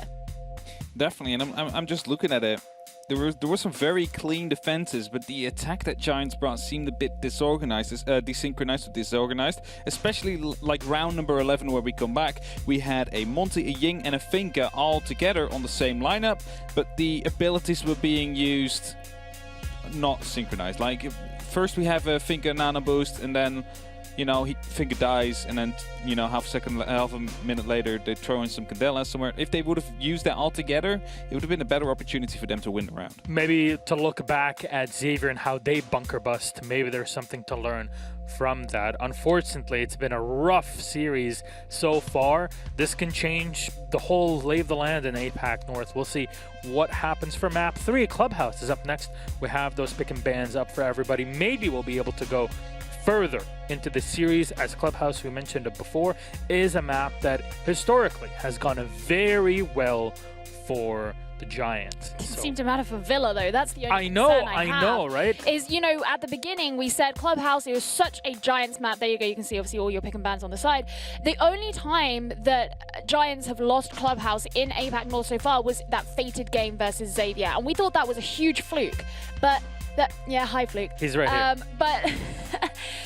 But so far, what we've seen in this series so far, we probably would have also said the same thing. I have a lot of confidence that Giants are good at this map, but after seeing how Cloud9 have been playing, I don't necessarily have a lot of confidence that they can actually hold themselves up against them. Cloud9, they are stepping up really well on the stage right here, and if they manage to keep up the current momentum that they have and they keep on building from that, it's going to be a 3-0. I think at this point it is definitely possible. In the beginning we were talking about it where, hey, Villa, if it doesn't go well for C9, maybe this is a 3-0 for Giants. Our predictions have been completely turned on their heads, at least with how the series would go momentum-wise. But looking at the performance and how so far Giants played on Clubhouse, any operators that come to mind when it comes to what C9 can do to really solidify themselves today? I don't know. Again, the first thing that comes to mind is the Monty. Yeah, fair enough. Now, if I'm correct, Cloud9 will start on the defense, right? They've only lost 1 defensive round so far. Disgusting. It's going to be really hard for Giants to think. I don't even know what it is on the defense that, it's this operator that decides. I cannot point it down. I mean, look at this. 7 times banned. That's in online play as well. In stage 1. And they haven't played it. Never played. Giants banned it once, and they win the map 4 times. It's not bad. Not bad at all, I have to say. Yeah, but we've been here before today, Villa. like I said. 11 Yeah, bans, Villa. They're like, Yeah, it was. It makes you doubt yourself so much. You come onto an analyst desk and you're like, great, my job is to use what's happened so far and use statistics to be able to make some kind of prediction. And at this point in this series, I'm like, no, I'm sorry, checked the I don't wrong trust it. statistics. I don't trust any of it. You need to check the weather. How many trucks crash into telephone Yeah, poles? this is why everything's. Oh, this is why you voted for Cloud9. There's a reason. I 9 think, clouds up in the air and Giants is not able to get the right sunlight in. I think at this point, Prepare. Hap is going to turn into a full-time analyst. I think we've pretty much pigeonholed It's going you to turn into a that- full-time meteorologist, No. I think. I'm going to do the weather. Oh, That's I what I hope would so. like to do. I hope so. We have a screen For for Six that. Invitational, you Big know, do money the for weather. You're Brick from Anchorman. I love lamp. Sorry. I love lamp. That's how. Love weather. That's Hap in our team. I was suppose that would be Medics with his I love pigeon. Le pigeon? Le pigeon. La pigeon. No, is it le pigeon? Doesn't it depend on what the gender of the pigeon is? Did you just assume? No, did you just assume? Oh my goodness. There, well, French assume. Boys! But let's focus on this. Final predictions, score lines. I think it's a tough one for Giants. I am going to stick with the fact. Yeah, you know, What fact? after Villa, I can have this really thrown in my face and be fired. I'm going to stick with the fact that I actually think Giants probably have it here. The really big thing I'm concerned about is actually the mentality issue. I think they also have to bear in mind the fact that Cloud9 this whole way through have been sticking to their playstyle rather than trying to warp to what Giants are doing, and Giants can't allow themselves to fall too far that other way. Didn't we mention this before? Cloud9 plays into what they like, and Giants tries to play the mental game and play what Cloud9 doesn't like. Yeah, don't. Yeah, don't do that. I think 8-7 for Cloud9, though. I think it's going to go to overtime Ooh. because it is a Giants map, and we know that they like to go to We overtime. do in this like a one. juicy bit of overtime. If this is a map for anybody to come back on and maybe try to flip this series on its head, it's Clubhouse. Giants have the opportunity. Now it's up to them to show us what happens in the server. And speaking of which, our server is ready. So let's kick it over to our casters. Map number 3, potentially our final map in this best of 5 series. It's Clubhouse. Giants versus Cloud9. Winner of this, if it is C9, will be the winners of APAC North. Fluke, Dez, I know you're ready for all of this. That'd be a nice title to hold. Yeah, I would. Sorry, I was just replicating you. I can do it. I can't. Hey. Look, at this point, everything's out the window. Normality Yep. doesn't exist because Giants are in a spot where they're about to be beaten by Cloud9. I'm not saying I'm a fortune teller, but we all know how this series has gone so far. We've seen the lean. And as Gia was saying on the desk, it's about playing to the style, I think. It's about not trying to conform to what the other team want you to do, because as soon as you're leaning that way, you have already lost. Giants have tried. They have tried, my God, with Hysterics to play the game they like, of him being aggressive, of getting those opening kills. But as Gig said, we have a tendency to throw away these small advantages we build for ourselves in these rounds, and this is the last chance saloon, boys. You cannot afford to make any more mistakes. This needs to be flawless, or you've thrown away the best chance you have to establish yourselves as the best team in the region. And let's not forget, Fnatic recently moving into this region, they moved from South Asia. APAC North became the new prime time location of the region, and everyone thought we'd see them here in the top 3. It's 2 different names here, and Cloud9, a region, or from a country I should say, Korea, that many would write off and say, not really that good, hyper aggressive, might see them do something every once in a blue moon, but that's about it. They are in a great chance to say, we saw Fnatic play at SI, we saw what they can do, now we're showing we are better than them, and everyone best start fearing us on the international stage. Goyo gone, alongside obviously the Thatcher and the Habana. Standard bans for a map where, well, to be fair, standard has been reset and otherwise completely redefined by Cloud9, who have really showed up in force today. Giants, statistically, their day was supposed to be a quick one. And unfortunately for them, it's either going to be a quick one or it's going to be a very long one. And I guess it's just seeing how the rest of this boils down. This is their turning point. This is their possibility and chance at redemption in a series where they really shouldn't be fighting so low to the ground. So low to the ground or so close to defeat. Either way, things aren't looking too great in the Giants camp. And we mentioned briefly what the mentality must be like right now. How broken you must feel that you've come to a map at the start. We said how pivotal Villa was going to be. If Giants take it, there's a lot of belief. If they lose it, then suddenly it's like, well, if Cloud9 has been hiding this all season, we assume they hated these 3 maps, or were they saving them for such a prime opportunity like this? So, Clubhouse, one of my favorite maps. Love seeing what teams do on this map, namely down to things like the current strategy you're about to see employed. Church and Arsenal in the basement, we are going to see the SSG roam being brought out, although not in full form. There is no Vigil on side. Instead, a couple of crucial changes being made here. You're going to see the Capcan come out as the kind of trap-based operator that slows down the rushes into the site. And interestingly, one that I don't think I've ever seen before as part of this lineup is going to be that Echo.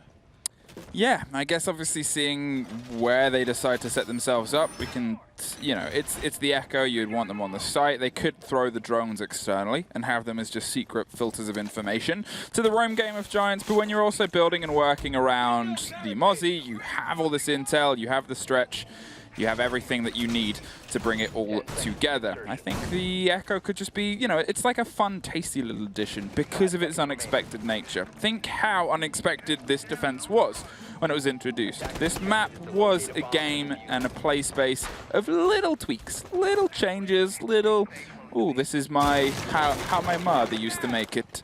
Delicious adaptation. Could Echo be another one of those? The one thing we have to remember about Cloud9 is that this is somewhat of a new roster. Back in early March, Harper and Shyle both joined them. They are a team reborn, and then we kicked our way into the new stage. We kicked our way into stage 1 of APAC North. And everyone for a while was like, it's this way we always remember Cloud9. They don't really stand up. They don't really make themselves heard. It's the same players going big. Envy Taylor had a lot of brilliant games. And then Shyle really starts finding his form and performing to the level that we have seen him do consistently, being one of the top fraggers and one of the top entries for the team. And let's not forget, look at Rogue. They're in a very similar spot back in Europe. They brought a few players in. It took a few weeks to adapt, even maybe a few months to really get to the level that we wanted to see them at. And now they're looking like one of the strongest in Europe. Cloud9 could be on that same incline that we have just seen Rogue go through, and they will become the team to beat if they can close this out.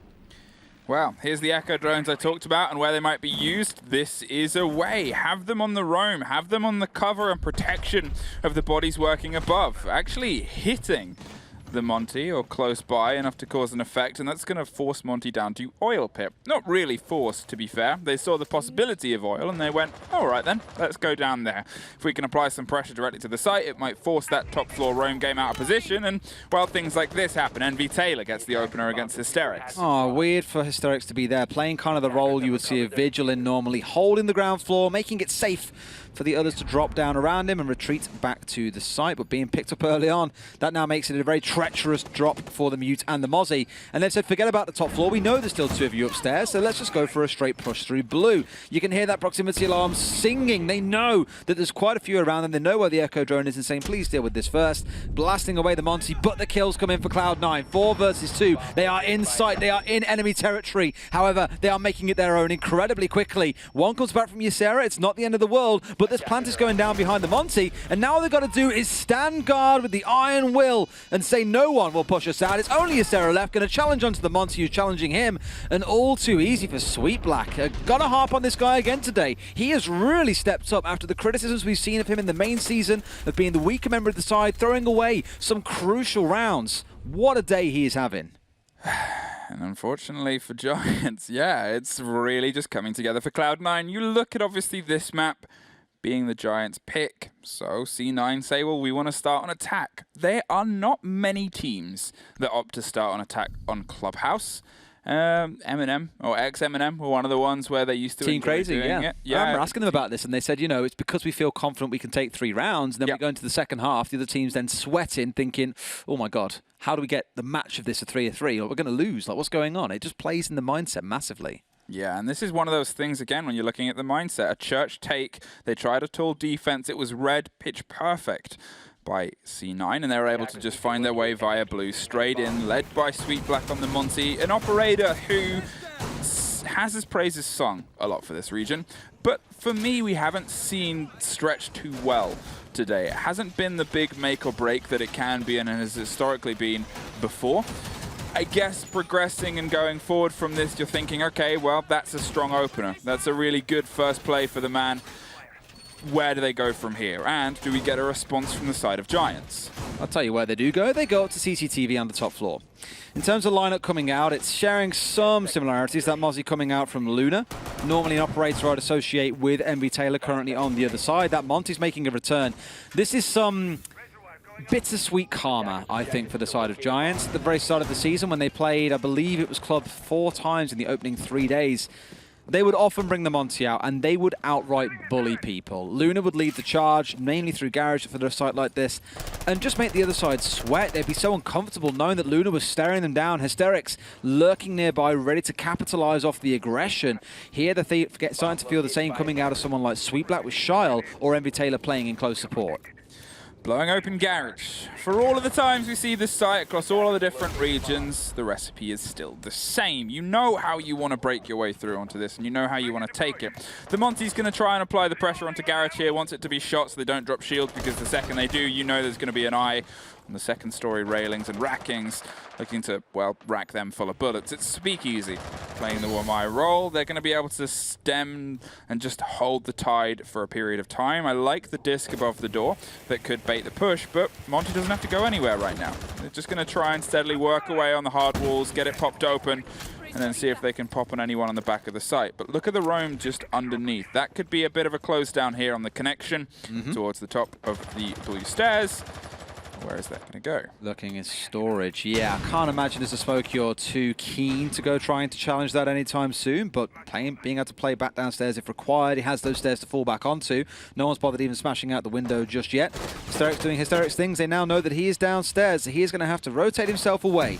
Does have some support from the smoke, and Charles dropping down, so I think, to try and contest him as he pushes up and through, and there it is. He caught Ysera, actually, of all people. So the smoke did swing out for some cover, but couldn't do enough. Speakeasy inside a garage, playing on the Wamai here. Can he get a second? Goes to the spray. He will take it, diffuser and all. 2 kills, and with the Monty gone, almost a third as well, actually. Did get the finish off onto Harper, I think. Then Envy Taylor, Captain Glenn, steps up and bounces back. That's Luna, actually. I have no idea why I'm saying Glenn for that team. It's all right. It's been a long, chaotic game, and I guess anything was to be predicted, even the rosters. Here comes the pressure onto the site doors itself. They're a bit split and a bit separated, but C9 have the body count, and they're going to make sure that they double down on that with the double from Shayal. Now, then, Hysterics, a man we have put on a high pedestal, is going to open it with a great flick there. Saw the read and knows there's a beat behind him. Concerned, but with the soft wall, the pop comes out, and that does not falter his aim. Unfortunately, it doesn't do anything for Shiles either, and he's able to find the second attack round in a row. We literally sat here and said if 3 rounds go the way of the attackers, that is a cataclysmic error from the defenders. And Giants in these last couple of rounds, it has not looked pretty. Even with the excellent hold coming out of the Wamai inside a garage, dealing with the Monty, and then the second aggressor of the Maverick, leaving the diffuser cold, dead on the ground. They still go on to lose the round.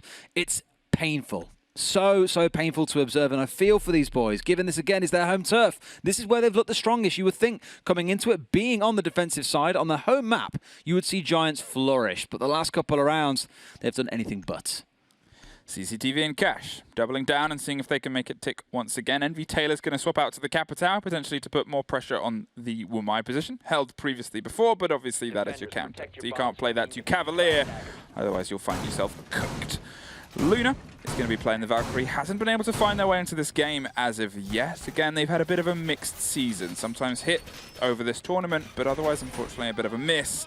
They need to try and find just that edge today, as we said, because that is for sure been missing across the entire team. But unfortunately for them, the players that haven't been as powerful historically for C9 have had a really, really good showing across this tournament, and especially today in the game of games to make everything count.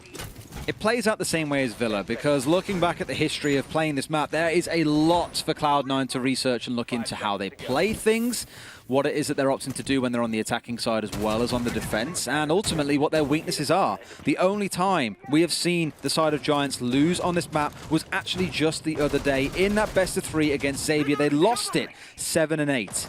So there are clearly weaknesses in there that Cloud9 have sat down and looked at and gone, right, here's what we need to do to dismantle these boys. And this is the issue with coming to maps that you think, oh, well, we've played it a ton, we know we're good on it, we're just fine. And this team has never played it. Clearly they hate it, they have no idea what they're doing on it. It actually seems to have worked in reverse, where all the intel sits with Cloud9, and Giants are the ones left wondering, what on earth are they actually going to do to us? And I don't think they'd have anticipated seeing a Monty being brought out the way that it has so many rounds in a row. Capitao also being brought along in this round. This could get really uncomfortable very quickly. Hysterics on the wide roam, joined by Luna this time. They've set themselves a far and wide pace as Luna dances via strip to see if they can potentially get the run out on anyone working away on the big double walls of garage. There is a Maverick not too far away, but there is a camera thrown. Gives them the eye, gives them the beat of the pulse. Nobody's there as of yet they can see. There is one either side and they seem slightly aware, but they're not the most concerned. And there goes the run out, there goes the chance. There's an MPX, which is tough at that range for anybody. They're aware. Well aware. It's the timing that's going to win this. Oh! And it goes for Luna. Luna with a great one. MPX, as we all know, not really the best gun for these kind of range fights or for doing any damage at, well, any range. But finding a headshot still guarantees that the thermite of all has gone down. We spoke about this in the last map, Fluke, around the damage that can be done if you lose these hard breaches earlier on or the key operators that you need on side. That should probably mean that this wall stays closed for now because I can't imagine Nova has enough fuel to be able to open up everything they need here. The 2 garage walls as well as CCTV wall, at least one will stay shut. Envy finding a trade back onto Speakeasy, a very late trade at that. He is then instantly caught out again by Luna. Like we keep on saying, the back and forth between these two teams, it's ridiculous. Yeah, we wanted Luna to show up, and luckily he's living up to his name and coming in astronomically. Now it's Monty who's got control of the second story, and he's looking to apply this cross pressure. They have the big opening, and they're going to try and use the very small opening to get the ankles of a man who's just a bit out of range inside Cash. Sophia's going to pop over the shoulder of Jordan, who's had to pull back with Hysterics rotating all the way back round to site. Luna is actually re-barricading doors so they can funnel and control all of the pressure. They'll have the intel and the information if they try to go for a bit of a split push here, and it buys Luna just a very precious extra second. But if we're talking of precious seconds, there's only 20 left on the board. So whatever Cloud9 want to do, they've got to do it now. And this is a line versus a line, a 4 versus 2 as Sweet Black tries to go as far as possible to give the information to the one gun left standing. And now it is no longer. Giants, you finally find your thunderous foot. I saw the attempt coming out there. I understood the plan was to get the Monty as far forward as possible, draw attention, draw fire from those playing inside of Cash so that you can have your planter come in behind you and plant in the default spot inside of CCTV. Unfortunately, the C4 was recovered, the one that initially got stuck on the rotation, recovered, thrown back out and lands right behind the Monty, who can't turn his back to his aggressors and sadly stuck between a rock and a hard place, the hard place being highly explosive, and will find himself taken down. Good round from Giants. A lot of it built, though, I feel at least, on the aggression from Luna earlier on, giving them extra rise to think about their backs, not having enough hard breach to get through everything that was required.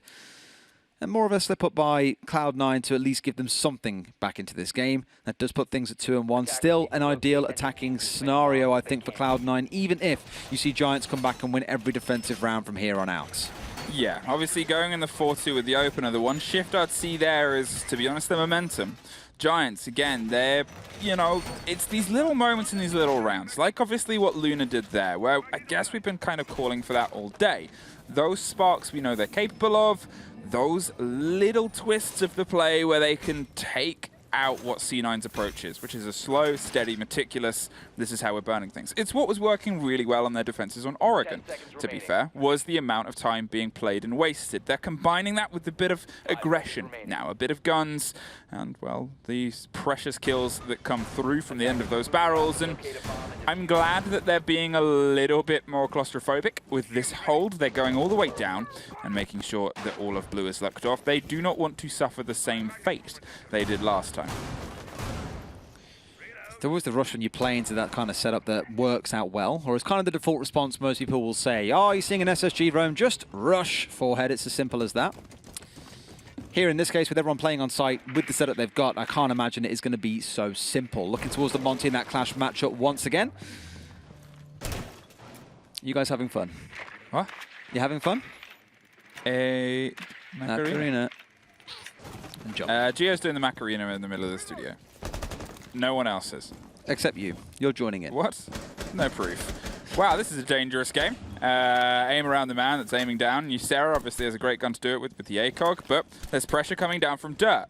There is a body slow rolling. Oh no, I just misread where the outline was as they were rotating past Dirt. Harper hasn't actually made their way through the end as of yet. All eyes are on the hatches and the Maverick is burning through Moto. This is looking towards a slow and steady church take if I ever did see one.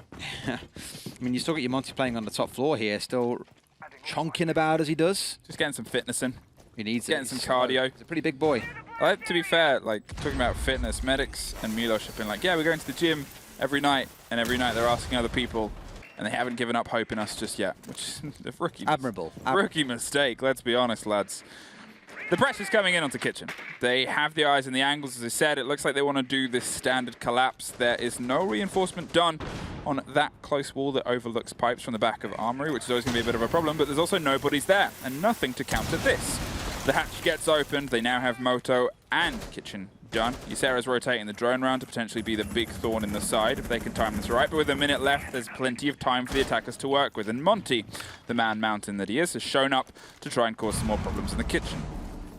They are slowly starting to adapt, it feels like, to the Monty. They're being a bit more passive about things, just kind of threatening him if he dares to try and step forward, and that's where Luna will no doubt weigh into things when they do eventually step forward towards the site. Hysterix finds one inside blue for free. Shile trying to push down there, as you would expect from a Zofia, but able to find nothing, and this plant is now going to go down, actually, in the very deep back of Armory, but the scraps are going on inside of the site itself. It's more a distraction game they're playing. Nova's going to get away with this and be able to step away. The problem is now you've got to have to deal with this clash staring you down, so it's all going to come down to what Sweet Black can get done.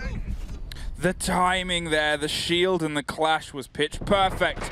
And, well, Envy Taylor's still got the cover from above. A 3 versus 2, but with the vertical firmly locked, and Nova doing Nova things and going supernova, well, it's the trade above that brings it to a 1 versus 1.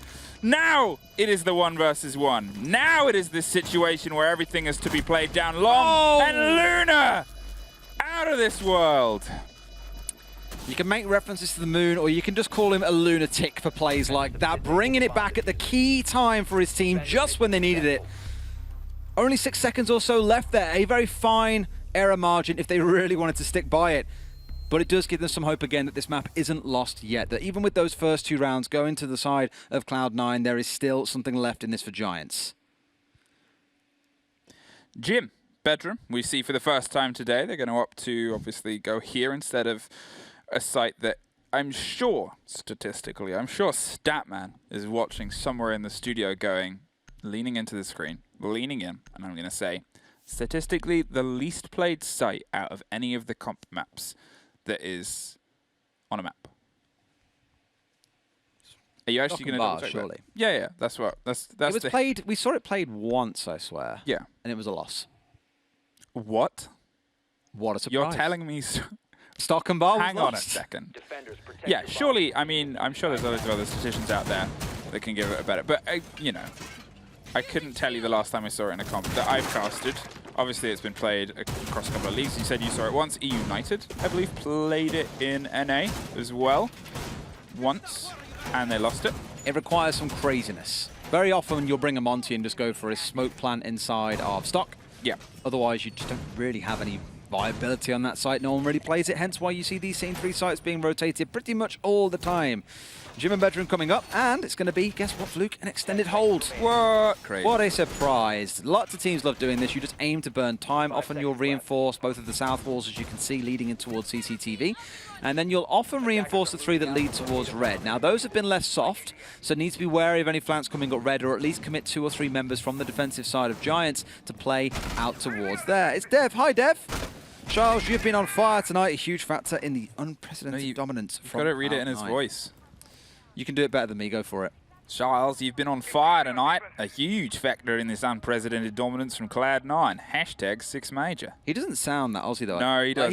He does. You know that he's Aussie. It's not fair to say he doesn't sound Aussie, but it's not like thick Aussie. No. I'm just trying to do my audition so I can go cast with the Aussie boys down under one time. Catch 6 Masters. Okay, yeah. It was fun, the game the other day. Wouldn't blame you. Oh, it was amazing. Mm-hmm. Join Raven and Guz and the boys. Guz and the lads. Guz and the lads. Construction wall opened up, and now we're looking back towards CCTV. You got Hysterix is actually playing inside of red, so I was fearful that because the wall wasn't reinforced, it'd be too easy for the side of Cloud9 to force someone up there and be able to take control of Cash, out towards the east. Not going to be a thing, as Hysterix is aiming to do what he can to hold for as long as he can. Still going to face off against the Monty, who's going to be able to walk inside and stare down, where he may have rotated away to, back through that hole in towards Cash. And again, a lack of droning can sometimes really sting you in the bum. Envy Taylor finding a kill onto Hysterix. Yeah, that was obviously one of those big moments where we've seen the play and the control of space. The pinch work has been so good, so consistently from Cloud9. They know where the players are, and they have just isolated them beyond anything else. Like a person locked in a room with nowhere to go, but out, unfortunately, via death. There's another one. Shael finds Jordan. The death within the site does not bode well. Where have we seen this before, though? A numbers advantage to one side and the other managing to drag it back. APAC is one of those regions that never disappoints. It can never be absolutely guaranteed, no matter the numerical advantage on either side, how it is going to conclude. However, Cloud9 with a very strong advantage in terms of the angles they've got. They've got construction, they've got the south windows, they've got someone playing up inside logistics. It was the Monty who's now backing away. Calls for support from Harper. Come and help me, friend. I have no gun of my own. And Harper goes, I'm happy to oblige. 2 kills swinging in. Luna, the last one left alive. This time the real Captain Glenn. But sadly, superpowers aren't part of his repertoire. Standing in the hallway, it's a flawless round for Cloud9. Taking full charge of round number 5. There are those 3 rounds that we spoke about, Fluke. Yeah, obviously looking at the 3-3 possible split here, they can now go back to CC, which was a 50-50 for them so far throughout this game. They lost it the first time round, took it the second, and it's their only real place to go now. And, well, if they find themselves on a 3-3, that is not good. They find themselves on the wrong end of a 4-2. Wow. This is cruel, unjust punishment by Monty. Again, Giants should know how this feels because they've done it to so many teams this season. Yeah, I mean, it's the factors, I guess, and obviously how much has been Cloud9 showing up really, really well today versus how Giants just haven't really seemed at their full strength. And you never really know how the pressures are working. We know they're a team that is well-historied and well-trodden. They've obviously gone through a big change of face over the past phase in the past season, and it's unfortunately not quite able to find its feet at the very, very end of the race. After running it so well, this final 50 meters has just seemed a little bit beyond them so far today. I think it's the team just starting to glue together, as mentioned. It's only been, what, 4 or 5 months now that this team has been a complete unit on the side of Cloud9, and I imagine many at home, you'll be sitting in chat thinking, 4 or 5 months is a lot of time to build together. There's no excuse as to why they were middling in the season, why it wasn't as strong a end or a general performance as maybe you would come to expect. But I will always wager there is so much to learn in Siege. Communication tendencies, play styles, trying to find the fit, because changing 2 members in a team is going to completely transform the fabric of the team. Sure, you hold on to the same core 3, and it has taken time, but Shael is stepping up big for them. And I kind of touched on it earlier on in the game against Guts on Consulate, that it was really an Envy Taylor game running around the map doing crazy things. This series, I'd actually put some focus on towards other members on the team, Shael absolutely being one of them. Envy Taylor now, looking to try and get the collapse here from the top floor. Again, for me, one of the best bits of the play from C9 has been how apt they are at just completely marooning any roam game, any possibility of a player by themselves, where it turns a 5 versus 5 into suddenly it's a 5 versus 1. Oh no, it's like a horror film when you hear your teammates screaming down the microphone as the alien rips them to shreds. This is the guns of C9 fulfilling that premise and promise. The pressure is coming onto this red central stairs now, and Luna is the one that may be facing the moored jaws of Cloud9. He's the one playing on the roam here. This is one thing I fear for him, is how good Cloud9 have been today at pinching these roamers. When it's hysterics, they've always had someone set up to try and counter back against him unless he flees in rapid time. I think he kind of learned as the series went by that being fast is probably the key thing you can do, is to try and get away as fast as you can before they have time to set up this pinch. And if you can't find a kill inside 40 seconds or so, the site is calling for you. Abandon ship, abandon mission. Steadily, Nova is going to use the distraction and start opening up construction. Logistics is now generally clear as well. Obviously, they're looking at a different way of taking this. They've done the big wall a couple times, and as the Valkyrie cameras reveal, nobody's home right now. It seems like Cloud9 want to shake things up, shake up the strategy, and try and take some surprise out of the wind of Giants. And I think that's a good option. Obviously, they lost the last one. Patience for Saint, wow. Yeah, and they lose this one too. Luna is struck and unfortunately taken by Shael. That's another wonderful example of what we just spoke about. Cloud9's roamer control has been wonderful this series, and Giants aren't able to play the game they want to play. They can't deal with the pace of Cloud9 on site. They definitely couldn't deal with the Monty. They can't play their own game to try and disrupt that because they're being controlled by Cloud9. This is a very different team to what we all thought we would see coming not only into this tournament, but based on the regular season performances, what we would see full stop across the rest of this year. Either way, 30 seconds remain. There's not a lot of time here to play with, and all 9 members, well, I'd say all 9 members across both sides are still alive. Luna, the only one who's missing. Yeah, but it looks like they're about to be joined as the pressure starts to come in. This is how these teams have cooked. And though obviously we've said Giants have been underperforming, it in no way means they've been out of this throw. They're sticking the plan as close as possible, but this is beyond anything. A double kill comes through with Hysterics picking up the tail end of Shyal. There's Wamai popping from the back, and there's Envy Taylor, but unfortunately too little, too late. Ooh. Small slip there by Cloud9, ignoring the fact that there was potentially going to be a player or two on the roam.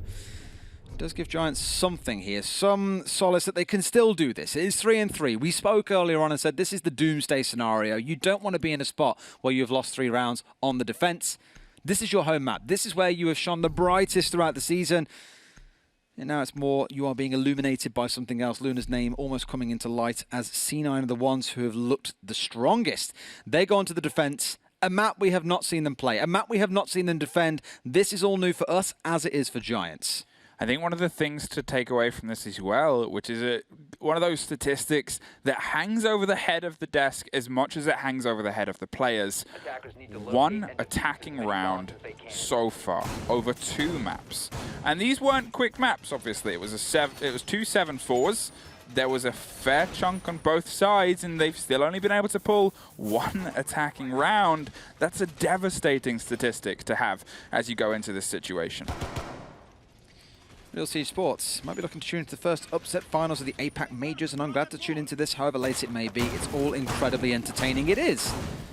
We always speak about the air quotes underdog stories, and I think although it's unfair to maybe call Cloud9 coming into this underdogs, based on stats, I think it is pretty fair. Again, we said the 9-1 result for Giants in the main season, losing to Xavier in week number 9, I believe it was, or week 5. 2 play days a week.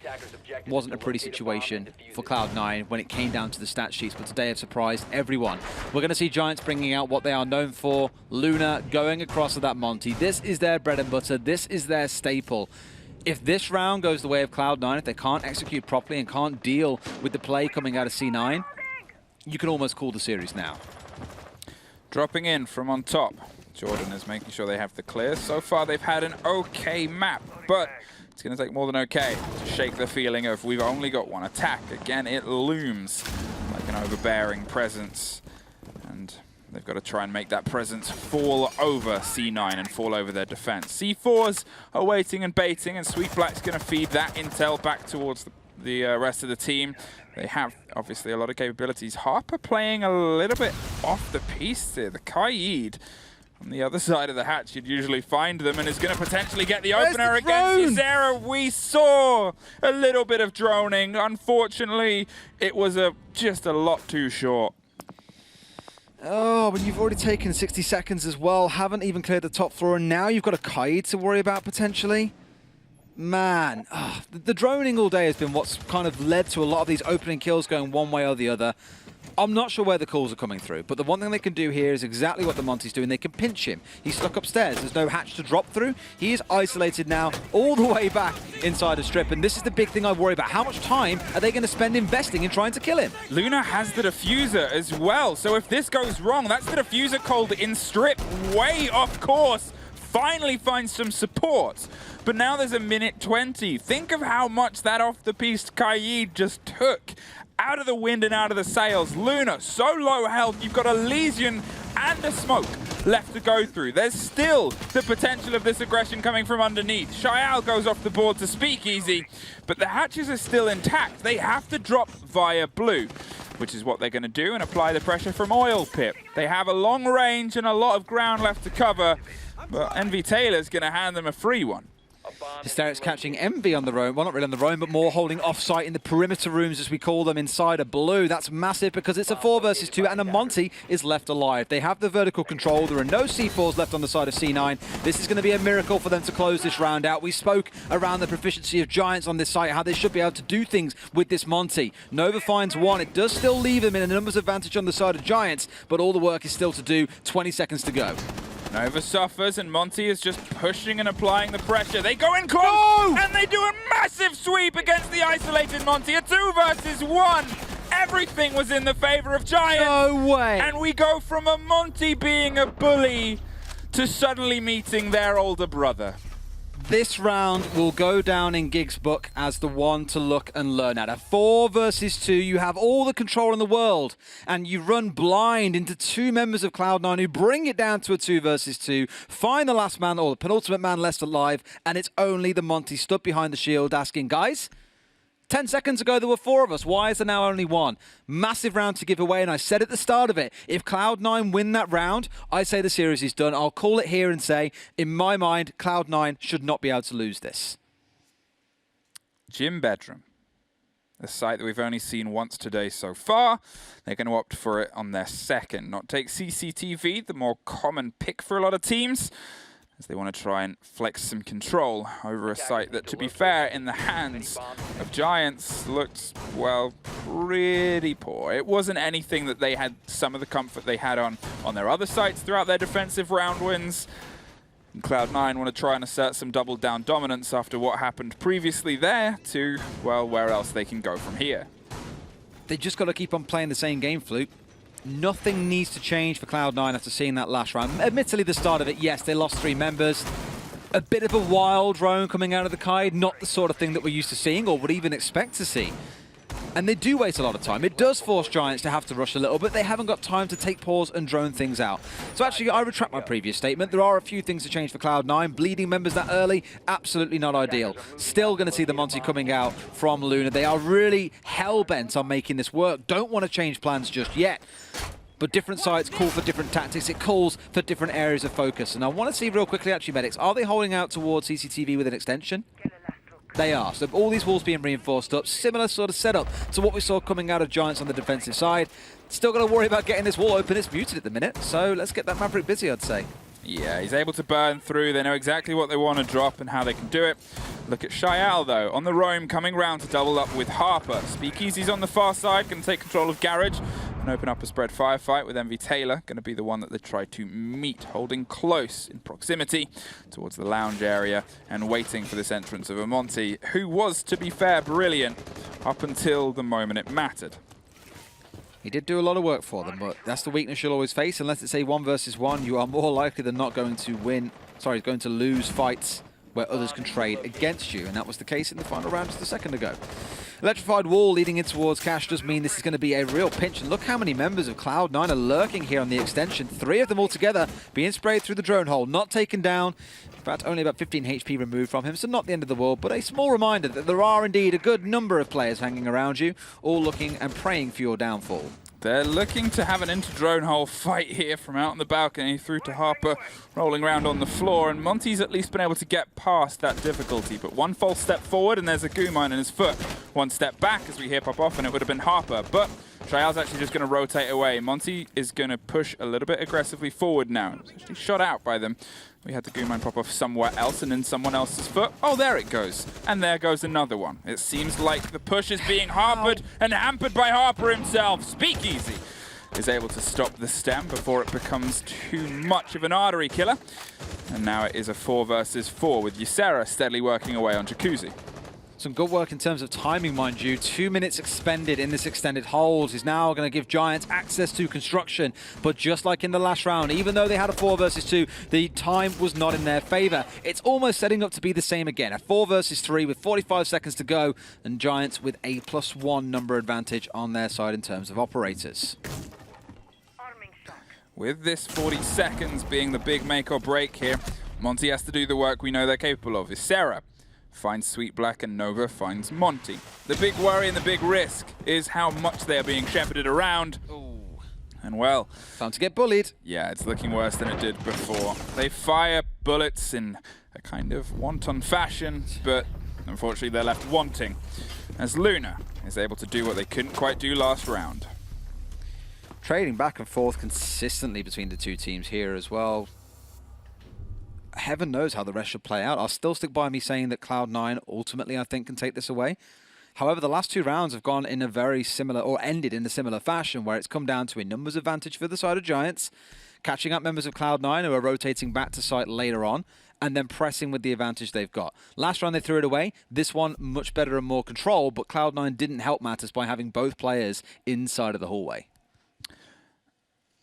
One of the things to look at, obviously, throughout this game is how the opening kills have shaped. For before, in the very first map, we said it was quite even. Back and forth between the two teams, if even Giants getting more of them. Here, I believe Giants have only gotten 1 out of the opening kills throughout every single round so far. They are still keeping pace. Sure, it's a 4 versus 4, and that attack round, well, it went the way you expected the one just before to go. They locked it out with some great Monty plays. It gives you hope. Not only because they had 2 good rounds in a row, one unfortunately fizzling out, but because they finally found their second attacking round win today on the 3rd map since, the very first round of the day. That is how long it has been since they've been able to capitalize upon the skill we know they're capable of.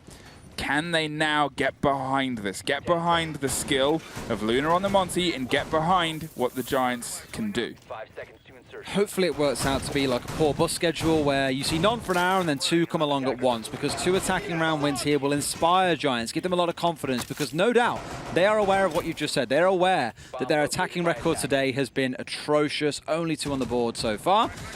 Best place to really shape up is always going to be on your home map with a Monty in hand, no less. For the side of Giants, taking things slightly peacefully to kick it off, focusing out towards the west side. Getting rid of the defaults, making sure they've got the flank drone set up so no one can come and surprise them horrifically later into the round. Because after all, we already know and have seen what Cloud9 can do on the roam and how much damage they can wreak upon this Giants lineup. One of the things I do quite hope for from the hands of Giants now is that they've got a very aggressive style with the Monty on this map. They haven't had the similarities across the previous 2 maps. If it might shift their play, if it might shift their confidence and their momentum to be like, we play this aggro, let's get behind that, that could really turn force if they do end up taking this map into the next, is we've played this aggro game. We've succeeded at it. We know what we're good at. We just need to double down on it. Hysterics obviously getting the opener against Envy Taylor is a good kick into gear for them.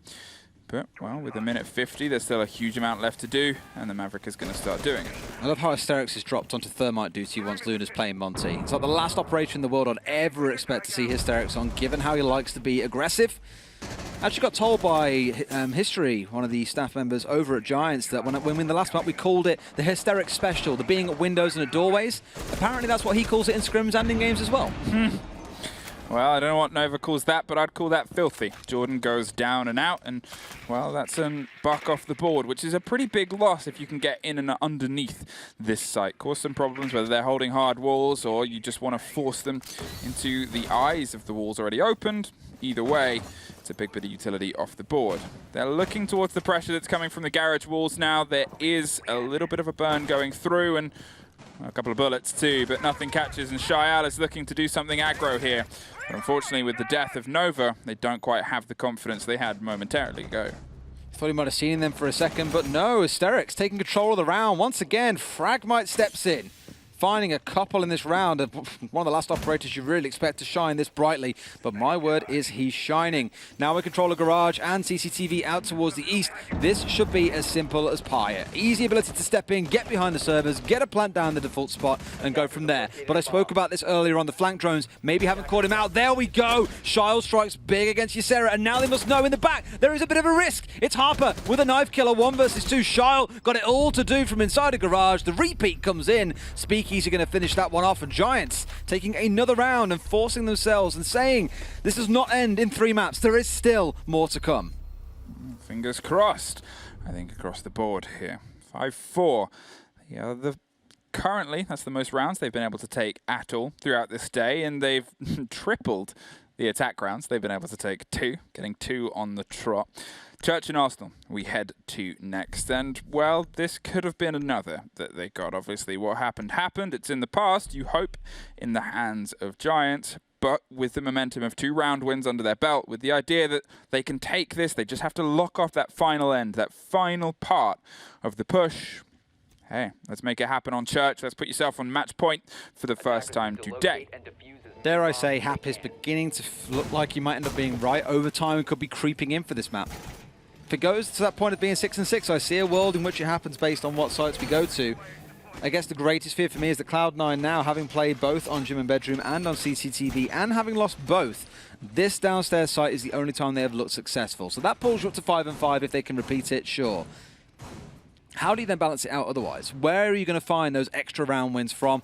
Because I hate to say it again, but the last 3 rounds have all played out the same way as the last couple did. The final one going the same direction. Numbers advantage to Giants, picking up the kills they need. The flank a little bit late coming out of the side of C9. So Giants are being allowed to play their game here. Cloud9 giving them a little bit too much space, in my opinion. Need to see more aggression coming through. Giants, you have been able to mount a precipice that was otherwise insurmountable before. I want to see more, though. I want to see more of what we know you're capable of. Here comes, hopefully, some aggression. Here comes, potentially, a pinch very early against the Pulse, who does a hop over that I think he did not expect, and I can only imagine the comms involved a little bit of screaming there. Still alive, Sweet Black, sure. And you still have a C4 in pocket, but maybe check to see how much else you've lost from that. Small shriek wasn't part of the comms. He's down to about 1/3 of his HP, but the wonderful thing about the Pulse, you don't have to be involved in direct gunfights to be useful. This cardiac sensor should be able to catch out everything that's going on above him, or indeed inside a kitchen. And as long as he can feed that information back to the rest of his team, they're not in a bad spot. I believe he still has a C4. I think Harper just used his. Indeed he did, so still one left on side for use when they do come to try and push kitchen. But as we saw from Giants previously, they abandoned any hope of taking kitchen or the main stairs and put all of their energy, all of their time, all of their efforts into blue.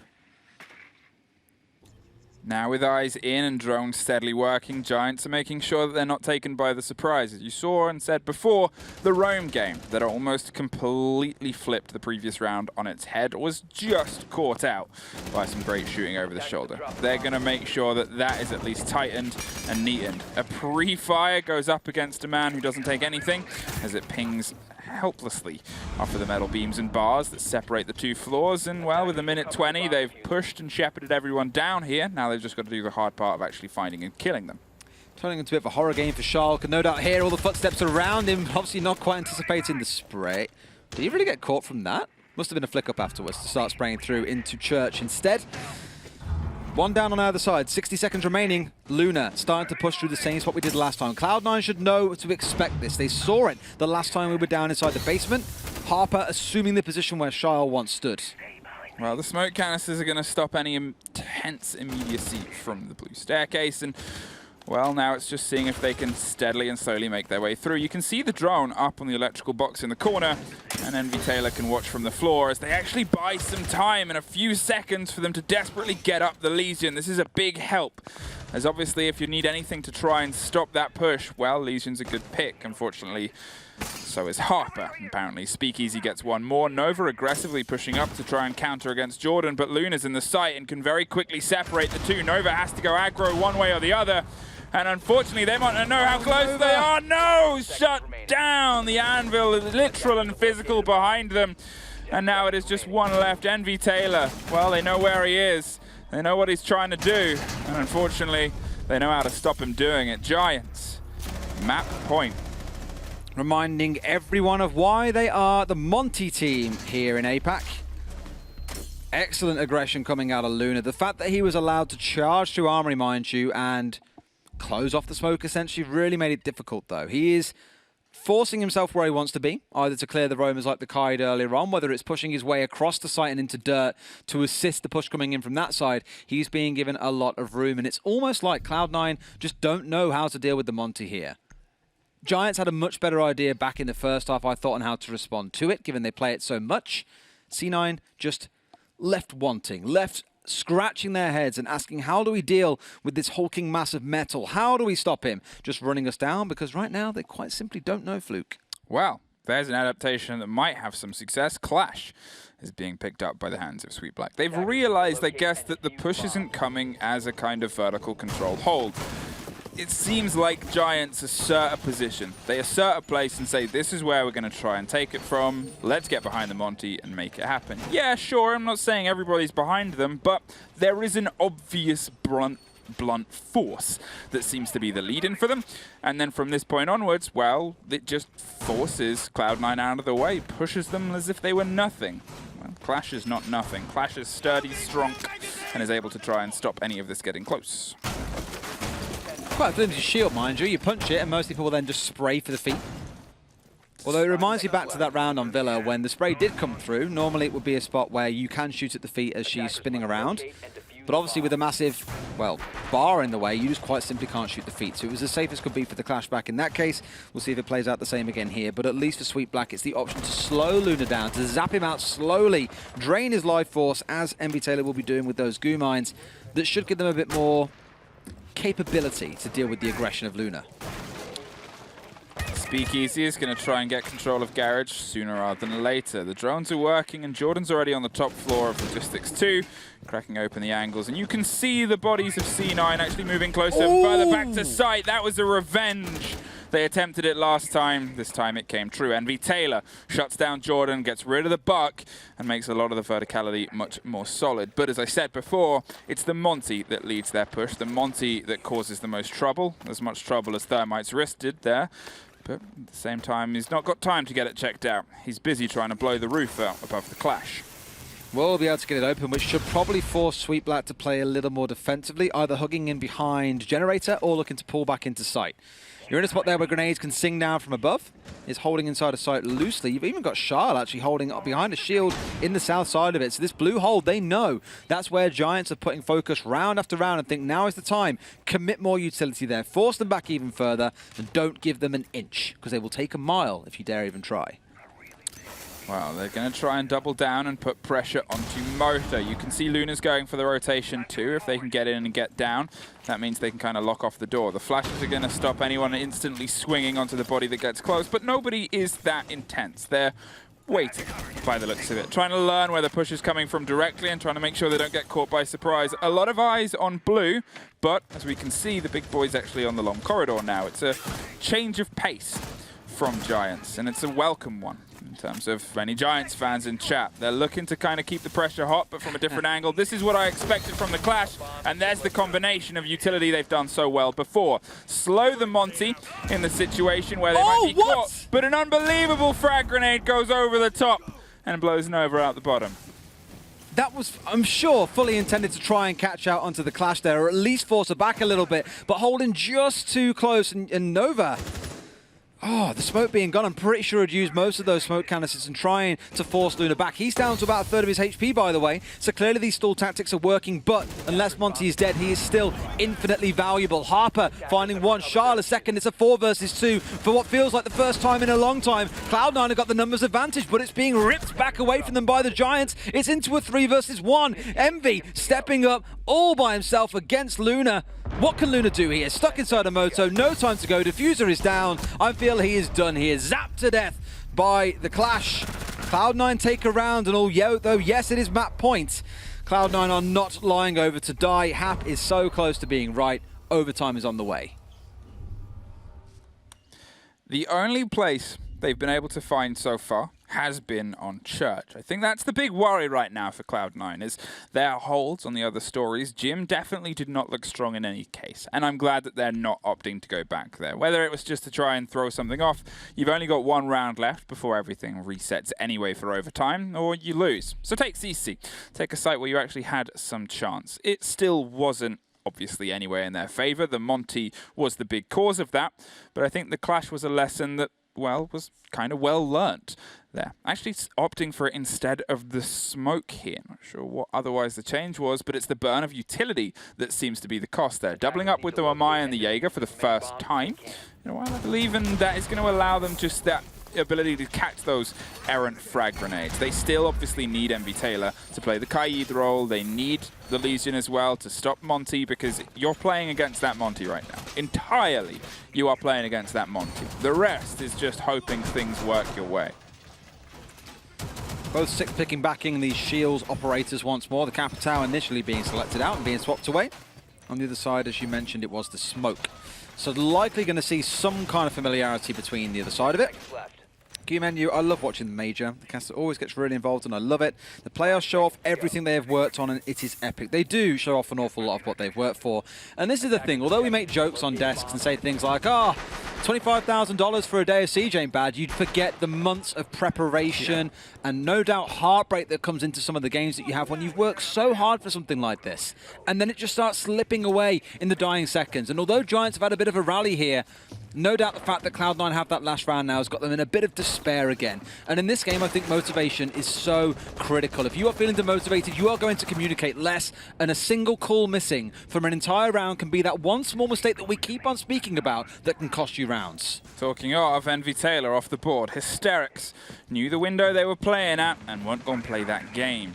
Shut them down almost instantly now, and that is such a big boon for them to have. Clash getting aggro, not even letting Monty begin to enter the door, but obviously the Jaeger of Shyle not too far away and a second body joining them above. Well, that's just a big bit of support. Harper dropped a drone and then looks towards the Maverick, doing Maverick things, with Hysterics wanting to be able to blow this wall. They haven't found the Kaid Claw as of yet, and a misthrown flash is going to cost them a couple of seconds. I was so confused, like, why is the flash being thrown back through the hull? How did they do that? The utility. Wall being opened up inside about 75 seconds, making good progress, and a rush comes in as well. Here they go, exploding onto the site. One gets brought down, a second one flies in. Giants staking everything in a catch-all round here, and they have done it. Shyle, the last one left alive. They cover the diffuser, and like that, Giants. Wow. That's aggression I have not seen out of them in a long time. That's the C9 rush that we saw back from on Oregon, but it's enough to give them the round. That was an all-or-nothing Hail Mary, and my God, are they thankful that paid off. Yeah, and you call for aggression from Giants. It's what we've wanted from them all day. I'm sure their coach gig was the same, as with the players and the fans. What a perfect way to put a full stop on a map where they started to look like them. Being able to take 4 of their attacking rounds on a map like Club, which we know is very, very good for them. I mean, sure, you did it when you're 2 maps down. You have no option but to win every map from this point onwards. But it's a big breath of fresh air for the fans. I'm hoping those rounds on the Monty will inspire them a little bit, because that's the gameplay we used to see from them. The one where it's a lot more coordinated. Teams don't really know what to do against the Monty in some instances, as it showed there. The Clash was being brought out in response, but then in the dying seconds, forget about the Monty. It's all about the rush play, and it worked out wonderfully for them. And that does mean map number 4 is on the way. Cafe awaits us after a very short break, and of course, some wonderful analysis from those on the desk over there. See you soon.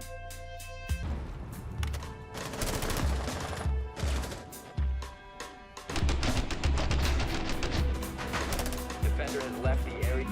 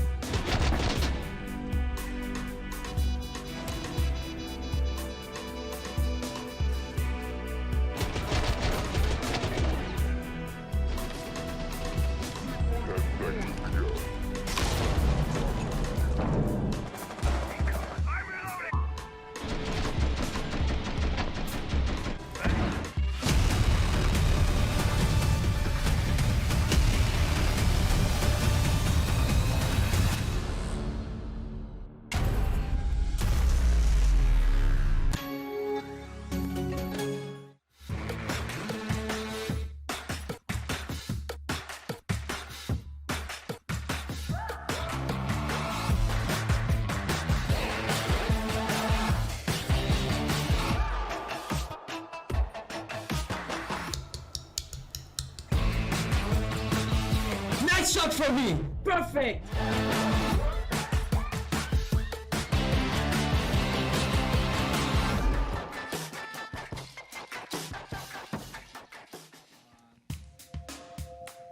Welcome back, ladies and gentlemen. It's not over yet. The 3-0 has been denied, and we're going to go and play a 4th map in this series. Before we start talking about map 4, actually, let's have a quick chat about Clubhouse, because we came into this talking about the power of Giants on this map, but because we looked at Villa, we're like, you know what, maybe we shouldn't kind of go too much for it. But it ended up, even though it was a very close game, ended up on a 7-5 victory for the Giants. I have to say, when it was 3-3.5 with 3 attacking wins for Cloud9, I was really worried about the opportunities that Giants had left. Considering how strong Cloud9's defense has been over the tournament so far, But in the second half, they showed to be actually very convincing on their attacks. Sorry, I'm laughing because Fluke's trying to walk in front of the camera without walking in front of the camera. He already. Yeah. Look, Fluke is. He did it twice already, so Yeah, no. there's not going to be a third time. Yeah, no, I mean, Clubhouse, it was definitely the map that I think we thought Giants had the greatest advantage on. And one of the things that I did say at the start was, well, you know, we said it on most of the maps, but this one especially, you do expect them to bring the Monty, and that really was the key to a lot of their success. Monty was definitely really important. It just allowed them to push through. They tried to deal with it, bringing Legion and the smoke and everything you can imagine, really, but it didn't really work out in the end. So I assume, and it's a bold statement, I know, we're going to see a Monty ban next map. Well, yeah, I mean, C9 banned Hibana and Goyo. It makes sense that you're going to be banning out a hard breacher, I guess, but when it, you know, that's a very kind of standard thing, and we spoke about how C9 haven't been playing into wondering what they think Giants are going to be doing. They've been choosing based on their own playstyle, but I think in this instance it may have worked more in their favor to have actually tried to target ban the Monty against Giants, because it did turn out to be a huge problem. It massively facilitated a lot of those late round gunfights and those late round you know, pushes, the aggression that Giants made really work for them, which caused a lot of C9's downfall. Yeah, I mean, next map is Cafe Dostoevsky. We've seen so many teams running a very successful Monty. Yeah, C9's actually one of them. C9, G2, there's so many teams that have basically learned off of all of this and shown us that there's a lot of work that you can do with a Monty, pushing from Humidor into Bar, pushing through into White Hall, pushing White itself, the White Stairs. All of these things just make Monty such a powerful operator on so many maps that funnel you in, right? It works on Oregon every now and then, but with Clubhouse, when you have to clear from one room to the next, makes a lot of sense. Cafe Dostoevsky, though, you talk about Monty, any other operators that C9 can take out of Giants' hands? Think very hard. I'm thinking. Well, I know, I can smell it all the way from here. It's funny because, you know, I say that C9 like to play the Monty on this. I'm looking back a little bit towards the Korea Open at the beginning of the year, where they like to play the Monty Finker duo. That was a very Korean thing that was really popular back then. But in APAC North, they haven't played it all that much. So I don't actually know how much a Monty ban would affect them in terms of what they want to play, and that would be a lot more of a target ban against Giants. But as far as a defensive operator, I mean, you could go for Clash, I guess, but I don't think it'd be as much of a problem. I don't think the Clash will be banned out, to be honest. Yeah. I think we're going to be seeing more something like a Valkyrie or an Echo to be removed, just to deal with the information play. I wouldn't be surprised with that. Giants, when they played Cafe Dostoevsky against Xavier a few days ago, obviously 7-5 victory for Giants. Very, very close map. Could have gone to overtime, that's for sure. And it was the usual Thatcher Maestro ban. Giants sometimes prove to us that they will ban the Monty and just, yeah, we're completely fine with or without it. And most of those times it's on Clubhouse, where they seem and they show us that they're way more comfortable. But having it helps them a lot. It didn't help them when they banned it against Xavier. They ended up losing that map. It helped them today having it and playing against Cloud9. Cafe, I don't see that coming out from there, and the Thatcher Maestro is probably the answer from Giants. I think one of the things is you could have that, but also we know that Cloud9 love to play Nomad, and I could really see Giants banning Nomad out on this map. It's a common ban as well on Cafe. It's one of MV Taylor's big operators, and yeah, as you say, it is a common ban on this map, and it would really, really work for what their playstyle is. I would not be surprised. I wouldn't be surprised either. It's so helpful, especially when attacking top floor, you know, being able to get both those staircases out, and we've seen it being really effective in the past few days as well, so it would be a good pick. Yeah, I know that's something that's definitely to look out for. Obviously, then like a Cafe, like you can bring gridlock, things like that. But just the fact that even less effective. It's less effective, but also you have to think about the fact that, you know, you put the ARX in the hands of MV Taylor. It's something he feels very comfortable in, and he is, of course, basically their star player at this point. So it's not even just about the utility, which of course is massively useful and really works for Cloud9's playstyle, but it's about just the comfort of playing with weapons that you understand and you use a lot as well. Yeah, I'm just going to quickly bring it back and look at the last 3 months, the statistics of this map. Giants have played it 3 times, so that's also, you know, from before this all. They have a 100% win rate on it. Cloud9 have played it 6 times with an 83% win rate, meaning they only lost it once. So both these teams really do like this map. I must say, maybe Cloud9 a bit more than Giants does. Yeah, it's one that I do remember seeing in career a decent amount. And there you go, the map stats on the screen show. This is in stage 1, This by is the way. stage 1, yes. This is stage 1. This does not include anything else. So it doesn't include Giants' game against Xavier, where they played Cafe, as we were just talking about. Please go ahead, Jim. Oh no, I mean, I was just going to say it corroborates really what you were saying, and it's a map that we've seen a decent amount in Korea, I guess, in the past, like I said, but it was always, when it was being played at the start of the year, it was very like Monty heavy and things like that. So I actually don't think that's going to be how it's played today, so... Looking at how things have been so far, and with how essential Monty is going to be as an operator, potentially, probably, possibly, it might be where being able to grab the odd 1 or 2 defensive rounds that would be the thing that will propel you onto a victory in this map. I'm thinking now, because I told it last time around, if you have 3 rounds in attack on a map like Clubhouse, you should have the whole map in your pocket. Well, then it proved to be the other way around. So it's going to be hard. I still think you need to aim at least at 4 defensive rounds and 2 attacks. Something about that. And if you have more in defense, it's a win. If you have more in attack, it's also a win. Logical. But we're going to have to wait and see how it plays out. I don't know at this point. Like Giants, they seem to have elevated themselves, especially second half of Clubhouse. Okay, let's talk about this. Wamai, for example, how many times have we seen now teams just applauding and lauding, yeah, reading is the site to go for? How many times have we seen teams just playing upstairs in the cocktail bar, Wamai, Jaeger if possible? All of these things are so important for teams, plus the shields that we have nowadays. Goyo Compilot on top. We've seen how many times he's been brought in this series alone. Maybe something to look at as a ban. Yeah, maybe. I mean, Wamai was banned out by Giants back on Oregon, and we saw how Oregon worked out for them. Wamai was actually being played really kind of interestingly on Clubhouse by C9 as well, where you would usually expect to see him situated on something like the garage rafters on a CCTV hold. They had him down actually more in the kind of the lounge doorway at the bottom of garage, which is not somewhere you typically see him. So I'm wondering that if Cloud9 did have the opportunity to bring Wamai on this map, we might see some interesting things there as well. But definitely really useful, especially if you want to be doing something like holding the pixel angle in piano and preventing projectiles from being thrown in down there. If you want to hold piano, Wamai is basically key. You often see as soon as it gets banned out, a castle gets brought out instead. You close out the cigar part, that's being played instead of piano. And often teams just don't really care about holding it in that case. So it will really depend if piano, not piano gets banned, because that's not possible. If Wamai gets banned, we're going to see a completely different playstyle coming out from these teams. You're never wrong. You never miss, Stein, I have to say. I missed one so far. It's fine. Let's see. Yes. I was just going to say, what I think is really important about that as well is because what we've seen from Cloud9 is definitely a very roam-heavy playstyle. You want to be holding on to those areas of the map as much as you can, because they're not the sort of team who are just going to rely on the anchor play and have everything really focused towards Cocktail. Scoreline then. Map 4. You go first. 7-3 for Cloud9. Okay, I'm going to go 7-5 for Cloud9. Okay, wow. Completely abandoning Giants in this one. Man.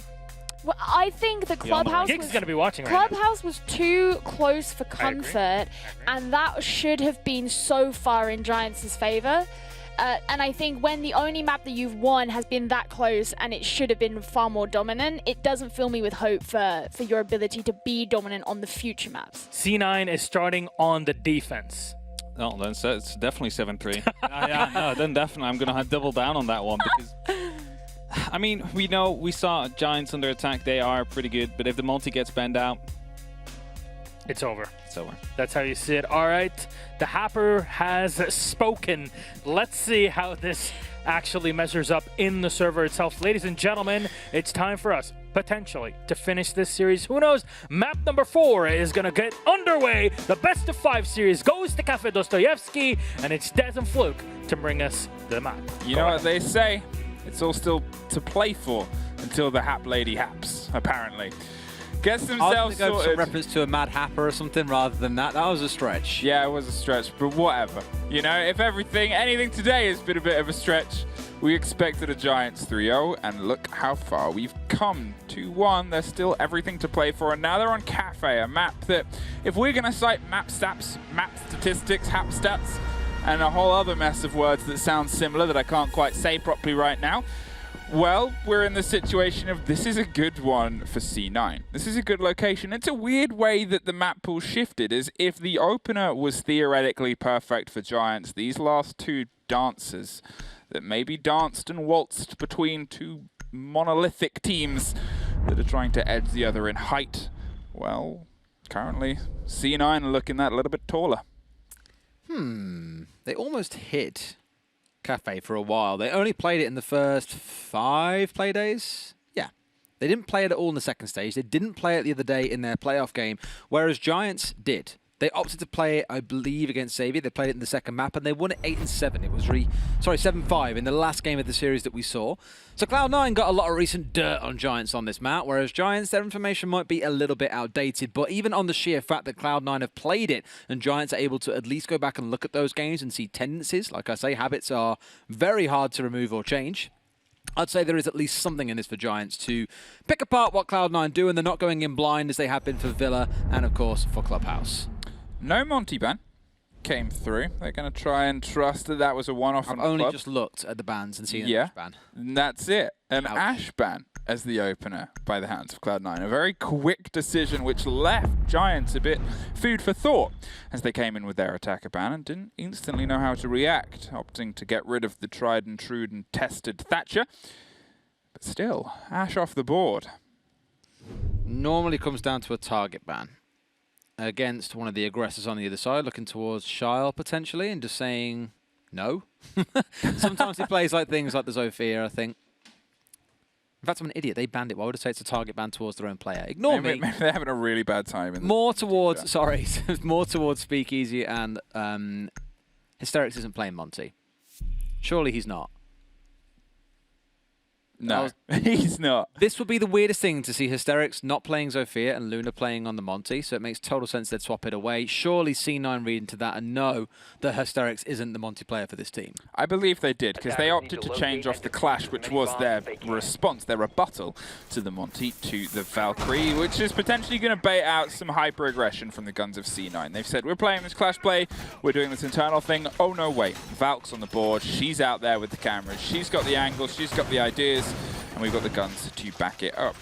Howard Young says, nice final rush at the clubhouse, waiting for the awesome match at the cafe. Wondering about banning Montagne this time. Monty remains, my friend. Sorry to disappoint. You can wonder, you can dream. But clearly they are not dream weavers here on either side, as it has been left in play. That Ash ban, no doubt the one that we will be looking at and paying very close interest to.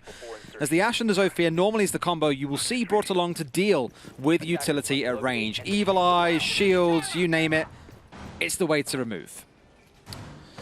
Now then, as we start to have a collapse of pressure and start to have a collapse of aggression, we're going to look and see if this turns the way in the favor of, obviously, the teams previously defeated. There was mistakes beforehand. I think that's more than fair to say. And there was, obviously, slip-ups on the attack on the hands of Giants. This is them coming off the back of a successful attack round, a successful attack swing. And now they're looking to try and lead that over. The momentum, in a weird way, carries with them from that favor then. If they went to their defenses and did well, they would then have to kind of reassert themselves and go, okay, we're back on the attack. Is this going to be like our previous map, or is this going to be like one of the other two? Now they go, we're still on the attack. We're still on this win streak. We've still got this mentality. We've still got the capability. And unfortunately, we've no longer got Hysterics. Unfortunately, no. The beautiful irony I always find is when Jackal is the opening kill. And not because, of course, he is the one who enters the building first trying to hunt down those that he has tracked, but his whole job is to hunt down roamers. And it's like trying to go swimming with sharks and they bite you and you're like, wow, how did that happen? It's like, well, because you're going after them, you fool. This first one down and out, Cloud9 with an initial numbers advantage. And lots of delay possibility. Playing on the downstairs site first, of course, kitchen is where they've kicked things off. Normally see electrification being brought along on this site, but that clearly has not been the intent here. I'm wondering what else it steps into, because with the current spots they've got, the top floor is in their control. A full map clear is often what you see coming through on something like Cafe. And right now it's the focus down White Stairs. A 4-4 as Ysera picks up Nova. That's going to be the Valkyrie gone. Not really the end of the world. I don't know if she had a C4 still in the back pocket. It would have been nice if it was. But you still got Ysera hanging around inside a reading. So like I say, this full site clear, part of the agenda before they start looking towards the site. So injured, but still so capable as he drives himself ahead and makes sure that obviously reading isn't going to be an intermediate fight. Now, with the collapse coming from Envy Taylor, though, there is a pinch, a three-way body check here. One pillars, and then one at either side, and either bit of a piece. It depends how quickly they can find their way through into the dining room, and then from there, the drone gives the game away in a very bold run. With a bit of missed intel from the side of Envy Taylor, means he swings for a man that wasn't even there yet, and was still a good 30 paces behind the action. I don't think he was expecting him to be that close, to be completely honest. I think with how it shaped up, he thought, well, there's a drone that's just come in from pillar side. That means I can get away. There's no one inside a museum entrance to my left. I can then now head into train. Clearly not, as there was someone lurking nearby. It was a team effort, a pinch, as we call them, and that's something that we see a lot of teams doing very well. Well, a lot of teams, these two teams especially, against each other in the whole series, it has become a thing. 10 seconds remain, it's a 2 versus 2. Speakeasy going down for a plant, being covered inside a coffee, and here comes a flank, potentially Charles, not really with any idea on where the plant is going down. Can't find anything, does find a kill though. And Luna, in a 1 versus 2, post-plant. This could be everything. Finds the one, can't find the second though, unfortunately. Sweet Black, his counterpart on the other side, the support players on either side. Sweet Black comes up big as the best. We'll take round number 1 with a wonderful defuse post-plant situation coming out. I appreciate that they found the advantage and they took it, Giants. They saw that there was an opening to get the diffuser down, and it did come through. It was successful. But then unfortunately, obviously, yet again, we find ourselves in this 1 versus 1 or 1 versus 2. It's never fully safe, never fully secure when they're trying their hardest to make everything land and trying to grapple with that final throw, that post-plant, that death door situation. Either way, it keeps unfortunately continually working against the Giants' favor. That second firefight could have just as easily gone the Giants' way. It's just the coin has unfortunately landed on the opposite side. Hate it when that happens. Oh, it's just irritating, isn't it? Flip a coin, it doesn't land the way you want. What's the point of even doing it, you know, at the end of the day? I don't flip coins anymore. What do you flip? Great question. Skateboards. Do I look like the kind of guy that can skateboard? You look like the kind of guy that tried to skateboard once, realized you couldn't do it, and then never did it again. I used to rollerblade, interestingly. I bet Easy skateboards. He looks like the kind of guy. Talking of, I believe Easy is serving for us now. So Medics did the first 3. There's the nod of the camera. Yay! Easy is on the board. The hat tip. Yeah, he's here, and he's hopefully not skateboarding. So he's at least paying attention to the game. A pleasure to have you. Thank you very much as well. The amazing eyes of Medics led us through the first 3 maps. And now it's just potentially, well, 3 more left on the board as we find ourselves on maybe the halfway point of the day, maybe the end. Cloud9 have started the right foot for them, but, well, we've seen Giants pull back before. It's going to be a similar story again, where it's not about playing on one floor, it's about spreading your way across multiple. This one being a top floor hold, of course, normally results in a more lateral play. Sometimes you get teams that, with things like an Ashe, and that not being on side might be part of the reason why I don't think it's going to be a thing. They'll often play downstairs, assume control of pillars, get themselves inside a reading, and start blowing the floor sky high underneath Cocktail to make it very uncomfortable for defenders to play at the top side of Cocktail. Exactly where you can see Nova playing right now. It's a very common spot. Normally you'd see a Maestro there. So, I don't know. Probably not part of the plan. Instead, taking control, no doubt, of the west side should be the go-to. That is the default setup for this site, is taking control of Piano and moving across from there. But it does take a minute or so to get the drone work done, to get the preparations ready to then begin your grand voyage inside of Cafe. They have all eyes on the skyline and attempting to get all eyes on the bodies beneath as they look towards that close default plant position to see if they can lock it in. They almost catch the ear cup of the Jaeger, but somehow Shayal finds it instead, and there's a second one for a man that has these quick fire moments of skill, safety and solidity in even the most unbelievable circumstance. I turn away for half a second to write down some notes, and he's found a second one. Guy is doing work, and Giants down 2 members. Let's see if Cloud9 suffer the same unfortunate fate of when they have themselves a numbers advantage. They can sometimes give those rounds away.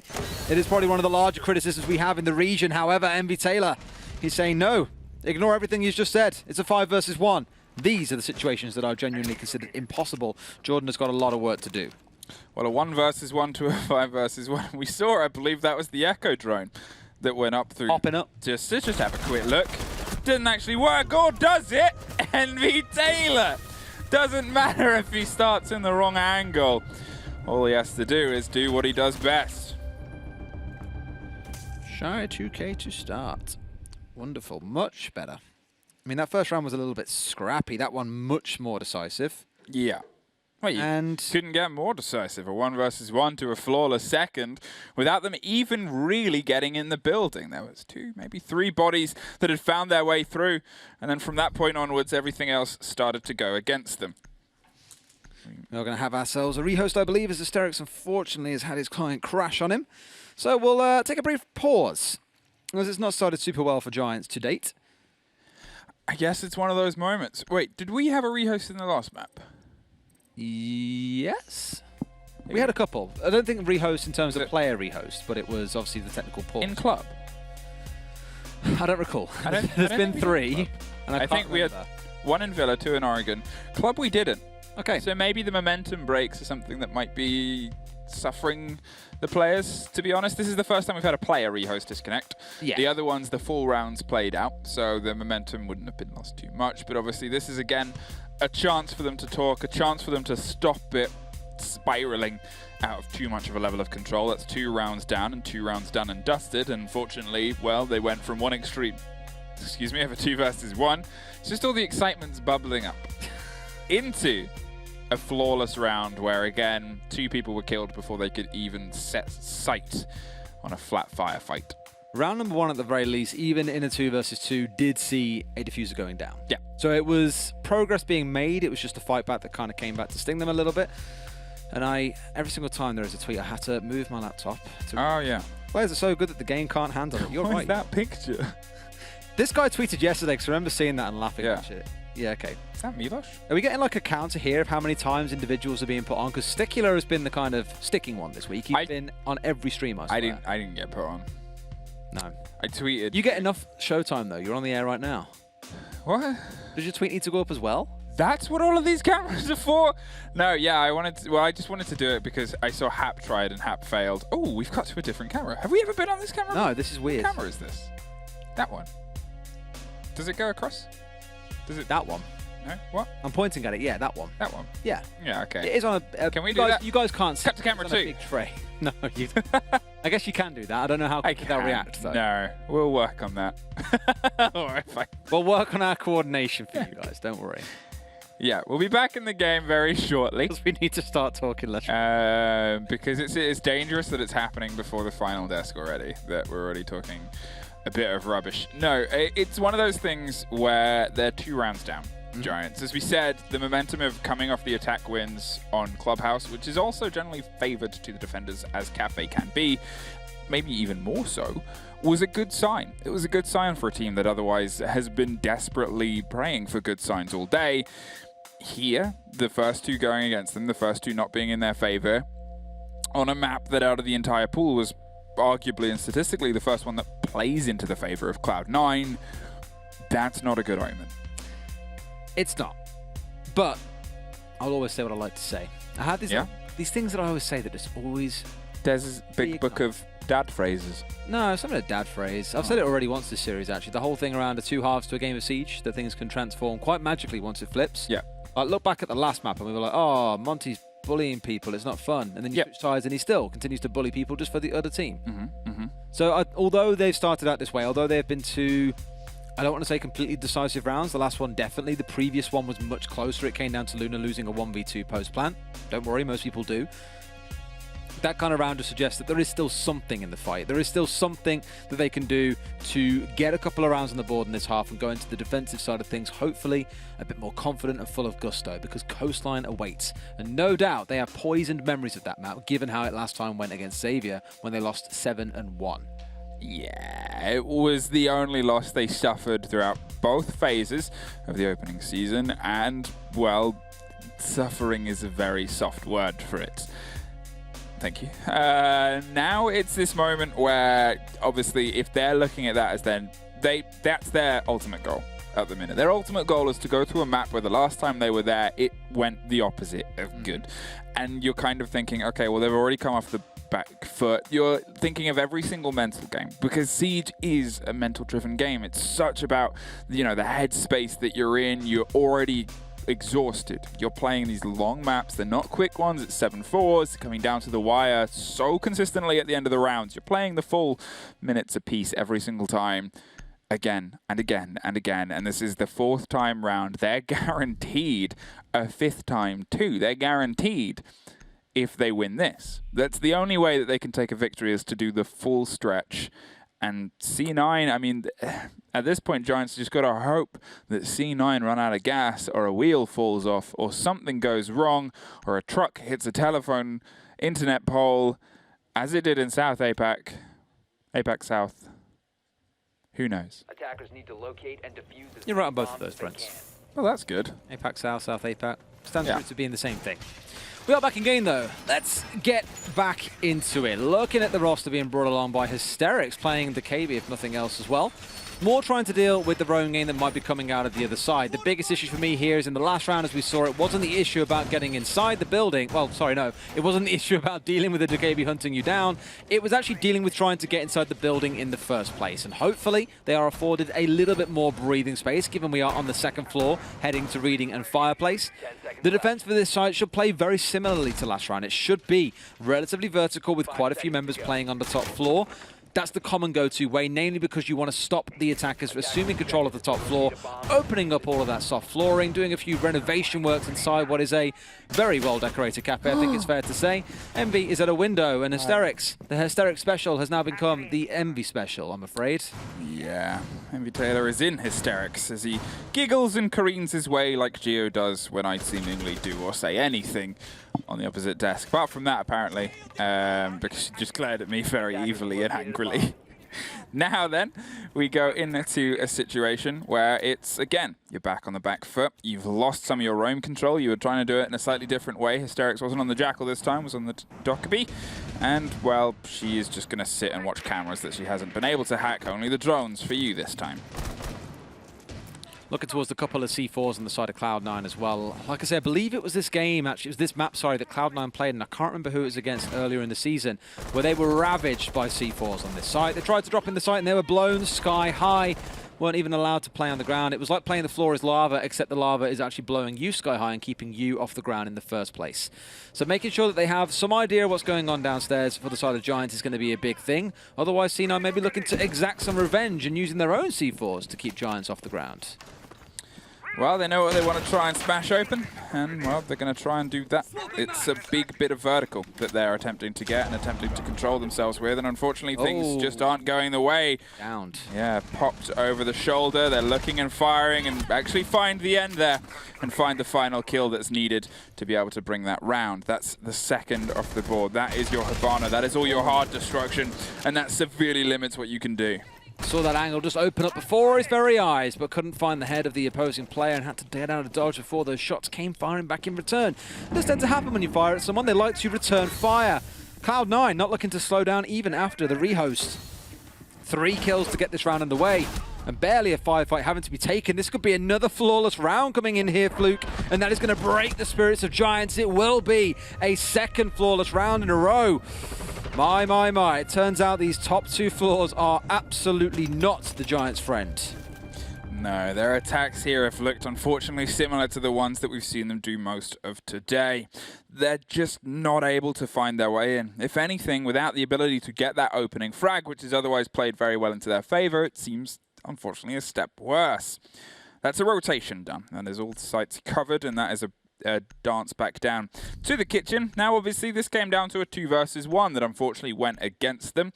Let's see if they can find something to lock it back in. One of the things that we've noticed so far from the defense is that it's getting progressively aggressive. A lot of window peaks, a lot of spawn peaks. Obviously, Envy Taylor's gotten the opening frag twice, with Shy Al getting the 3rd, and, well, how do you try and stop that from the guns of C9? How do you find what was previously your best statistic? Not easily is the answer. Not easily at all. If this continues on the trend of Cloud9 taking this, given they have now done the 3 primary sites they want to play and won every single one, 2 of them being a flawless round, the onus sits on Giants. And this The thing is, this could bubble up to be the last map very, very quickly. If this goes 6-0 in this half, I don't see a world in which Cloud9, one of the best attacking teams in the division, they had a 65.2% attacking round win rate. I just don't see a world in which you hold them back on one of their favorite maps. You say you're ready for the reverse sweep here, Lucky G, 3R. I'm not sure I do. Yeah, you got to give them all the luck you've named yourself after. There's the cameras going in the close corners. Bam. To supplement the default. And, well, there's Hysterics getting taken out before they can even leave the delicate beauty of the Christmas market.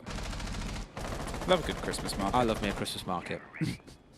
But you like random trinkets and things, so it makes total sense. I'm like a sparrow, like little shiny things. Magpie.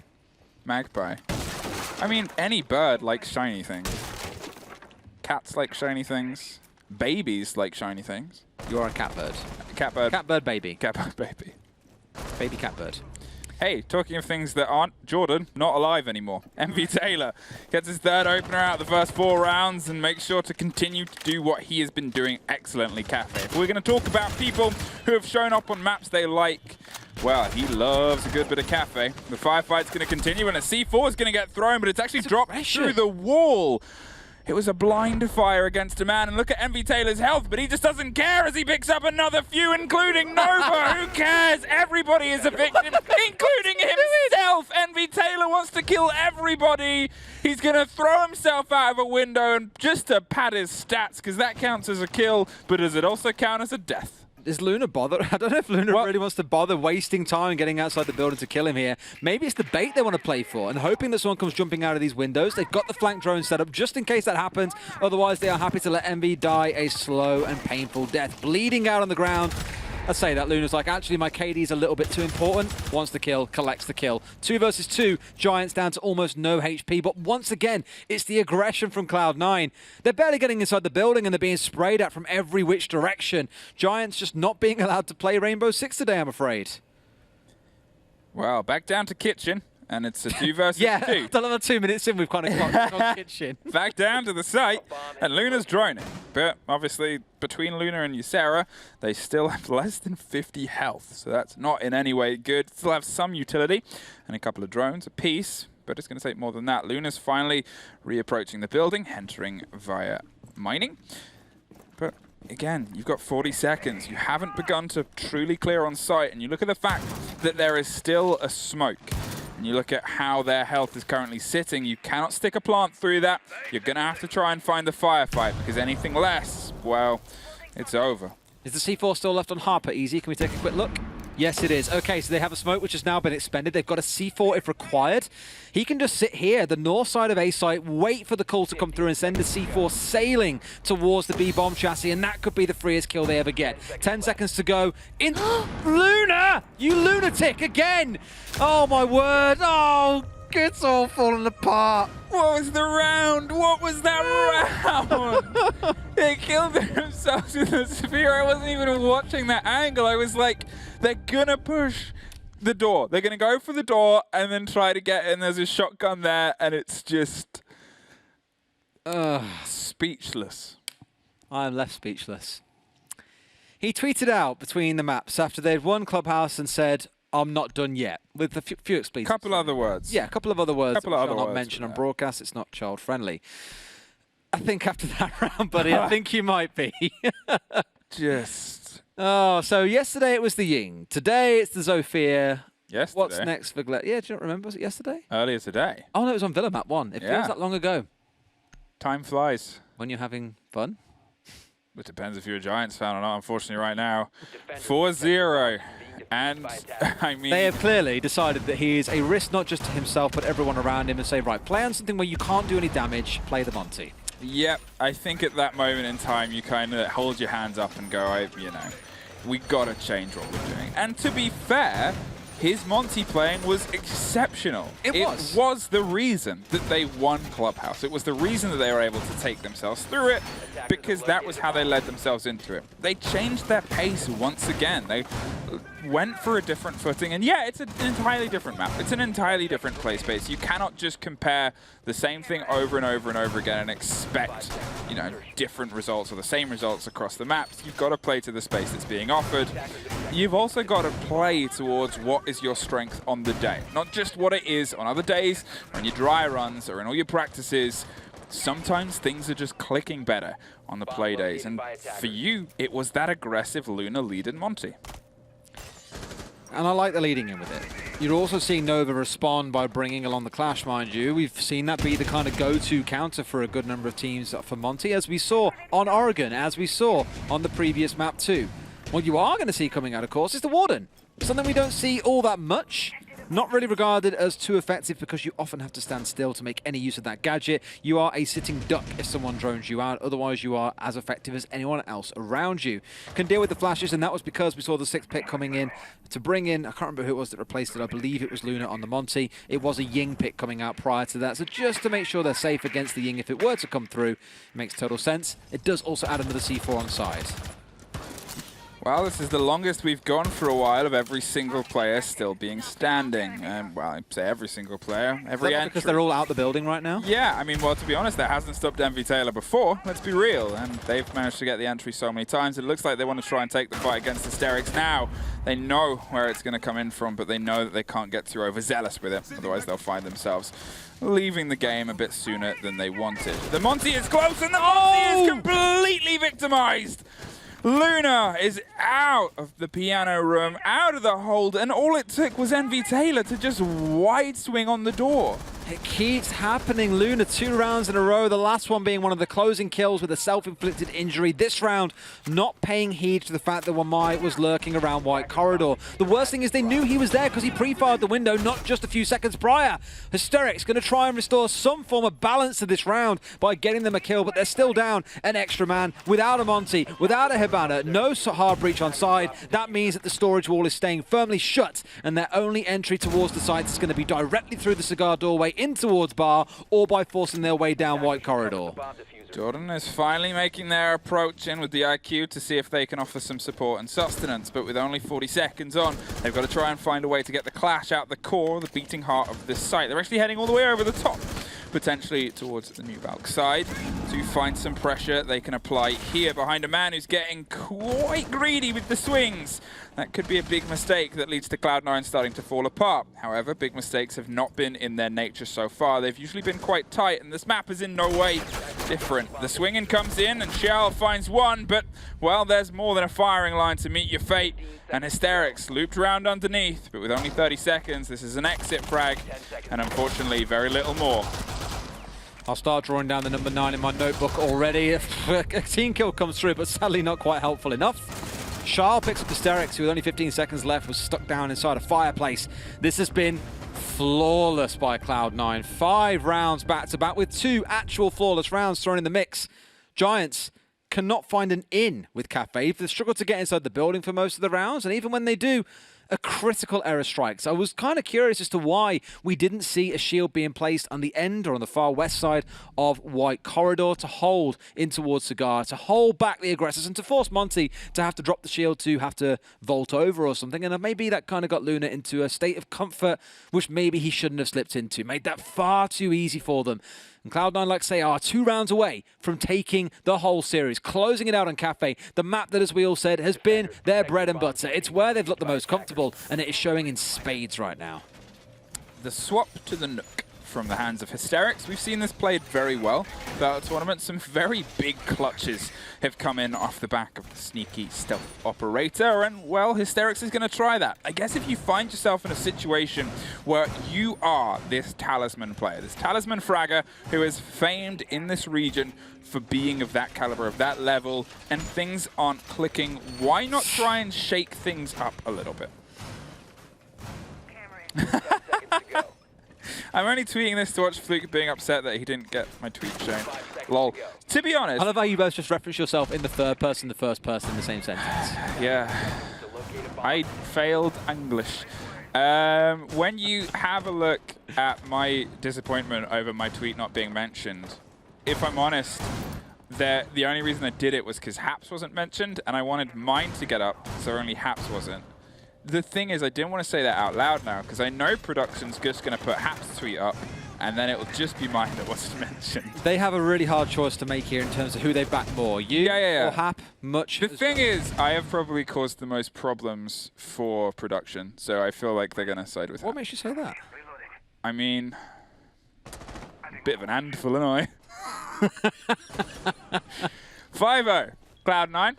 You are, well, living up to your name and resting upon the beautiful semblance of just calm that seems to be emanating throughout your team and out your roster.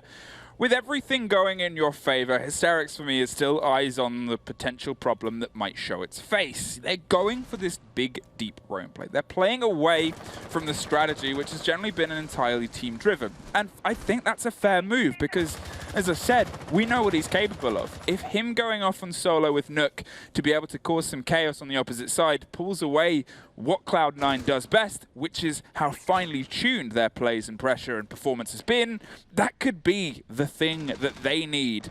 And if they need it, their last attacking round is the only real play.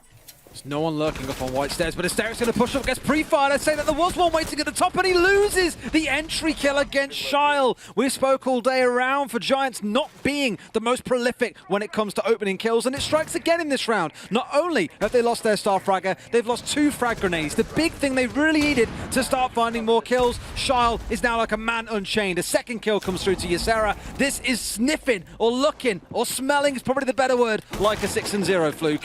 Sniffing, looking, and smelling, and you got to give credit to Bed right now because his sniff prediction seems to be the most sharp.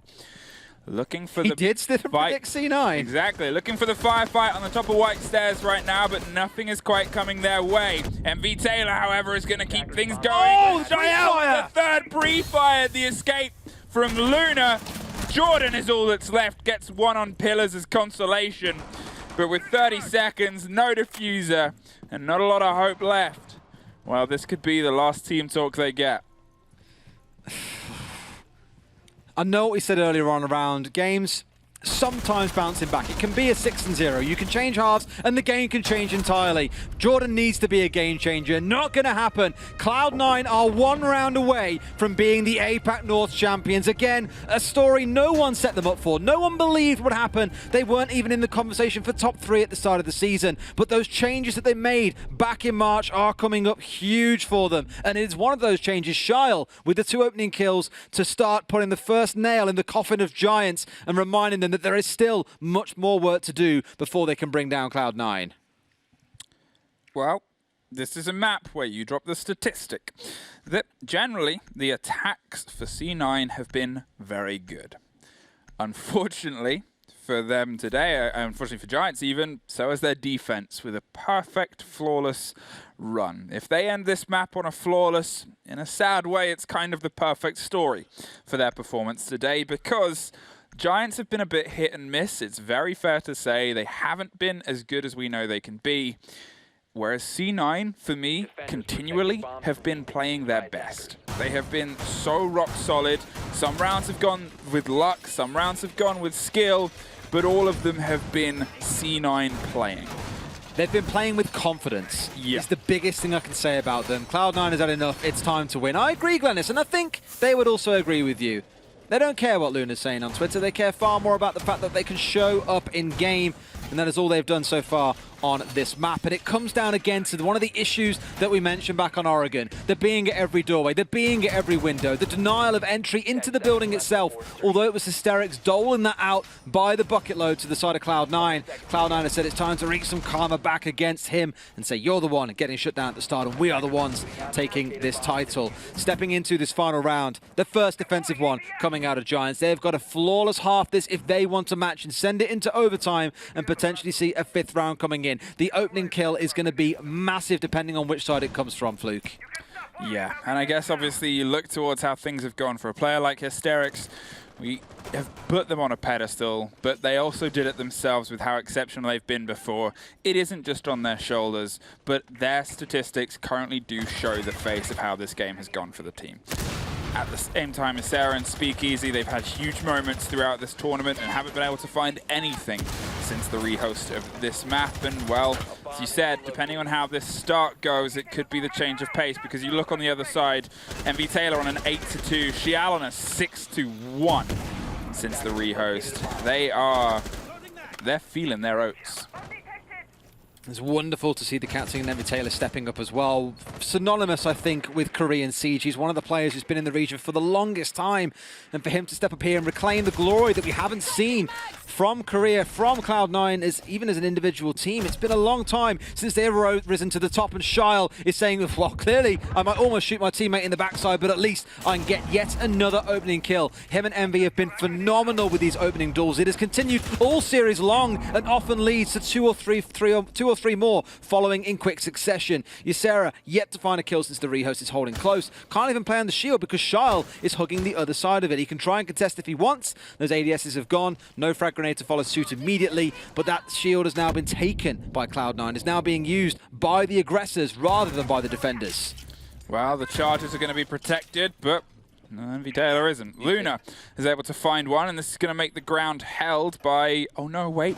It's mute, and they've jammed it all up. There's no getting in on Ysera just yet. They still have the C4 in pocket too, so they can try something bold, but until they have to, there is no immediate pressure on them, and with only just under a minute left, they've got to start trying to collapse. Shial still holding the angles. Ysera keeps getting bold and looking for the spray and the pre-fire. We hear it start to pop off. They can't be as comfortable in that wall as they were before as more angles are being opened. It's the close quarter shotgun that's going to be the faith of Ysera, but as we said before, it's the faith in that shotgun that leads you to success. If Envy was still alive, they had the frag grenades, this would be so much easier to unseat Ysera, but knowing that there is a shotgun waiting around this corner, Shyle can't do very much. Needs to find a way to get around this point. They've been sat here now for a minute and a half. Ysera starting to back away. You're going to find the peak coming through, gets the down onto the Zofia. That could be massive as well. White control is not theirs. They have control of bathroom. Misses the spray though. Double kill out of Harper. Ysera trades back. It's a 2 versus 2. Only 10 seconds remain. Hysterics holding up on full health. He's the last man standing. The last bastion of hope here for the Giants. Finds a 1v1, but over the balcony. Cloud9, they take it. They are the best team in APAC North. And my God, have they let Giants know it with a flawless cafe. There is so much you can say about how they performed today, and if anything, all of it is demonstrated in that final round. They were never truly off. Everything for Cloud9 is what all the C9 fans, is what all of the staff and everyone believed they could pull off against the odds, against the giants of the region, against the heroes, in those situations like that last round. C9 win. There's almost a thing that follows Cloud9 across any title they compete in. Lose one map to give fans false hope. And this is reversed round the other way. Sorry, win one map to give fans false hope. It is reversed. Sure, they lost Clubhouse. It was close. But they reminded everyone, this isn't a close affair. We are leagues ahead of anyone else. And a 7-0 on Cafe. Whew, that's a way to make a statement, and that is so deserving. I keep on shouting them out, but the new players that joined the team, and Shyle and Harper, Shyle today especially, what a standout performance he's had. Yeah, I mean, everyone on the team was bringing their all this tournament and this major, and it's a very deserved win, I would say. This is far from the end for obviously any of the teams that we've had in this bracket. This time round, as the story goes, there can only be one winner. In this case, I guess it's 5, and the support staff. Oh, and C9 fans that I can only imagine are going big in the chat. Going absolutely bananas. But let's go over to a bunch of nanas on the desk so they can break down their thoughts on this one and wrap up the show. Thank you so much, guys. Yes, we're finally back on the analyst desk. What a series. Trophy goes in the end to Cloud9, the Korean team that we all doubted through the beginning of 2020. Come out on top. Beautiful display. I am so freaking happy for this team. I mean, Cloud9, they had so many doubts around them, as you say, Milos. The core of the roster has been around for such a long time, all the way back to when they were Mantis Esports. Envy Taylor really being the leader of that, and they've worked so hard for so long to get to this point. And going into APAC North, everyone thought that it was going to be South Korea that was the weakest region, and they come out on top. They've proven themselves in the playoffs where we thought maybe their seeding was a little bit high, and they've said, no, we can come back and we can show that we can do everything we need to come out on top. And they did it, and I think it's fantastic. Definitely, and I think they took a look in the book that Retson published, How to Beat Giants, because they read it and they closed it as they went into the last match. Threw it into the fire. They threw it into the fire. 7-0. They won the map. Absolutely phenomenal. And that last round, it seemed like for a while it could be going to turn around because the time was running out. But then the jump over the balcony right there. Oh, beautiful. How many jumps? How many runouts do we have? I haven't counted. This map on itself. There was the best one, which was on round 4 where MV Taylor suicided. Yeah, that was a good one. Yeah, no. That was the best. First TK, then jump out of the window. To suicide. Yeah, no, it's like you gotta get the 2K, then you gotta kill your teammate, and then you suicide. Yeah, that's style. That's style points. Can't wait to see this in a lot of compilation videos. But before we move on, we have our interview ready. So let's have a quick chat with our winners of Cloud9, with Sweet Black joining us as a player and Honmaru as the translator for this matchup. Hello. Hello. Hello. 안녕하세요. Hello. How are you doing? 안녕하세요.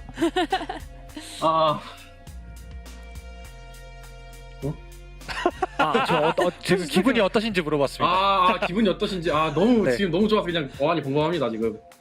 He's really happy that he doesn't know what's going on right now. Completely understandable, of course. The entire situation is difficult to believe. A lot of people doubted Cloud9 going into this year, but you guys definitely proved that you are the best. 축하해요 again at the end of this matchup. Anything you'd like to say on your side? 그 이번에 경기하신 거 너무 축하드리고 그 마지막 유종의 미를 거셔서 되게 좋다고 그렇게 하셨습니다. 감사합니다. 정말 감사드립니다. He really thank you guys for the cheers and congratulations. Well, thank you very much. Again, guys, any questions you'd like to ask deeper into the series? Well, personally, what I'm interested in is one of the things that we noted was that you really stuck to your own playstyle rather than trying to necessarily counter what it was that Giants were doing.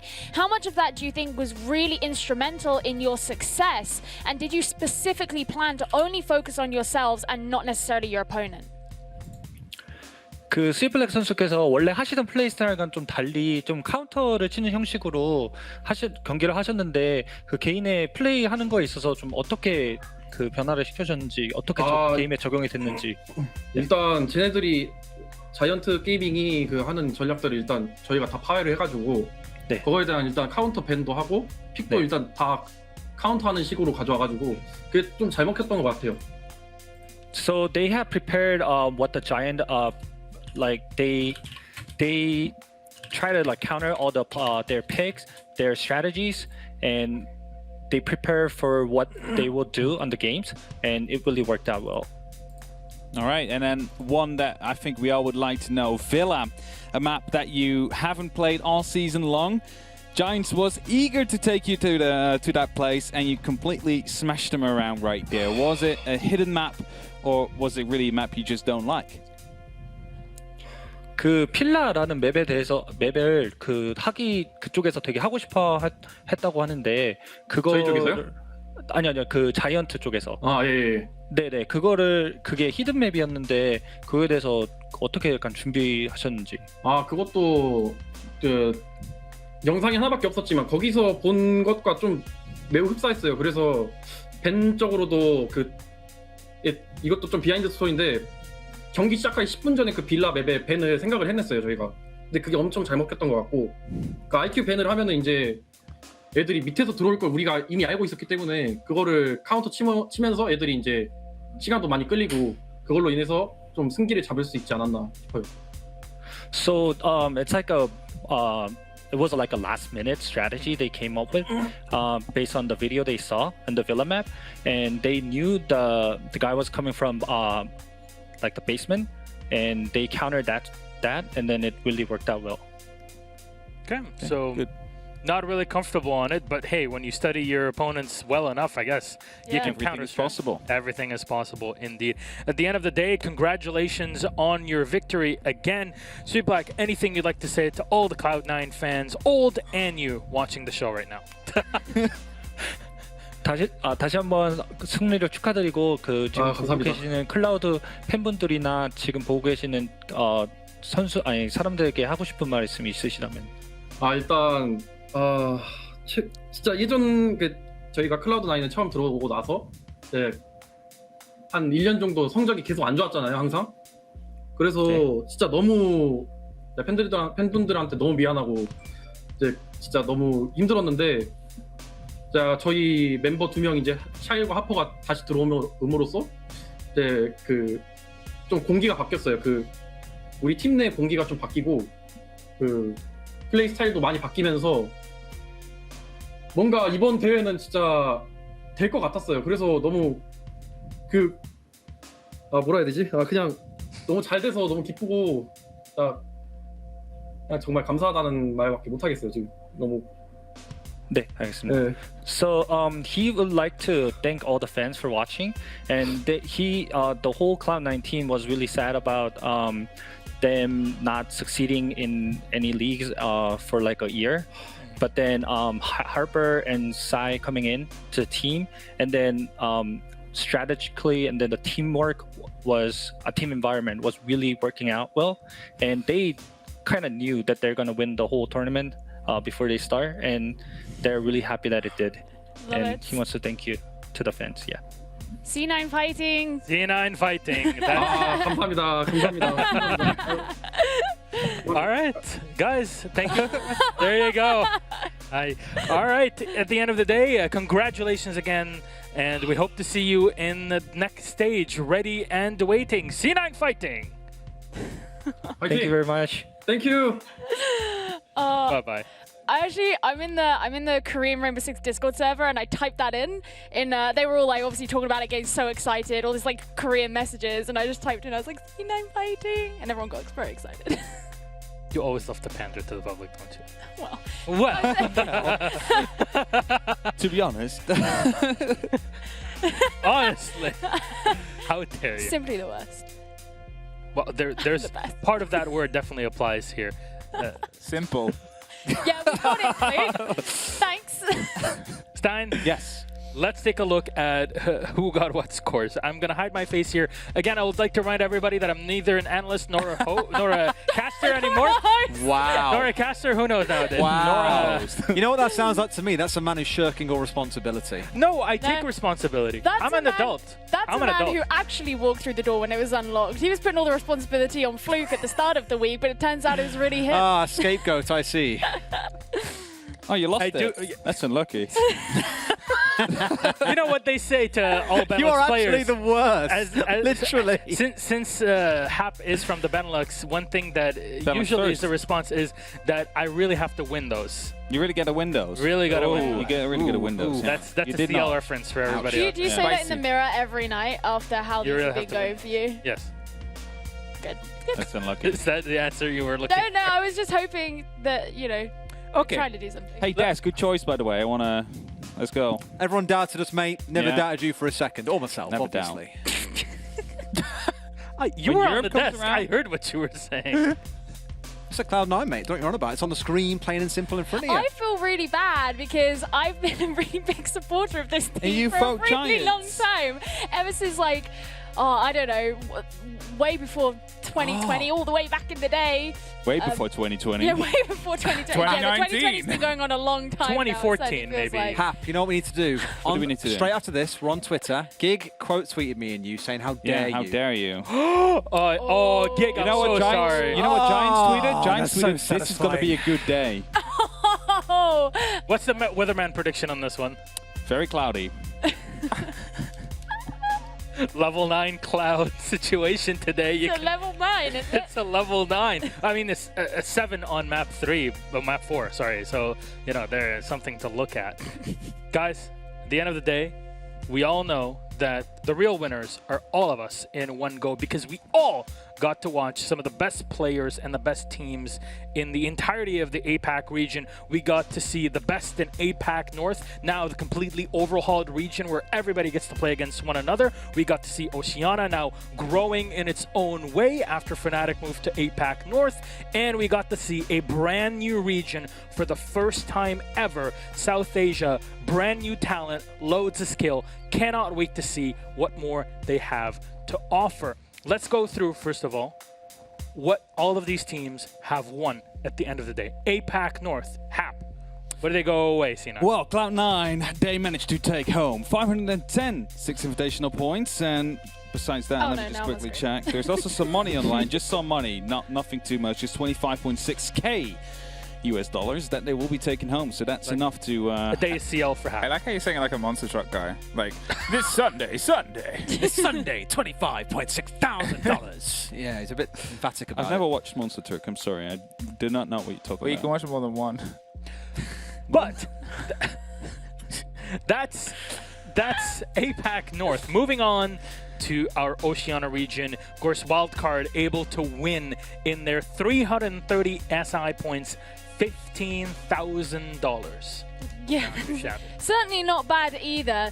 And obviously, it was a really, really big thing for the Oceanic region. So we spoke about it yesterday, all the redemption arcs that were really going on there. And not only do you have the pride of knowing that you've finally been crowned the champions, but well on your way to SI and well on your way to probably buying a bigger house or car or something nice for yourself, because that is not a bad amount of money. Treat yourself tonight, Yeah, that's for treat sure. yourself. And of course, South Asia, for the first time ever, will have winners. Union Gaming taking $7,500 and 275 SI points. That is a lot of points. That As is it can correct. continue up in their streak, we might see them playing at Six Invitational. If they win the respective major again, they are at the Six Invitational. Keep that one in mind. It's nuts. Pretty impressive. And of course, for maybe many fans out there in South Asia, maybe you'd like to also join the competition. You can play in the weekly cups. Just go to rainbow6apac.com. All information on the entire region if you want to keep up with it. But also, if you're from the South Asian region and you want to play, there's the big Play Now button. Click on there.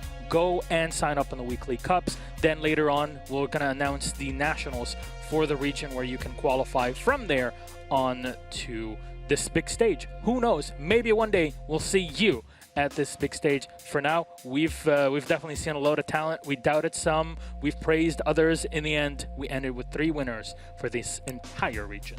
Some of us were more wrong than others. It's a very good point.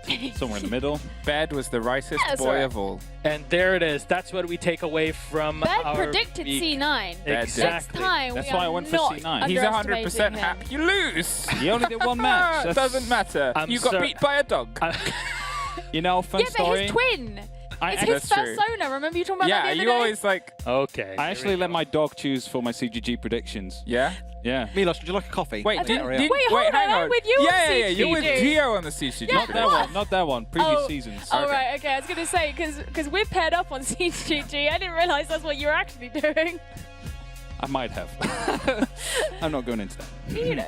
That said, Baird is the real winner for this show. I guess we're going to have to get him visas. Bed gets 3,000 SI points. See you in Montreal, Bed. 3,000 head pat. I don't think you're allowed to do that, but I don't want I was going to say, Actually, like, I have jurisdiction over bed. over I all think of James- Ubisoft. Oh. Oh. no, wait. Hey, Oh. Bikini Body's the CEO of Rainbow Yes. Six. Yep. Yeah, and he agreed. It was a business decision. We had a meeting about it. You got a written contract? Maybe I do. We all know If nothing the happened. CEO out here wants to check the legalities of the situation of me saying that a dog has 3,000 SI points. Des does business. Under that shirt, he has He has a a Ubisoft one- T-shirt with a There's logo nothing. on it. That's exactly who No, he is. he's got his own business's t-shirt, Look, probably. At the end of the day, at the end of this very long week, 10 days that we've been here in Paris preparing for all of this, watching all these games, doing our research, working with our big production team here in Paris, I'm very proud and happy to have been part of this. Very happy to finally meet some of you and work with some of you again. Meeting Fluke for the Hello. first time ever on the big Yeah, stage, it's- coming here. Meeting Gio for the first How time. coincidentally just walked in. It's wonderful. Yeah, obviously I've got to say, like, because I'm here quite last as like a fill-in for obviously the unfortunate casters that couldn't make it. Everyone has been unfortunate casters. unfortunate to make because it would have been great for them to be here. I'm here replacing them, and I want to say that everybody's been amazingly welcoming from these guys who are so talented and beautiful to all of you I'm guys in stroking chat, your all of hair. production. Can't touch you. Yeah, from me. See, I've been a monster to all of you all week, and I thought I should probably end on something nice. Well, there's Just still that a one. day to That's go. all. Yeah, I hope I Fluke, haven't. you're so cute. Yeah. Oh, no. I've enjoyed 2 days without hearing that voice, and now it's back. Yeah. It's back. There's a reason why we all 3 of us escaped the night out yesterday before it got a bit too Not hectic. tonight, though. We'll see where that goes. Gio, again, good to see you here finally. We've been casting this entire stage, and it's good to have you at the studio. Hap, No, we worked Hap together. is also here. Hap is also here. I worked with you in the past. It's always a pleasure to have you. It's Thank you. know, a lot of talent to admire on this team. I have to say, the production team here has done There's just get nothing. a lot of work. I'm like a bad smell. He can't get rid of me. I worked with them at DreamHack. It was really fun. And then we had SI, and now we're here. We went to the pool. You can't That get was rid of fun. me. Oh, I remember. I barely saw you at the SI. pool. Yeah. What do you Swimming, like to know? probably. Okay. I don't know what else should use a pool for. You'll have to ask Flynn and Stokes about all of that. Okay. Stein. Yes. The end of the day, predictions for how stage 2 is gonna go. Unresearched, give it now, or we are You going don't have to weather hang you that in far in shame. advance. You know, weather stations do not take like a month in advance before finding out, but I'm going to say, all right, bold prediction here. We're going to see Fnatic coming into top 6 because they're going to fix their problems. We're going to see Noah Rengo not end last. Cloud9 and Giants will both be ending in top 3 again, and the rest is up to the future. All right. Because it's now. Almost saved it there. All right, guys, thank you so much. I'm so happy to be here with you. 3 winners at the end of this very long week of preparation. Union Gaming taking it from their region of South Asia. We'll have Wildcard from Oceania. And in the end, in APAC North, it's Cloud9, our Korean team. Unexpected yet winners, if you looked at back things in the past 6 months. Whew, it's the end. We love you all. Good night. Bye-bye. Bye. Ta-ra. See ya. Toodaloo. Ta-ra. Toodaloo. Toodaloo. Don't close the door on your way out. Bye, Fab. Get back in. Welcome. Later, fam.